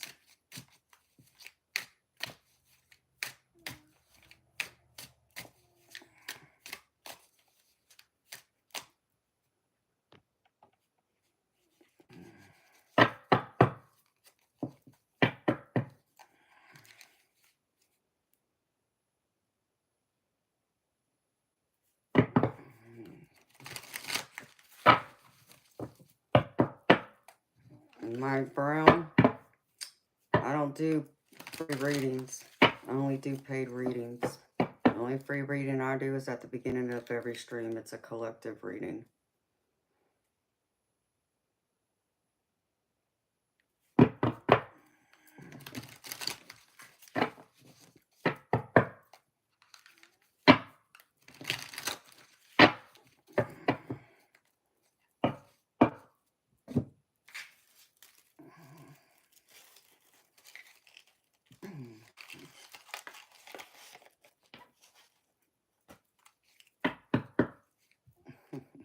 Yeah, I can see. I just choose not to see. I got this Krishna Love Oracle deck. That's new. I got it in yesterday.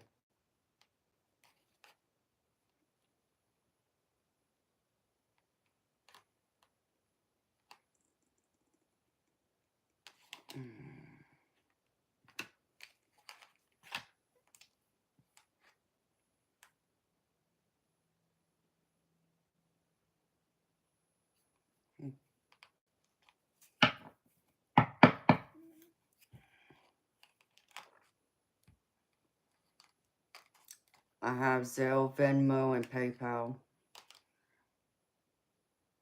Like, isn't that one pretty?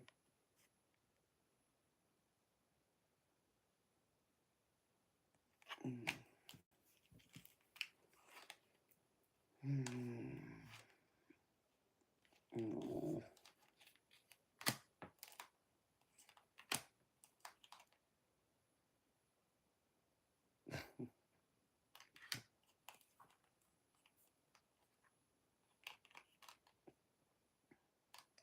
Yeah, it has some pretty images in here.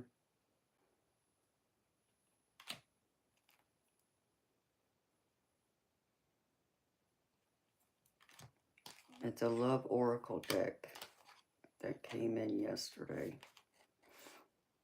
True love is near. Oh.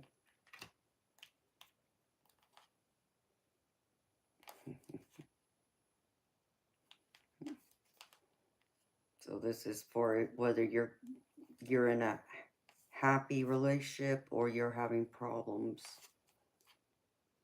I can even see where this can even be applied to even if you're like in a separation. Yep. I see that.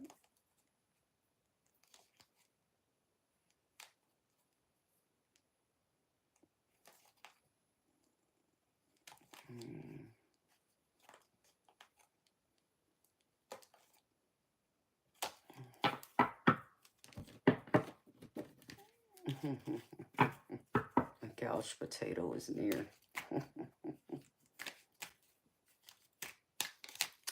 Yep. Except for he ain't the true love type, so he would be, let's see.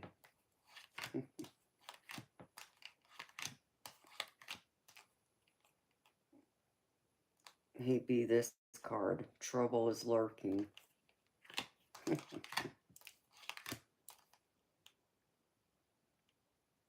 No.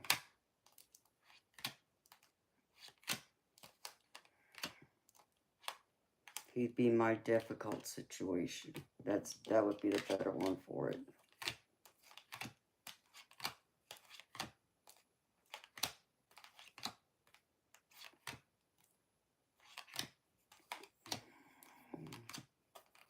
So this is like a spiritual type deck, but it's for romantic love too. Like divinely guided type love. Eric, I don't think he really does. I think he might watch it for a few minutes, but he don't stick around. He's always watching his own TV. Like right now, he's watching something on animals in the wild. So, it's rare, I think. Don't matter, baby. I've already told him to his face, so he knows how I feel. Who's the Casanova?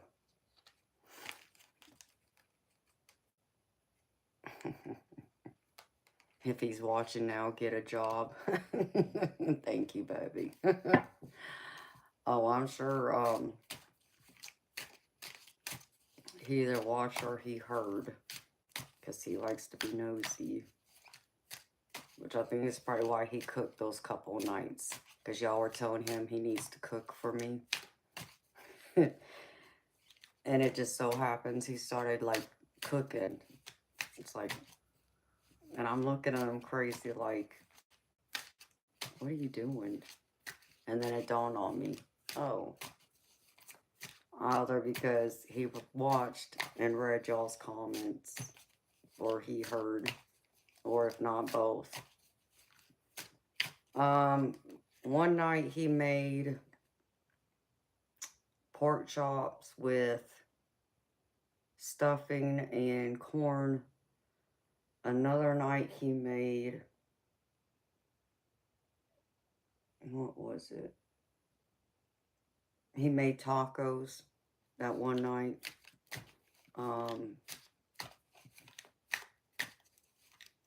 Hamburger helper. Things that are easy, baby. Things that he ain't going to be over here sweating over in the stove for an hour, we'll say. But I'll give him A for effort. And then he made breakfast one night, too. He made some eggs. Like he fried up some chorizo sausage. And fried up some potatoes with onions. And also made some scrambled eggs with it. So there's been a few times he did do it. So I'll give him A for effort. But that's all he did.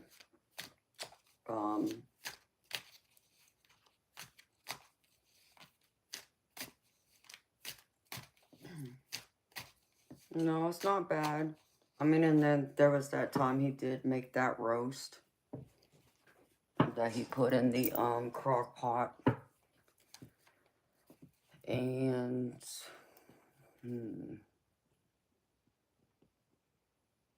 there's something else he did make one night, but that was a while ago. So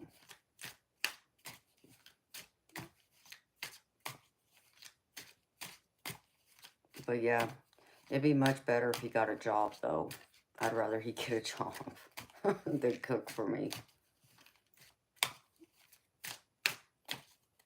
Of course, he would sit there and complain about how he doesn't have his car needing the tire, and now the not having any air, which DM, I did tell him again what you told me to do, and I don't think he's still done it.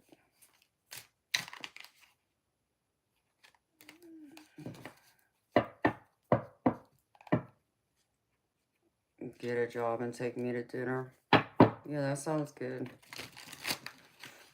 I can use a nice filet mignon, since I haven't had one since that birthday one that someone was sweet enough to buy for me.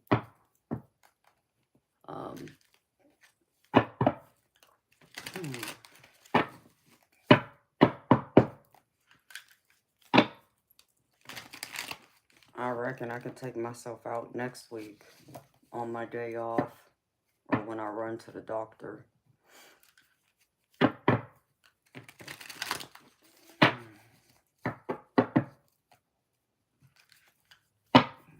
So I don't know if I'm gonna work tonight or not. I haven't decided yet. I might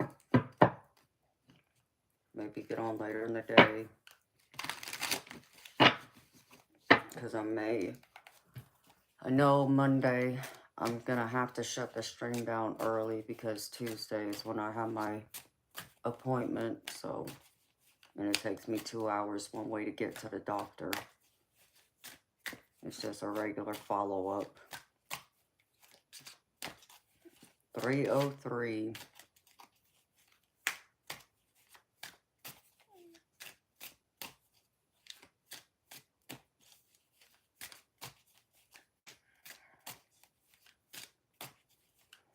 Yes, Eric, it takes 2 hours, baby, if there's traffic, one way.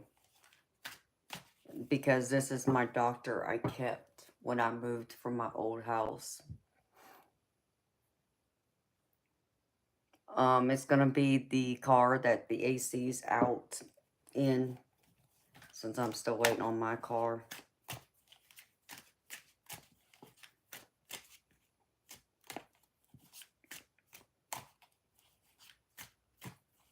I just gotta give them the rest of the money to finish fixing my car. So yeah, Tuesday I'll be driving around with no AC.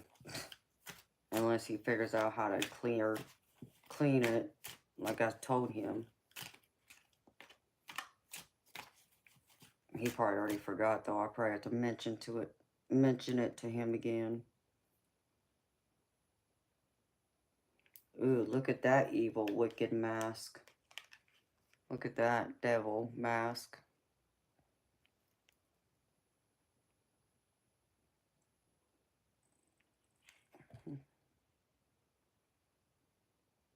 The gym,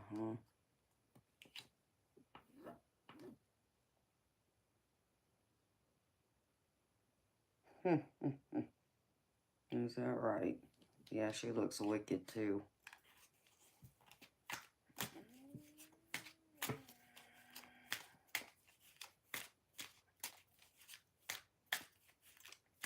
That's an Oni mask. Yeah, it's a wicked one. She looks wicked.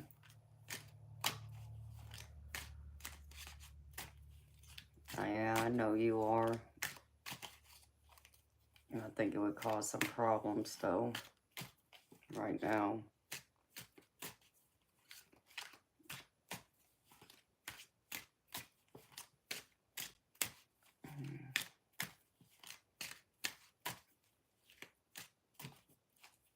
That's pretty cool though.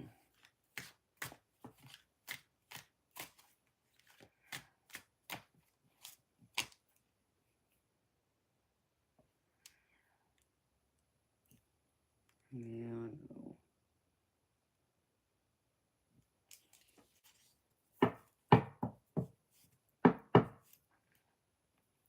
Mike, I don't have a Venmo link. You would have to go to Venmo yourself and type in my email address. And it'll pull it up. The email address is in the description box. And it's also in the pinned comment in the chat. Yes, Eric, Jasmine did come back. I did both her and Onyx Throne's reading earlier before you showed up, baby.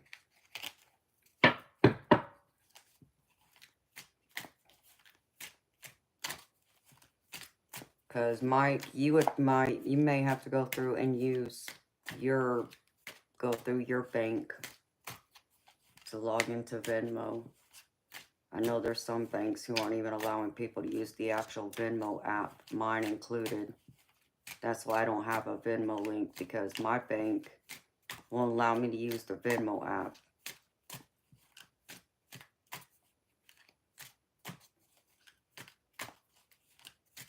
The storm is done. Well, that's good to know, Eternal.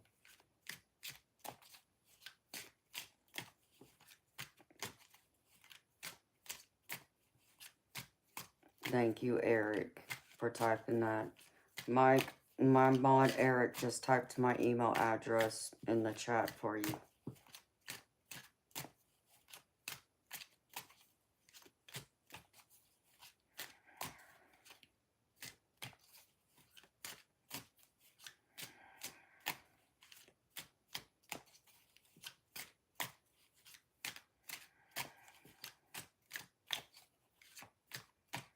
Whew, just got chilly.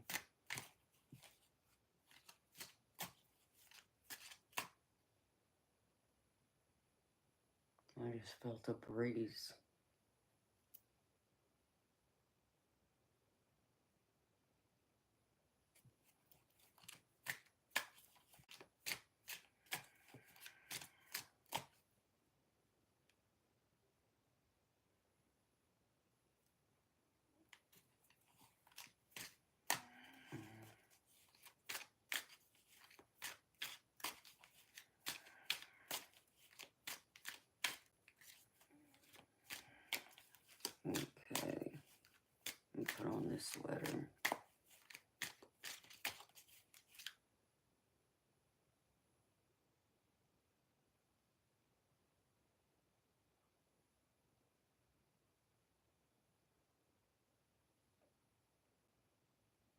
Okay, someone just grabbed my hand. And it felt like someone like even grabbed my arm, my wrist. Spirit, what's going on here? I'm gonna have to get my sweater now.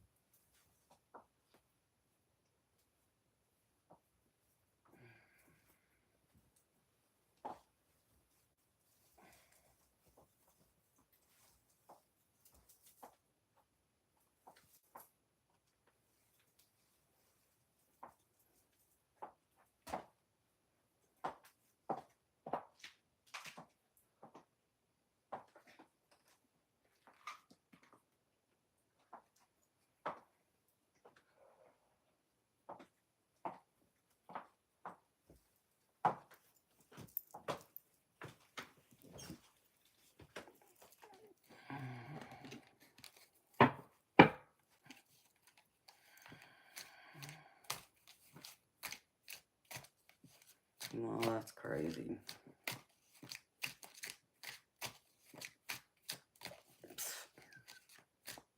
Alright, Spirit.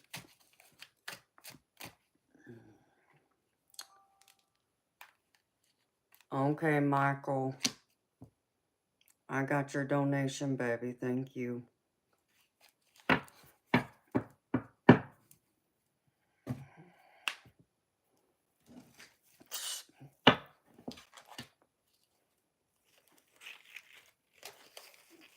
Alright, Eternal. I hope that's not you, baby, making me cold.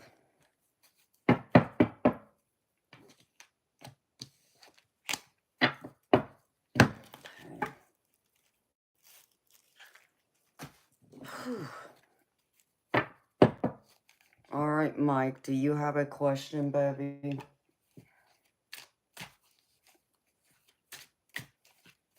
So I know what decks to grab.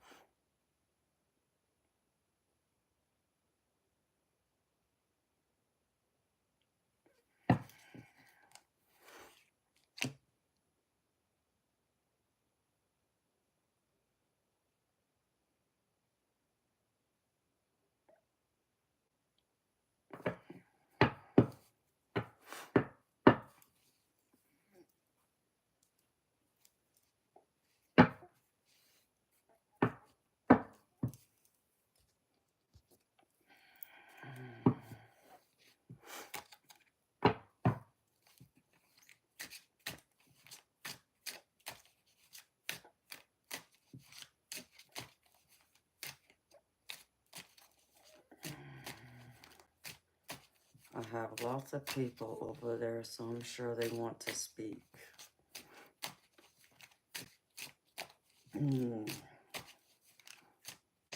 Okay, you must be talking about your loved ones who have passed over.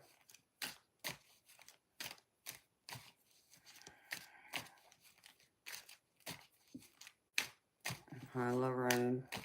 How you doing, honey?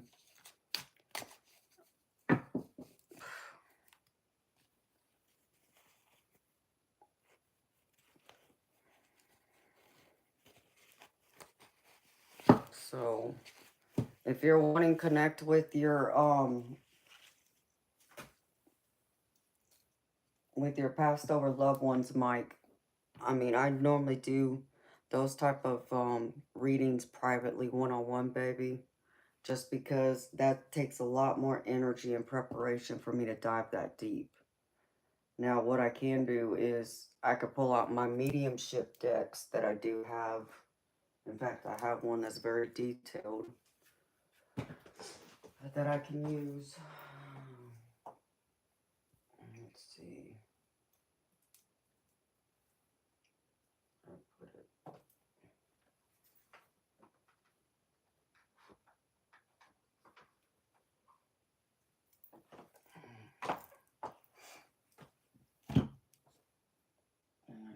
I just got one in. No, look, it's.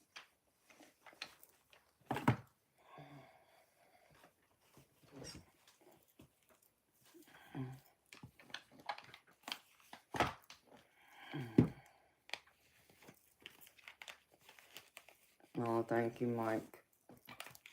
So I can pull out some tarot just to ask them what advice they may have for you.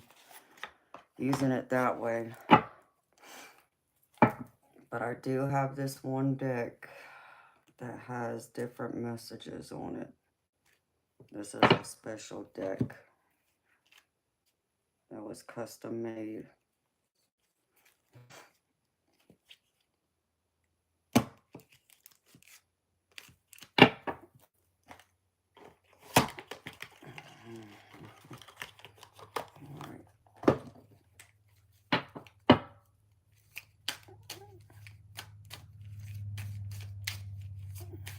So you want me to just pull some tarot, Mike, and then just pull some messages from this? Because I have this mediumship deck that has all these different types of messages on it that I can use.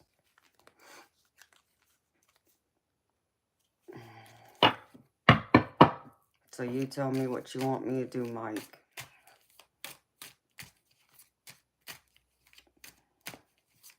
And I have another deck over here too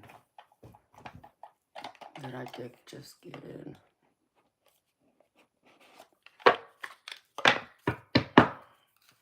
Okay, baby, I can do that. We'll just see what they all have to say. Whew. All right.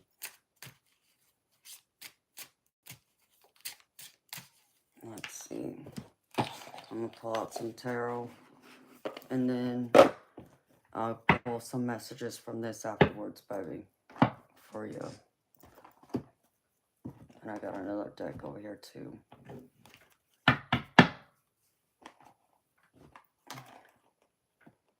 Let's see. Which one?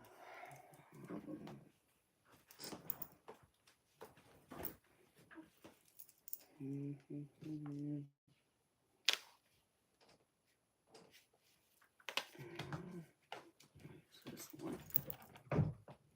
Oh, no, actually, this one.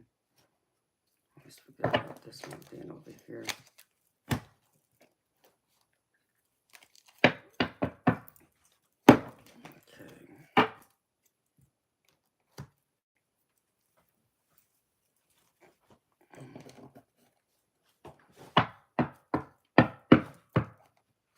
Okay, Spirit.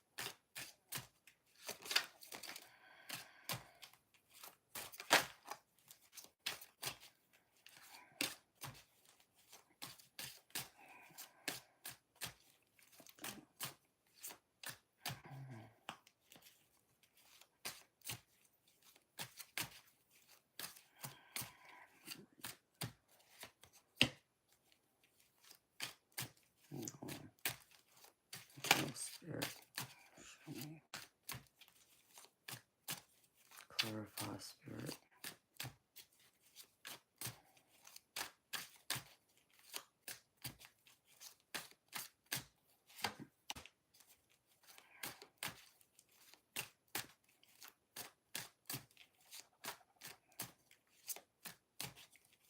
Alright, what else, Spirit?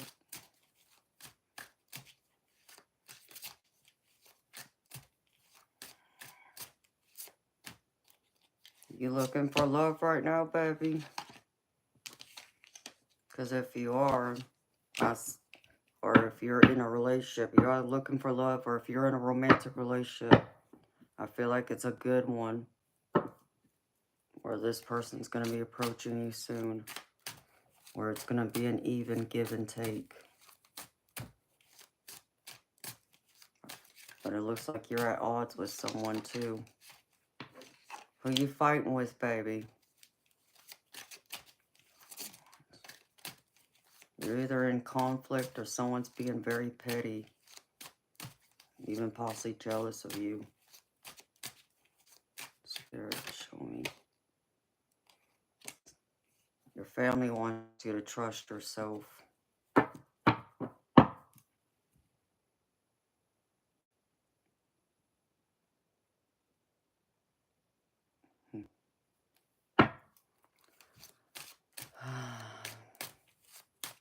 Alright. Well, it's coming towards you, baby. This is something for you to look out for. Be on the watch for. Rex. What else is coming towards Mike that y'all want to bring up?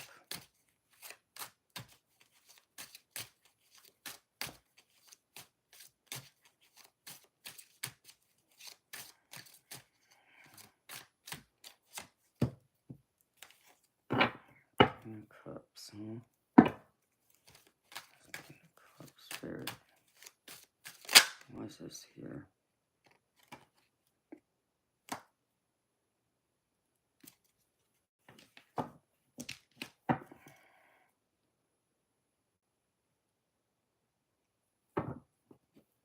Show me, Spirit.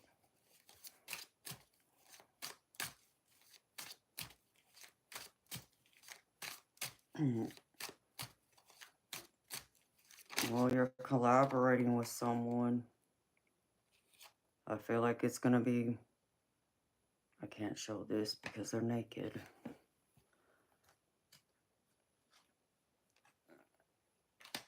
It could involve romantic love again. Like, it seems like there seems to be something going on in your romantic love life.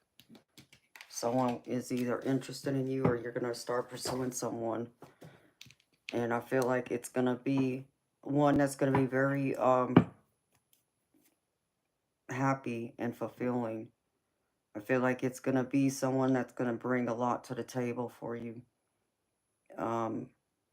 It's someone that I feel is going to be very nurturing, someone that's very loving, someone that wants to be like your beautiful lady in waiting type, like maiden, that I feel is like very down to earth, very nurturing, someone who appreciates the good deeds that people provide or do. I feel like this person would be someone who would go out of their way for you, to show you that they would be like a good match. I feel like this person would be of one that you could see down the road, where I could see a long-term potential.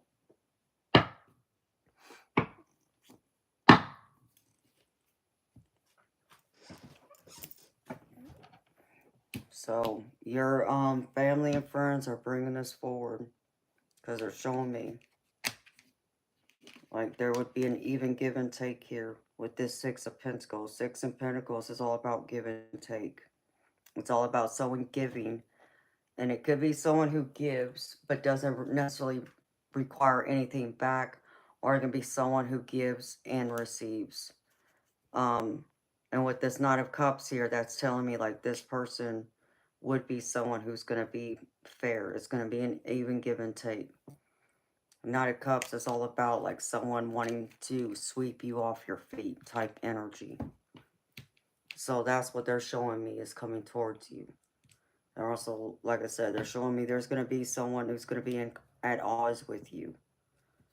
It may not have happened yet, but they're showing me that's what's coming towards you, that they want to warn you about. Because Five of Wands is all about conflict. It's all about being competitive. It can even be someone who would be jealous or envious of you, your success. You know, it's not that they would be, what's the word? Not be physically, like, fight you, but they would be ones that would use their words. They might even be type that would talk behind your back. They may not so much say it to your face, but they would say it behind your back, but you could feel it in the air around you if you were to get around these people, or you would just have this feeling about someone that tells you not to trust them, not to tell them certain things, to kind of keep them at a distance. And then you would just pick up on that natural energy that they would put out, like they are, you know, being petty, they're being competitive, they're jealous, they don't agree, like there would be some kind of conflict here, which is why I feel like your friends and family are coming forward and saying, you know, I feel like they're watching your back with this high priestess coming in. They're trying to simmer this down or trying to help shield you from this interfering. Um, but they also want you to trust yourself with your intuition. High Priestess is all about intuition, psychic ability. It's also an energy of someone that's very creative. You know, for a lot of your creative ideas to come to the surface, a High Priestess, you have to like be more in your feminine energy, because we both have divine feminine and divine masculine.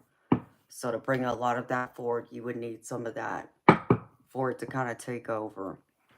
But this King of Cups right here, I feel like is you wanting to give your heart to someone. But this doesn't have to be romantic either, Mike. This can be in a work relationship too. But here's this Three of Pentacles. This is all about working together with people, collaborating, partnerships. This can be business, you know, partnerships. This can be friendships. This can even be like you working in an organization that's outside of your professional life, that you do in your personal life. Like, let's just say, maybe you volunteer at a homeless shelter, for an example. This is you working with them and really caring about what you provide, what you do there, and that you work well with others. But you being in this King of Cups energy would be that. Showing up as someone who's very loving, caring, nurturing, who gives their all, someone who's emotionally and mentally stable, um, one that appreciates the simple things, the little things, just as much as the big things, but one that would work well with others. So there's something going on with working well with others, whether that's now or that's coming in. And then I have this Lover's card here. So it's almost like there's a second person here. Spirit, what is this? And I can't show you this Lover's card because they're naked. Show me, Spirit.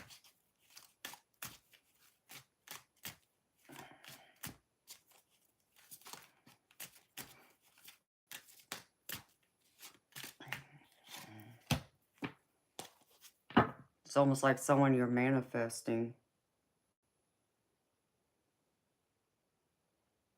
But it doesn't have to be romantic. Spirit.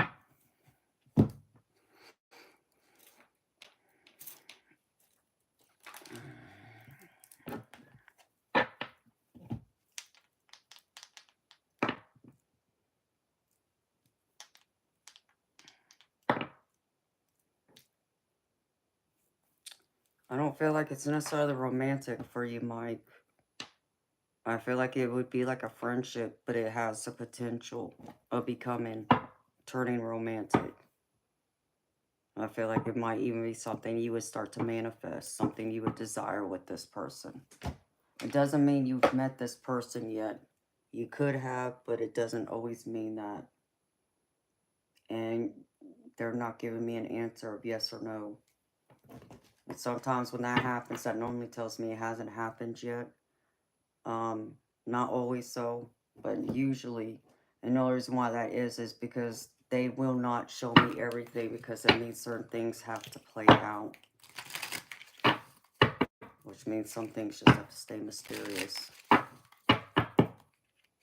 Because it involved other people. Alright, Spirit, show me. Friends and family. What messages do you have that you want to share with Mike? Personal messages. Things left unsaid. Or things you want him to know.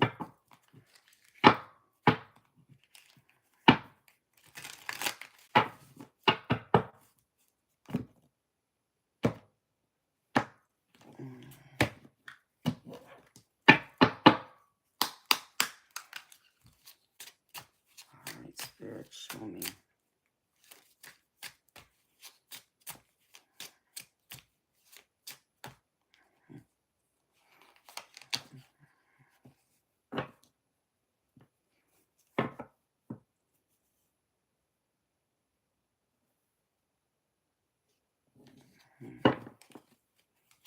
What else, Spirit?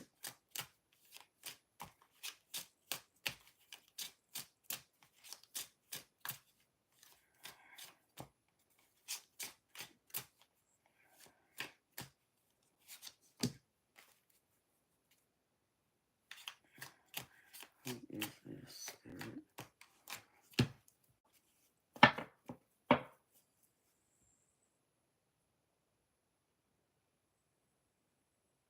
They want to remind you your life has a profound purpose. And they need you to trust the path ahead. Just because you don't have all the answers doesn't mean, it's to be ignored. I feel like in time, clarity is going to come to the table and things will start to make sense if they don't make sense to you right now. So they need you to trust the path, even if you don't know what's coming down the road or what's around the corner.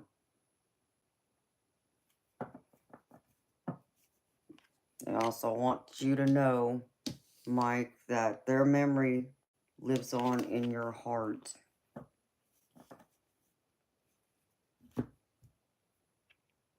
And that your life is complete just as theirs is now. So, because they are on the other side, they've already completed that life circle. And they're saying you're now in the process of living out yours. And yours will start to be complete when it's your time to move on. But not yet. Let me get some messages. I want that archetype deck. I never thought this deck would come into such great use. And that one.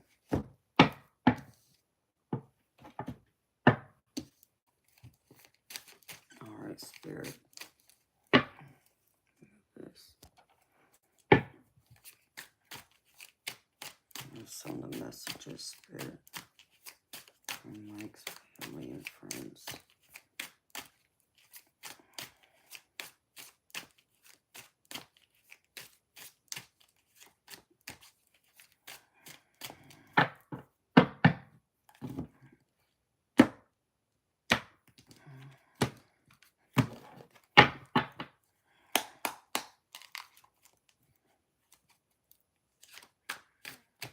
Show me, Spirit.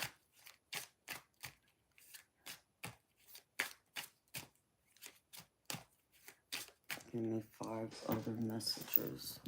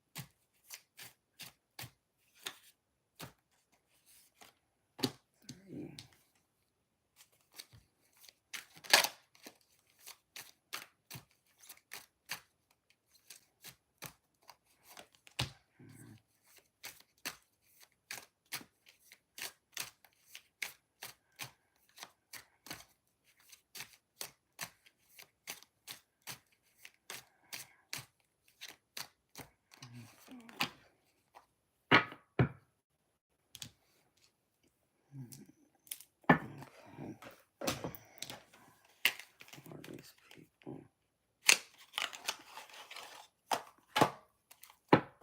Show me spirit.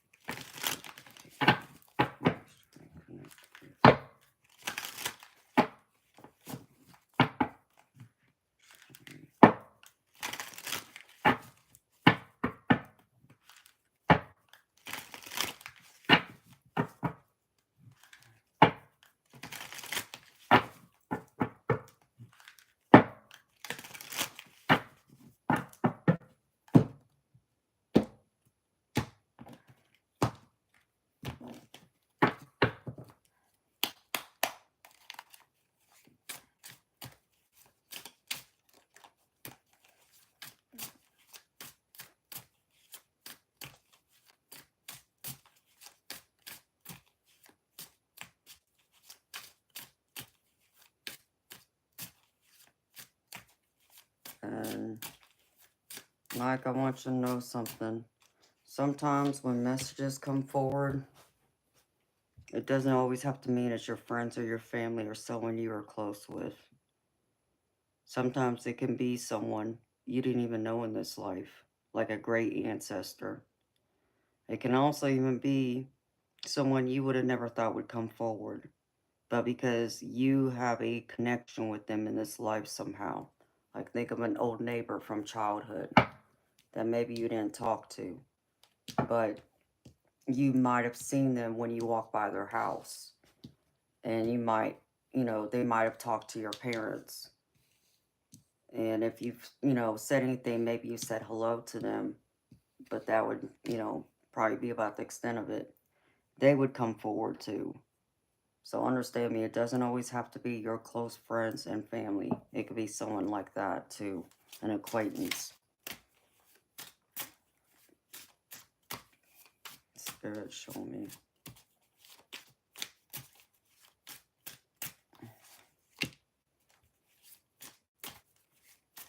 Alright. This feels like a great ancestor right here. An elder, but it feels like one who was not one you knew in this life. Like I think of like a great grandparent.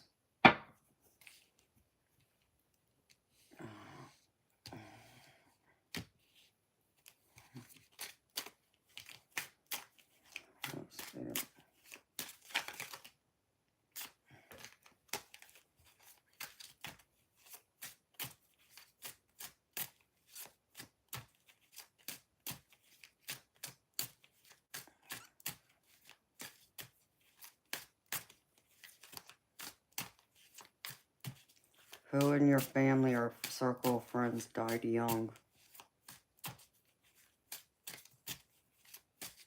Because this is a young energy. And what I mean by young, I don't mean like necessarily like a child. Could be, but I'm not picking up like it's a young child. I'm picking up like a teenager, early 20s maybe.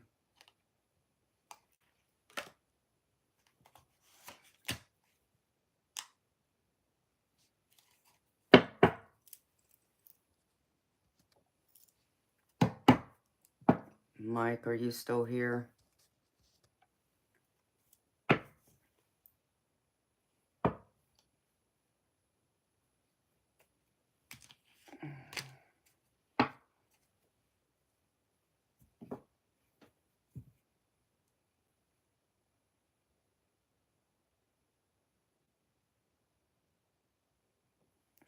Someone else. Who is this spirit?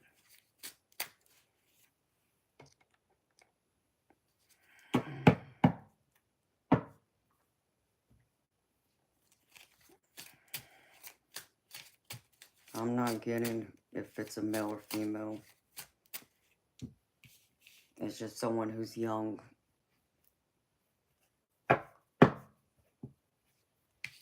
But I'm also getting an elder. This elder is someone that is like a great elder, like a great grandfather or great grandmother. But this other person is someone who's very young. Not young child, little kid young. Someone that's like teenager, early 20s type young.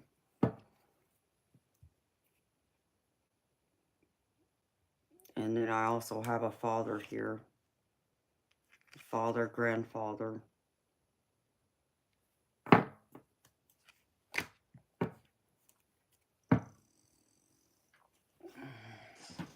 I'm not getting that, baby. That's where I'd have to go deeper privately, and I can't do that here. But these are some of the messages from my other spirit deck that I pulled. And I feel like these are the few that are stepping forward right now.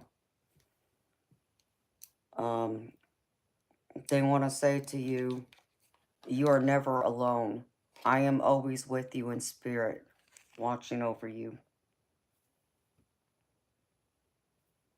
So, if you ever feel like you're alone, Mike, they want you to know you're not alone, baby. Just because you may not see them or feel them or hear them doesn't mean they're not around. They're always watching over you and doing their best to help guide you, because they want you to take better care of yourself.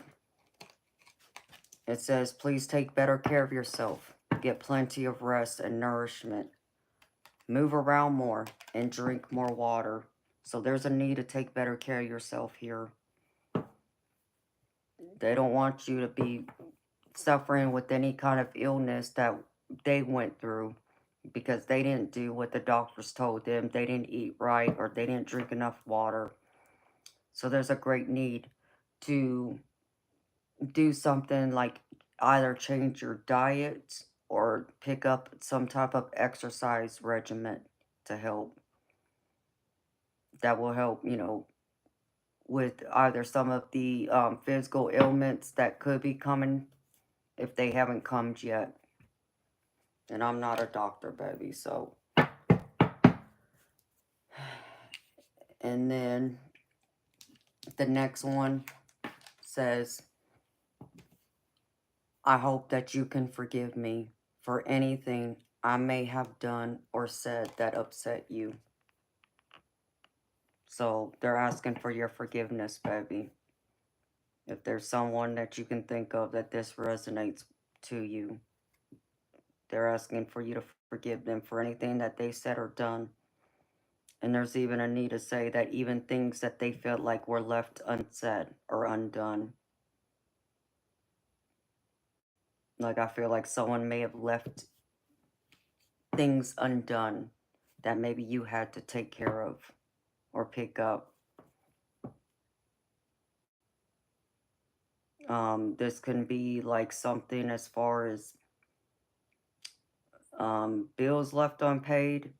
This could be even having to deal with some type of like an estate where there was a home and it was left in not good shape, or there was something in the matter of maybe the mortgage company. Like, I feel like there might have been still like a loan on something and you had to sort it out, It's things along that I'm picking up. And then, are you smelling phantom scents? And what I mean by phantom scents, Mike, I mean like, have you ever experienced being alone? We'll just, say right now you're alone. There's nobody in the house but you right now. And let's just say out of the blue, you smell what smells like we'll say your maybe your grandma was good at baking cakes and pies. So let's just say you smell her apple pie. But you're alone. And you're not baking an apple pie, but yet you get this smell, like you smell apple pie, like there's an apple pie being cooked in your kitchen. It could be something like that. Or you smell something that smells familiar to you. But again, there's no source for that smell because you're there by yourself. Because I feel like someone's been trying to get your attention to let you know they're around. And then one of the ways they will do that is to let you smell them. So there will be a scent. You can't pinpoint, and it'll be so quick, Mike. When I say quick, like you might take 1 or 2 breaths in and smell it. And then just as quickly as you smelled it, the next breath you take in, it's gone. It'll be that quick. I've experienced that. In fact, there's been a few times, even being in this office in recent months, I've had that happen. So it'll be something like that. Because I have right here the aroma you smelled that reminded you of me was me passing by to say hello. So who did you smell? Because they want to bring this forward. There was an aroma of some kind.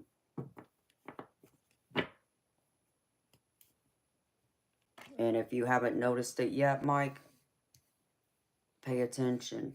Because that'll be one way they communicate with you to let you know they're there. And the other one I have here is when you feel like giving up and throwing in the towel, know that in these moments I am sending you the strength to endure. So if there's anyone, Mike, that you feel like would be there for you to be that extra strength, if you ever feel like giving up, they're saying to you, don't. Life can be so frustrating, and yes, it can be hard, and it can be very challenging too.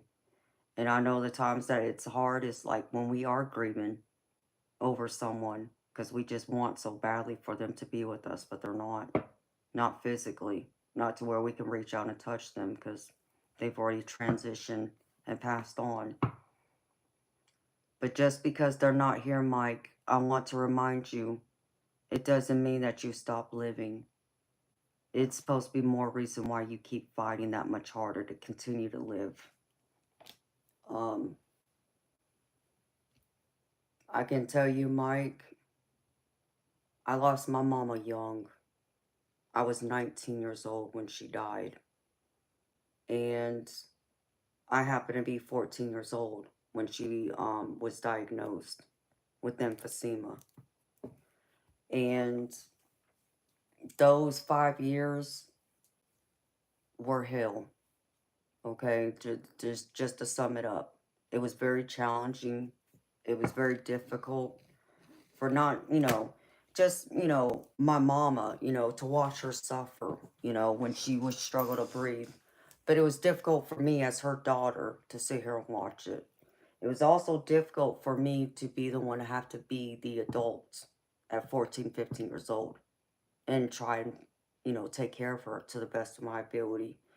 And then there was also having to step in the other role to be an adult, to have to eventually withdraw from school and give up being able to walk down the stage to graduate from high school. Instead, I had to go and leave school a couple years early and get a full-time job to help my parents pay the bills. So I went through a lot. And I got to tell you, when my mother died, my whole world crumbled. My whole world turned upside down. I didn't know what to do. You know, I remember I just wanted to die myself. Like, I remember getting the call. Well, I didn't actually get called. That's a whole nother story. But when I got the news, my mother passed away and she was 3,000 miles away from me at the time because she had gone home to California to visit family for the Thanksgiving holiday. And I wasn't there. So I didn't get to say goodbye. So that hurt me in itself. But then um, the regret, um, mistakes, things that I said, things I shouldn't have said, things that were left unsaid, and so forth, being 19 years old. And I remember my heart shattered. Like, I just wanted someone to take a knife and cut my heart out so the pain would stop because it hurt that much. And all I could do was break down and cry. And me being stupid at 19, I went through at a few hours after I got off, the floor from crying by myself. Um, I was at a boyfriend's house when I got the news, and I left and I went home, and it's pouring rain, and I should have never gotten in that car and drove, especially being devastated like I was, but I did.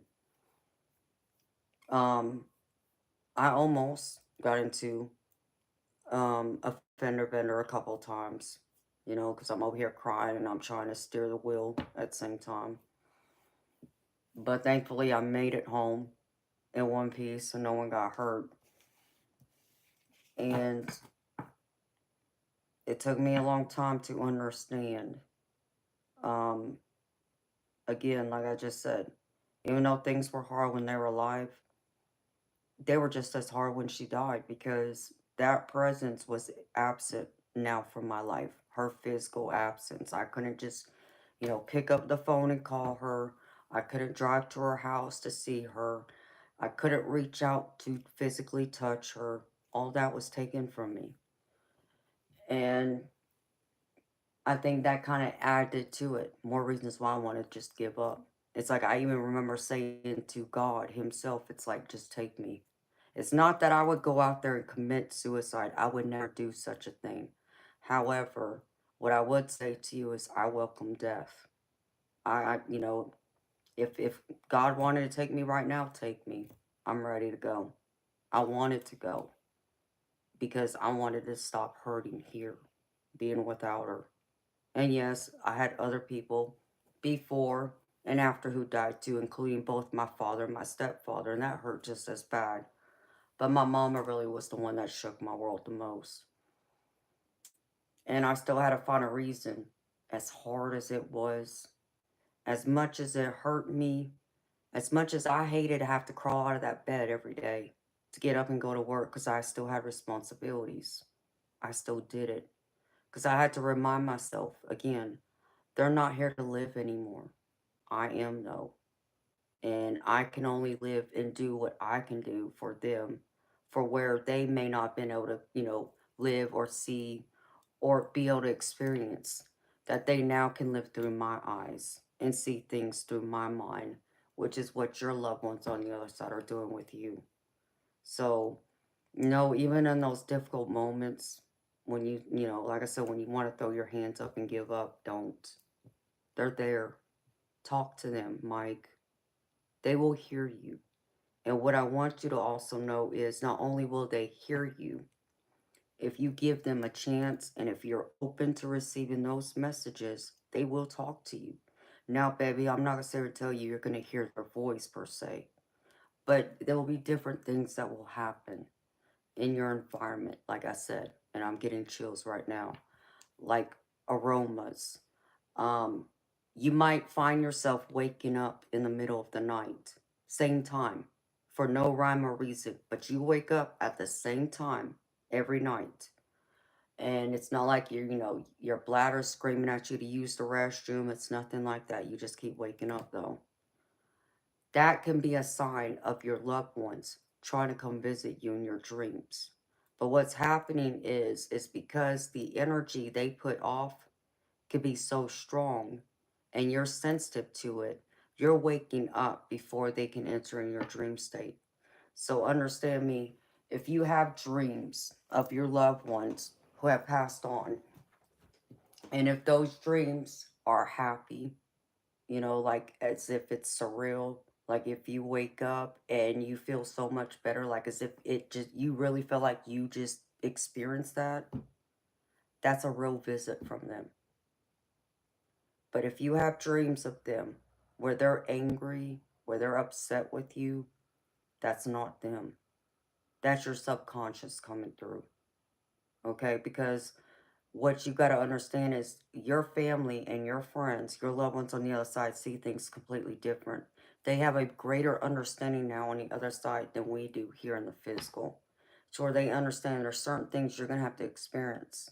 And yes, it means you're going to have to go through some pain, challenges, struggles, hardships. Life's not going to always be easy because that's part of your learning process. That's what's supposed to help you evolve. That's why we're here. We're here to learn. So, and they understand that. So all they can do is support you the best they can. Just to let you know that they're there. Doesn't mean necessarily they can stop it from happening. Because there's also certain things you came into this life before. You came into this world incarnated. You chose to experience here in this life. So they have to allow those things to play out. But does that mean that that's going to always happen? No. It doesn't mean your whole life is playing out, but there's certain major parts of it that is. Like, let's just say, for an example, let's just say that you made a decision before you incarnated in this life that you wanted to get married and have a huge family. So let's just say you decided to have 10 kids. Well, you're going to come in this life, you're going to get married, and you already know who your spouse is going to be, and you're going to have 10 kids. That's already set in stone. What may not be necessarily set in stone is your supposed career path, something you can still choose. Now, there could be certain things around it, per se, that you're supposed to learn, and you can still learn it no matter which career path you go down. But that's one way. Does that mean that it's always that way, that your career is not chosen for you? Not necessarily. There's just certain key points that's supposed to be the main reason why you're coming into this life, what you're supposed to learn from it and take it up with you when you go on, just like your loved ones have done. So they have to watch these events play out. And certain things, like I said, they're not going to tell you because they have to wait for certain other people to do their part before they can kind of like fill you in and let you know what's coming down the road. Do they know what's coming? Yes, they have access to all that, but can they necessarily always share that with us? Not always, because of there's certain rules up there that we're not allowed to have access to until certain things happen. And then um there's also what I want you to know, Mike, is if there's ever a time that you want to feel your family, your loved ones, the times they'll come through the strongest is on holidays. So we'll just say like, a birthday, like your birthday, you should feel them. If you're open to it, if you think of them, know that they're there. That's the easiest time to connect to them. Why? Because they're going to make sure no matter what that they're there by your side because they know you're going to be sad at some point, missing them, thinking of them, wishing they were there. Same thing with like holidays, Christmas, Easter, um 4th of July, Independence Day, whatever. um they'll be there. And even on their own birthdays they'll show up, or on the day they passed away they'll show up because they know you're going to be sad, so they'll be there as extra support. And that's when you might more so feel them, is on those days. If there was any day, it would be days like that to have a significant event. They mean something big to you, where they know more than likely you're going to have some type of sadness. You may even cry, missing them, thinking about them, wishing they were there. So if you ever find yourself, again, wanting to give up anytime, remember this. Remember that your loved ones are always beside you, giving you this strength, this hope, the extra nudge, the encouragement, even advice, whether you realize it's coming from them or not. And most times you won't know. Um, but it's coming from them. So if you think they're not listening to you, if you think you're not getting any messages from them, I would ask you to reconsider that, because we're all getting them. We just don't recognize them as that. What would an example of that be? It would be like as if you, I experienced this with someone not that long ago. I was talking to someone and we were having a conversation. We were talking on the phone.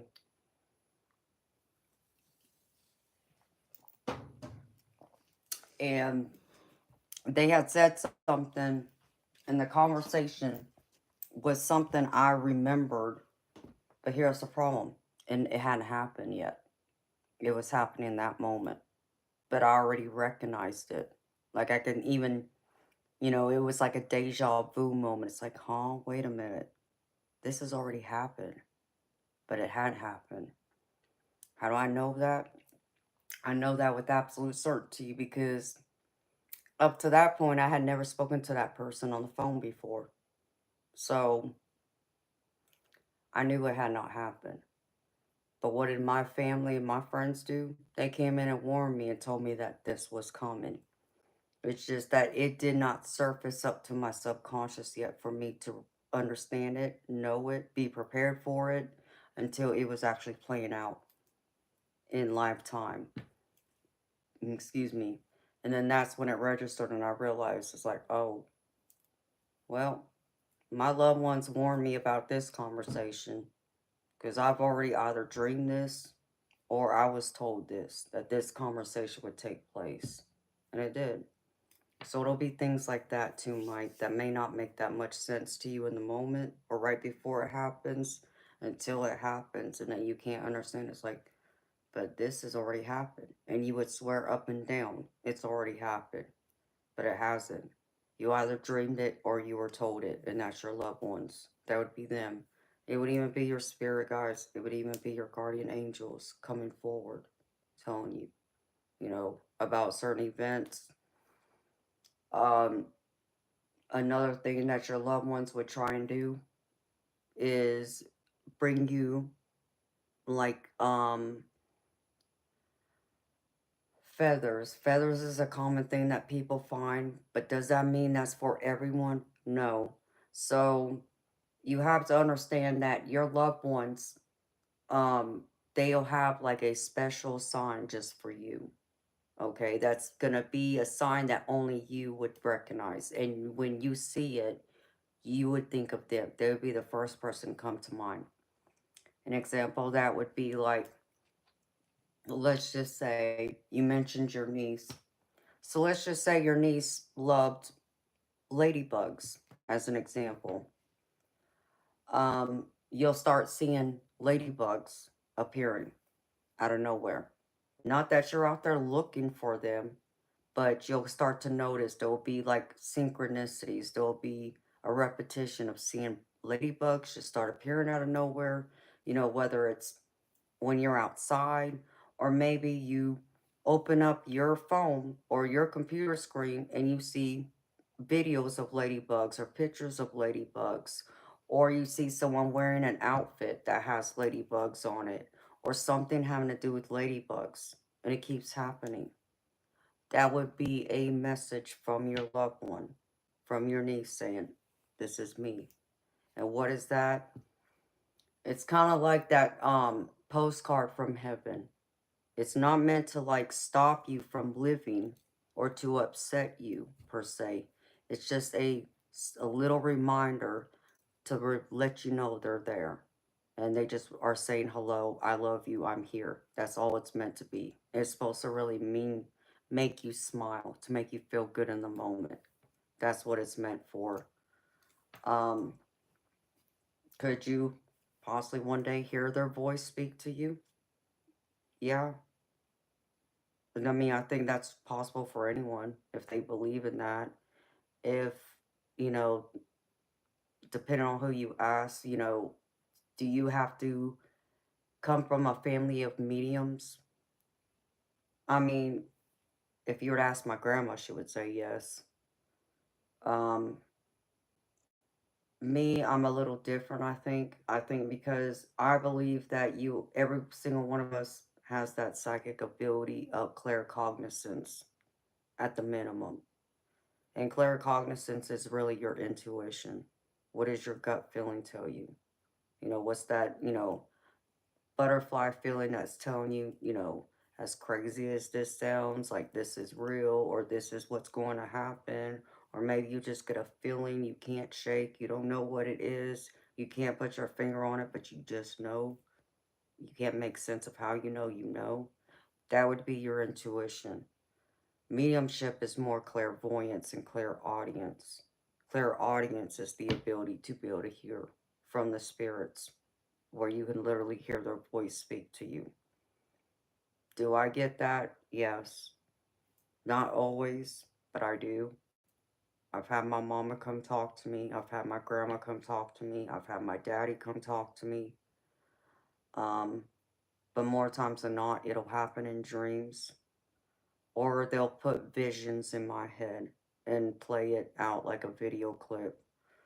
Um, or they'll put something in front of me that'll make me know it's them. Something that will make me think of them. That will be the first person that comes to my mind that says, "Oh, that's them," and I'll know. Another way mine will communicate with me, my mama used to sing songs to me when I was little, up until she passed away. So I know sometimes I'll wake up and I'll be in a deep sleep. But as soon as I open my eyes in the morning, I got this song playing in my head out of nowhere. It's not like I was just listening to the radio because there's no radio playing. I was sleeping. But that song's there and it'll keep playing on repeat. That would be my mama. That's one of the ways she'll let me know that she was there. She's done it to me to make me know that I just did have a dream about her, because I will even dream of her. And there was one time I remember I did have a dream, but when I woke up at first, it's like I know I dreamed of her, but I can't remember what the dream was about, but I know I dreamed of her. And as soon as I opened my eyes, that song was there playing. And that was to let me know, yes, you did dream of me. Yes, I'm here. That's what it's supposed to do. So it's all in a matter of what you believe, Mike, how you take in that information, what you're open up to, even seeing numbers, synchronicities. Like think of yourself seeing the same um, numbers over and over again. Those numbers, like people always talk about 1111. And 1111 is really just simply to let you know you're on the right path and you're being guided on the right path. But sometimes it'll be a number that you recognize. Like think of someone's birthday. Like, what's the date today? I think it's the 24th or 25th. So say if, July 24th had any significance to you, like say it was someone's birthday, and you just suddenly start seeing those numbers appear, whether it's on the back of someone's license plate, or maybe you go to the store and the total on your receipt is 724. It can be something like that. That's also to let you know it's them that's there. Um, they also, if you're aware of it, if you're in tune, that you'll even feel them touch you. Not everybody gets to experience that. So I'm not going to tell you it's going to happen, but I'm not going to tell you it's not going to happen either. Um, but it's not going to literally feel like a physical person like touching you or hugging you. I've had them come to me and touch my face. Like I'll feel warmth on my face. I feel it on the side of my face. I've had them come and kiss my forehead. I've even had my mama come in and literally, and this is what she would do. This is something my mama would do to me when she was alive. She loved playing with my hair. She loved running her fingers through my hair. And one day, I had just gotten home from doing something to honor her memory because she died on Thanksgiving Day. And to let me know she was there, I smelled roses, which was to let me know it was her because that was her favorite scent. She loved roses. And then, as I'm standing in my foyer putting my coat up, I see this. So, like my hair just by itself up in the air like that. It's not me doing it. There's nobody else around me. That was my mama. And then I've had them even come in and I felt them hug me. But like I said, it's not like you feel someone like squeezing you, like if you think of like a bear hug. It's not like you feel your whole body like being squeezed to death. You just feel this warmth around you. You can't explain it. And, it would be the warmth, though, of what you would feel if their body was touching yours. It's just warmth, though. I have felt that. I have felt them um, grab my hand. I have felt them um, touch, like, the end of my mama she would come through sometimes, and she would, because she had nails like mine, so she would run her fingers, because I'm ticklish on my feet. So every once in a while, I'd feel someone tickle my feet, but nobody's around. That's another way I felt their touch. So be open to receiving those types of messages. It's not necessarily them speaking to you, but every interaction is a message. And most of those messages, Mike, are just to let you know you're not alone. It's to let you know they're still there, they're still present. They see everything you see. And know that they know everything that's going on in your life. Everything you think, they have access to. Because, people think that's crazy and they can't wrap their head around it, just for the simple fact that people go through and they connect themselves too much to what this human physical body does. In the spirit world, it doesn't work that way. So all of our thoughts has energy. It's like a frequency. Like you think of like hearing music play on the radio, and you're like that antenna. It's kind of the same thing. Your loved ones have access to all of that. So, it's one of the things that some people don't like hearing. Um, but I can only tell you what my spirit guides have told me and what my loved ones have told me. It's like they can go through and get to know you and even know you that much better than what they know you when they were physically here. Why? Because of the exact thing I just said, because they know your every thought. So now they get to put themselves in your shoes, per se, and get to be in your head, per se, and pick up all those thoughts in the moments. Like if they, when they were alive, let's just say they couldn't understand why you would do certain things, make certain decisions, and it would puzzle them. Maybe it even drove them crazy and would frustrate them. Well, now on the other side, because they have access to all your thoughts, they now have a better understanding and they get to know you better in that way. And that's something that's can be very special. It can upset some people. For some, they don't want to hear that. They just say, like, oh, but I don't want them to know what I'm thinking. Now, don't get me wrong, okay? If you think like, I had someone ask me this a couple of times. If you think your loved ones are around when you're using, let's see, the bathroom, we'll say, no, they normally will step away. Um, and give you that privacy. If you're doing having, let's see, how do I put this? Extra adult activities um, in the bedroom, they're not going to be there for that either. So there's certain things they will make sure they give you your space and won't be there for, but everything else they will be. So if you want to go through and talk to them, you don't have to talk to them out loud either, Mike. You can say it in your mind. You can write it down on a piece of paper. They'll still get it the same way. And sometimes it may not happen overnight, and most times it doesn't. They'll answer you.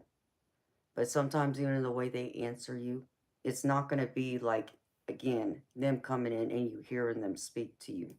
It could be like, an example would be like, let's just say, you wanted to talk to your niece, you wanted her advice on something, and so you're over there at home in your private, space, asking her for her help. And then let's just say later that day, you go out to eat with, your friends, and you're sitting at the table with your friends eating, but then you overhear a conversation happening at the table next to you, and you hear someone speaking, and what they're saying resonates with you. And it almost sounds like it would be something like your niece would say to you, because it is.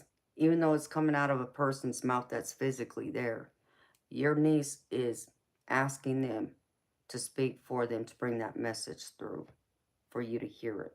So you're supposed to take it as that. So that's another way they will communicate. But probably the easiest way though is in your dreams, in your sleep. That's the easiest way they'll come in.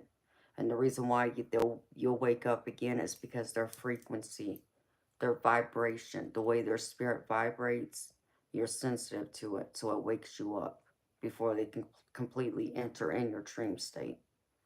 But you got to make sure when you go to sleep every night, you have to make sure, Mike, you protect your dreams. And this is crucial. You know, whether you believe in a God or not, um, either what if you believe in a divine God, higher being, or an angel, whoever you would, ask and want to talk to in your own way, ask them to protect your dreams, to keep them safe, that nothing evil or negative can penetrate it or come into your sleep state to disturb you. And they'll help shield that. But you got to remember to do that every night. Just like how some people, will pray and ask God to watch over them, protect them. It's kind of the same thing, but you could be asking your loved ones or your guardian angels for that protection instead. Um, what's another way I'll tell you that they come through? Um, even taste. It's rare. I've heard people mention it. I think I may have known one person who has ever actually tasted like as if they had just ate that food, but they're not eating anything. But yet they taste something, like just say someone in your family or your friends love pizza. That was their favorite thing to eat. That's all they wanted was to eat pizza. If you ever, hear or get like that taste of pizza, just an example, but you're not eating pizza and it's not like you had pizza, that day or even the day before, but you get this taste of pizza, that would also be them. That's another way they'll let you know they're there. But like I said, that's very rare. Um, what else?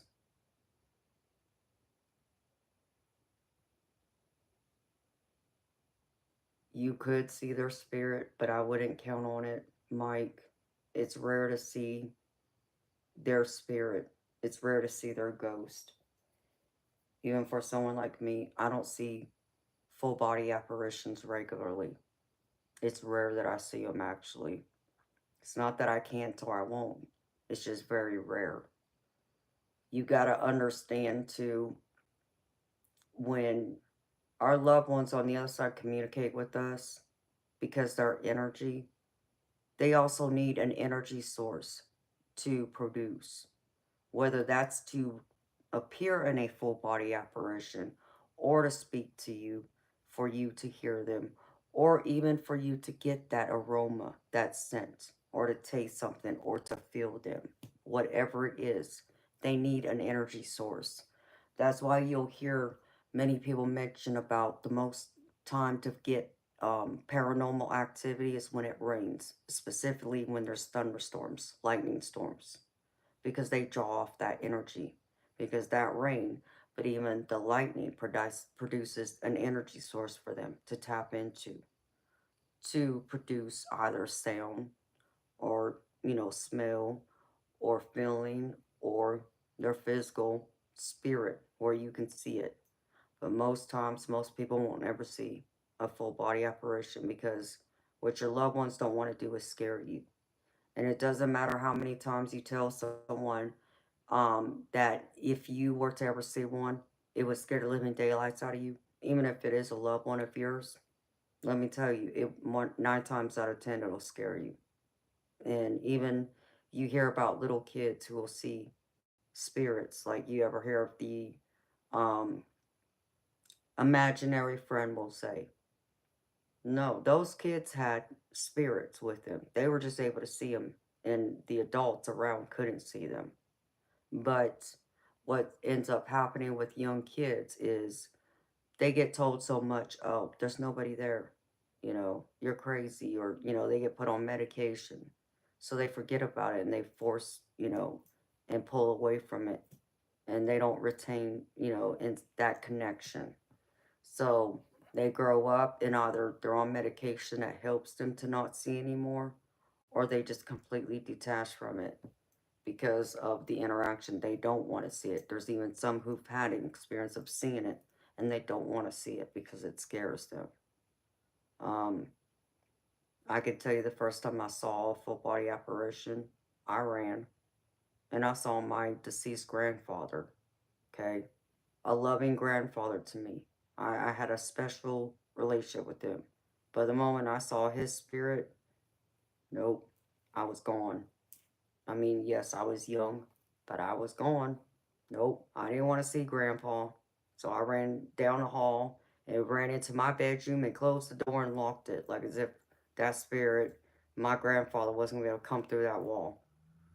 And he ended up opening my door. So he wanted me to know he was there. But boy, did it scare me. Mm-mm. In fact, I even felt him, or I didn't feel him. I saw him sit on my parents' waterbed. My parents weren't there, but I see my parents' waterbed be one way, and then suddenly I see it sink down. And that was my grandfather sitting there. Yeah, I didn't want that either.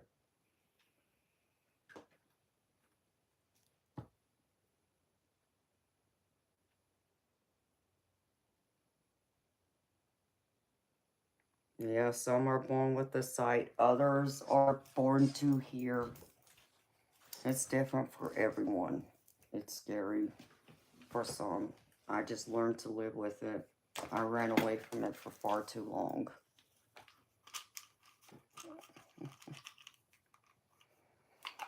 Um,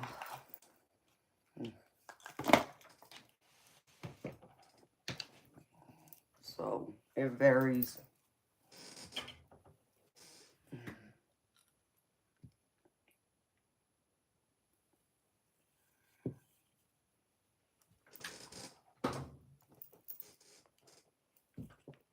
That it is very unique. Alright, I just want to get some more. Alright, Mike.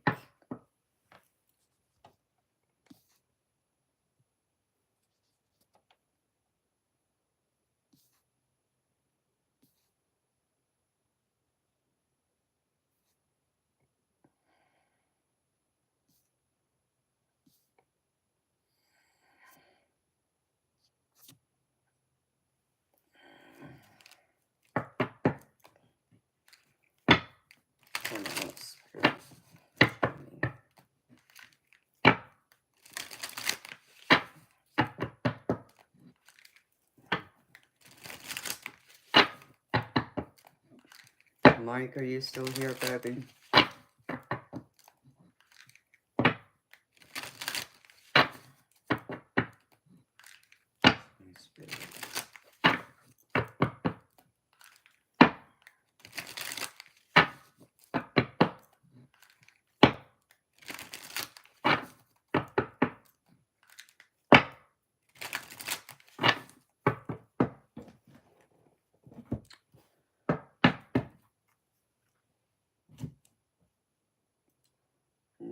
New people who came in, I'm not ignoring you.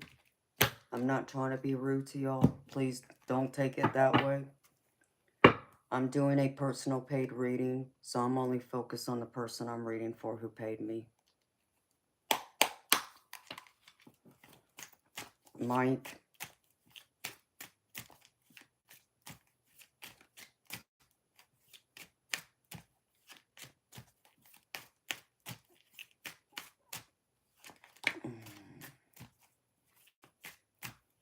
It's 4:30.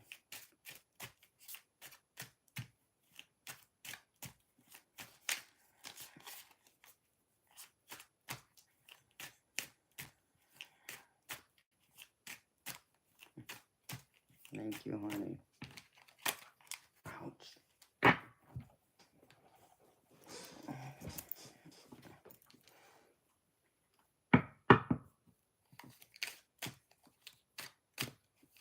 Mike Brown, where'd you go, baby? I can't sit here all night for you, honey.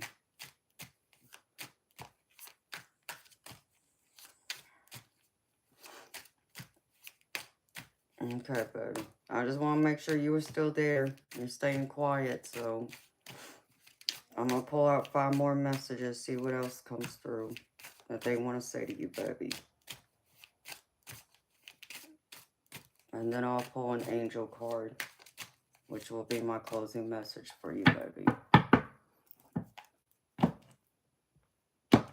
So I hope this is helping you to kind of understand. All right, Spirit. See, and they're making me cold. Show me. What else do you want to say to Mike? Help.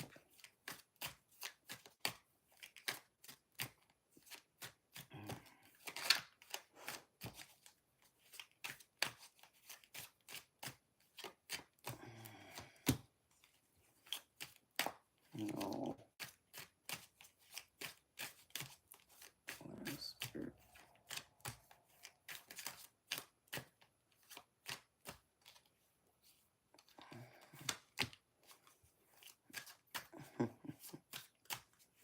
What I was looking for.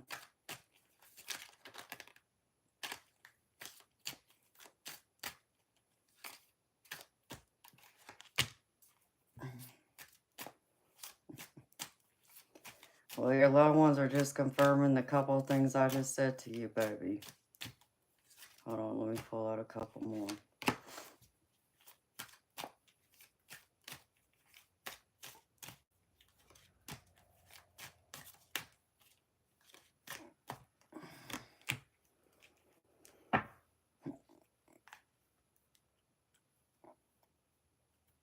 All right. I'm going to share these couple first, and then the last few is pretty much what I was just explaining to you. Just some things to look forward to. All right, Mike. The first one is, I know that it may be difficult to accept, but please understand that it was my time to go. I have found peace since my passing, and I wish the same for you. So when I know, Mike, I know it's hard to let people go, especially, ones that were younger than us, and it seemed like they got robbed of their life. But understand that they met their soul contract. It was time for them to go. And just as when that time comes for you to leave, it'll be your time to go because you have met and fulfilled your soul contract too. And I know it's not easy to hear, baby. It doesn't mean, and it doesn't make the pain any less, but it's just something that we can't understand while we're here in this physical form. It's only something we can understand once we do pass away, as we're able to see it and feel it and hear it. And then the other one is, change can be scary, but please release your fear and trust that you won't be going through this transition alone. I will be there. So whatever changes you're going through right now, Mike, don't feel like you can't get through it. And yeah, it will be scary. But again, your loved ones are here with you, helping you through this transition, no matter how scary, no matter how, much it might, be worth it. It's still going to be scary. And it doesn't mean that it's always going to be easy. There can still be some challenges that you may have to face until you see the full effect of what, you're trying to be brought towards. What, your ultimate goal could be, for an example. It's hard to see it while you're going in the middle of the storm when there's chaos, stress, all that going on. So, and that can scare us all. And then we finally get to the other side of it, and then we're able to appreciate. It's like, yeah, maybe, that was hell to go through, but to be where I'm at right now, it was worth it. I would do it all over again. It's that type of energy. And they want you to know that they're there with you, watching you, and helping you through it. And even when it's your time to go, they're going to be there for you too when you transition on to the other side as well. And the next one, you know how I was saying, pay attention to your dreams. So you're dreaming of them. Whether you remember them or not, Mike, you're having dreams of them. It says, pay attention to your dreams. You will see and feel me passing through to spend some time with you. So you're having dreams of them. It's just, like I said, some don't remember their dreams. So this would be like the time, Mike, you would want to say to them, you know, if you don't remember having any dreams of anyone, just say to them, even ask your spirit guides, ask the divine, aka God, help me remember my dreams. I'm not remembering them. I want to remember my dreams that I'm having of my loved ones coming to visit me. And it will come to be. And if it doesn't, understand that there might be an underlying reason of why. Like some people, unfortunately, there are some medical issues that can prevent it from happening. But for the most part, most people should remember it. And if they give themselves enough time, they will start to remember their dreams. Not all of them. And they may not necessarily remember all the details, but they might remember a couple little details. And the next one is, I want to remind you and say this to you, Mike. I see all of your victories and achievements. I am so proud of you and celebrate them all with you. So they're there with you through all your ups and downs, but especially your achievements, your victories. And they're celebrating them right there with you and cheering you on. So they want to send this message through. And then the last one I have here, Mike, for you, baby, from them says, seeing the same bird consistently is a sign from me. Seeing the same bird consistently is a sign from me. So is there a bird you've been seeing? And it seems like the same bird? Who comes to mind when you see that bird? Does anyone come to mind? And the first person that comes to mind, trust that that's who it is. They're sending that bird to you. Like me, my daddy, aka my stepdad, he loved hawks. He had a gold pendant of a hawk that he wore on a rope chain. And I see hawks a lot. I normally will see them when I'm out in my car. But even if I walk outside right now, I mean, it's dark, but like if it was daylight, I don't always see a hawk. But the times that I have, it's like they're flying right by me or they're flying right above my head to where I see them like I can't miss them. And I even had a hawk, which I got a picture of, and I posted it to my community page on my channel. A hawk ended up, I walked outside my front door one day to get the mail, and I saw a hawk sitting on like one of those wood, like a block that you put, you know, to kind of block anyone from driving into like a driveway, to block someone's path. This hawk was sitting on this, perched up on it. And when I didn't see it at first until I started walking towards them, and then I see this head look right at me. And when I say it looks right at me, it looks right at me. And I have a picture of it. I took several pictures of it. And it was a few days later, same hawk. And I knew it was the same hawk. There was something specific about its feathers. There was something in it. I can't remember what it was. It came out here in my backyard and it perched up on the utility pole where the electrical lines, and it would hang out up there. That's my daddy. And I know that. And that was the first thing that came to my mind. And then there's been times where I'll see the same cardinal or blue jay just in day, you know, um, back to back several days, maybe 2 or 3 days, but I'll see them. And then I may not see it again for a while. That's my daddy. But most time it's hawks. And they'll get up close to me too. In a sense, like it's talking to me. I can't explain it, but I know it. So if there is a bird that's coming around you, Mike, you would think it's the same bird, that would be your loved ones trying to get your attention, and they're sending that bird to you. And that's just another way of them saying, I'm here. You know, this bird's like a gift. It's like me passing by you, waving to say hello.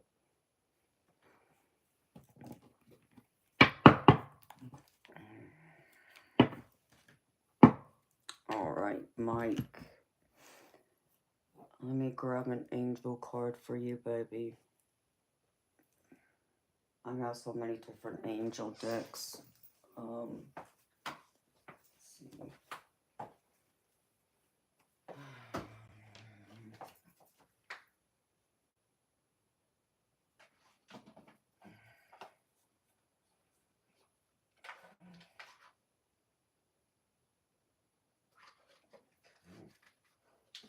Tell me to pick this one.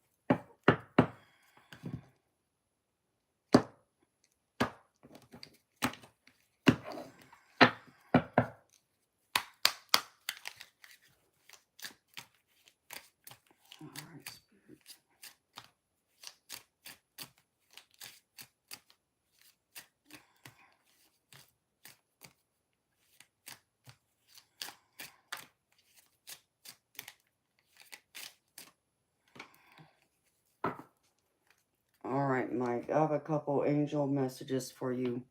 And these are numbers too, baby. That you might see. It might make sense to you. If you haven't been seeing them lately, if you start to see them, trust that this is to confirm these messages. The first one is number 222. And this is for balance. Maintain harmony and balance in your life to manifest your desires. Maintain harmony and balance in your life to manifest your desires.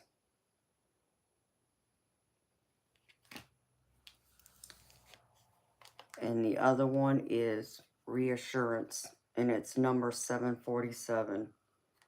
And this says, trust your intuition and make practical decisions that align with your higher purpose. Your guardian angels are acknowledging your efforts. So here's 747. Reassurance and acknowledgement, also to trust yourself, your higher self. Trust that you have the answers already. And yeah, we all need someone to lean on for advice or to get guidance from. But that's just to kind of confirm and validate us most times. The truth of it all is we already have the answer deep within. It's just, you know, sometimes we don't trust it enough. Or like I said, we need someone else to come in and validate and trust that that is what we're supposed to listen to.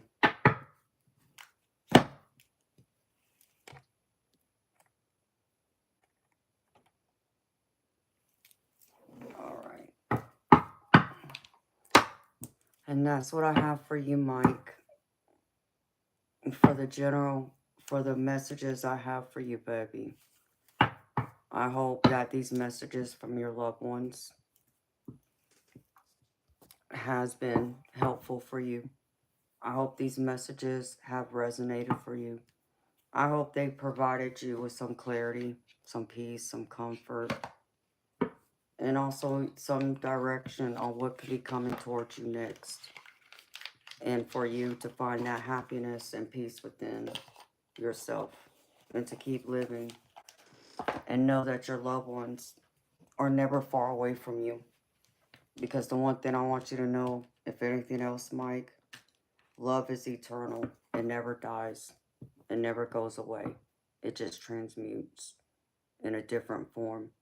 But it never leaves us. And know that your loved ones left their love behind. How they left it behind with you. It's not just their love. It's not just a feeling. But it's the memories you have with them. And it's those memories that keep us going, that keeps us strong, that even helps us in our most difficult times, and the times especially when we're missing them the most, and would give anything to talk to them or to feel them again. So carry those memories with you. Honor your loved ones. And I'll leave you with this one other suggestion. On those days that are hard, like let's just say a loved one's birthday, for an example, I can only tell you what I do. That's helped me, and that's me going out and still celebrating their birthday like they're here.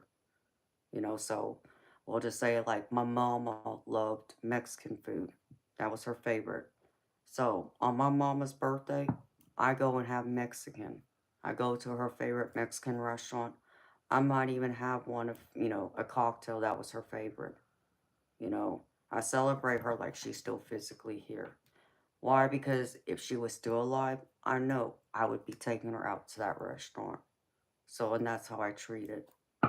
Because I know she's tagging along with me. I know she's there. Whether I might see her spirit or hear her or not, I know she's there. And she's watching. And she's there enjoying her birthday there with me. So just know that, baby. So I hope that has helped you. And thank you, baby.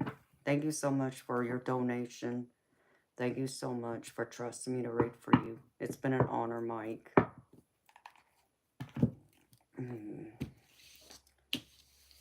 Thank you, Salvador.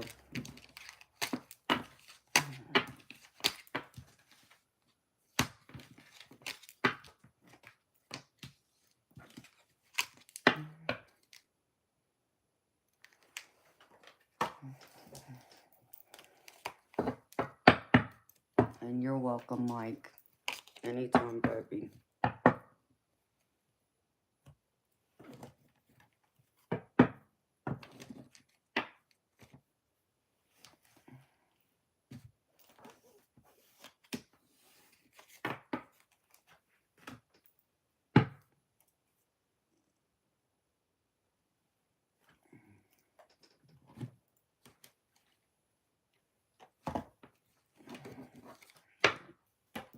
444.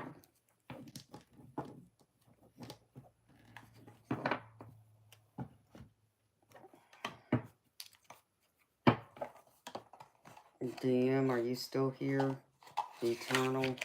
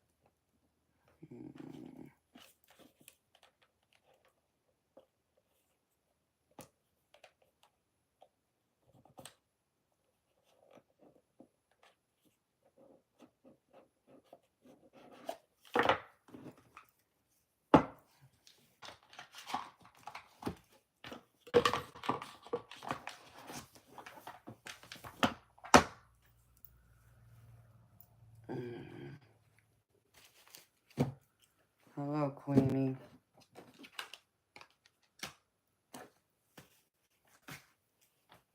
I've been here almost 7 hours.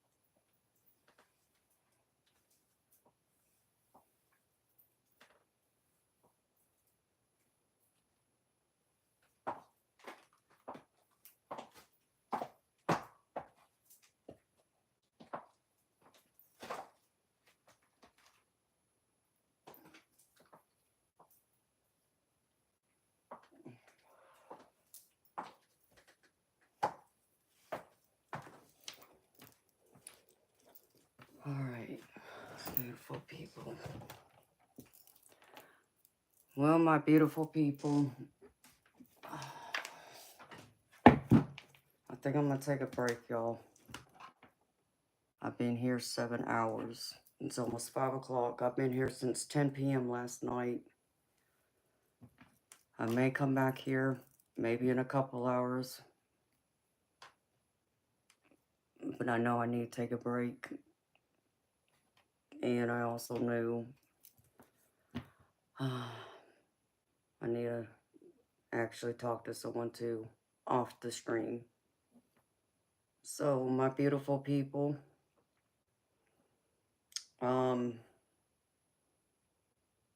maybe I'll come back later this morning. It's almost 5 a.m. for me. Maybe not. I don't know.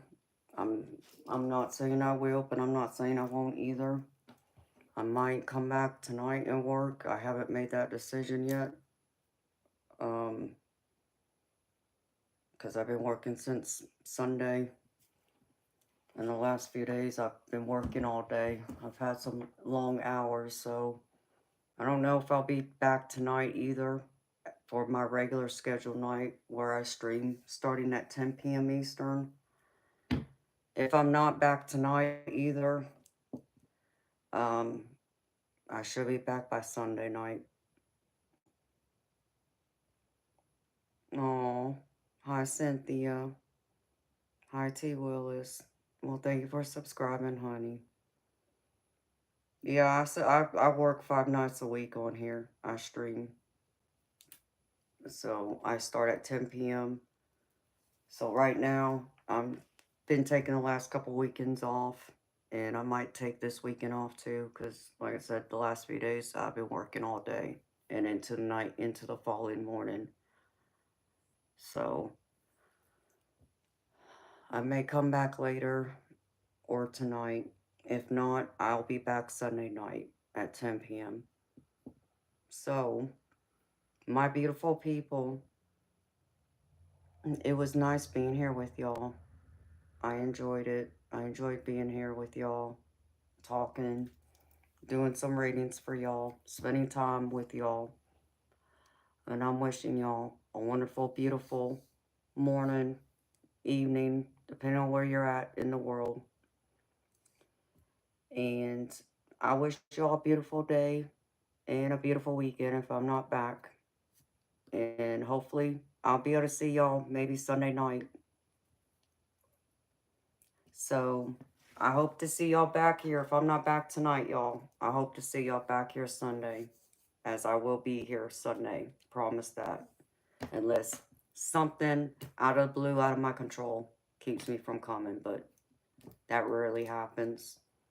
But I'll be here Sunday night, 10 p.m. Eastern, if y'all don't see me before then. So take care of yourself, beautiful people. I'm sending y'all much love and light. Good night.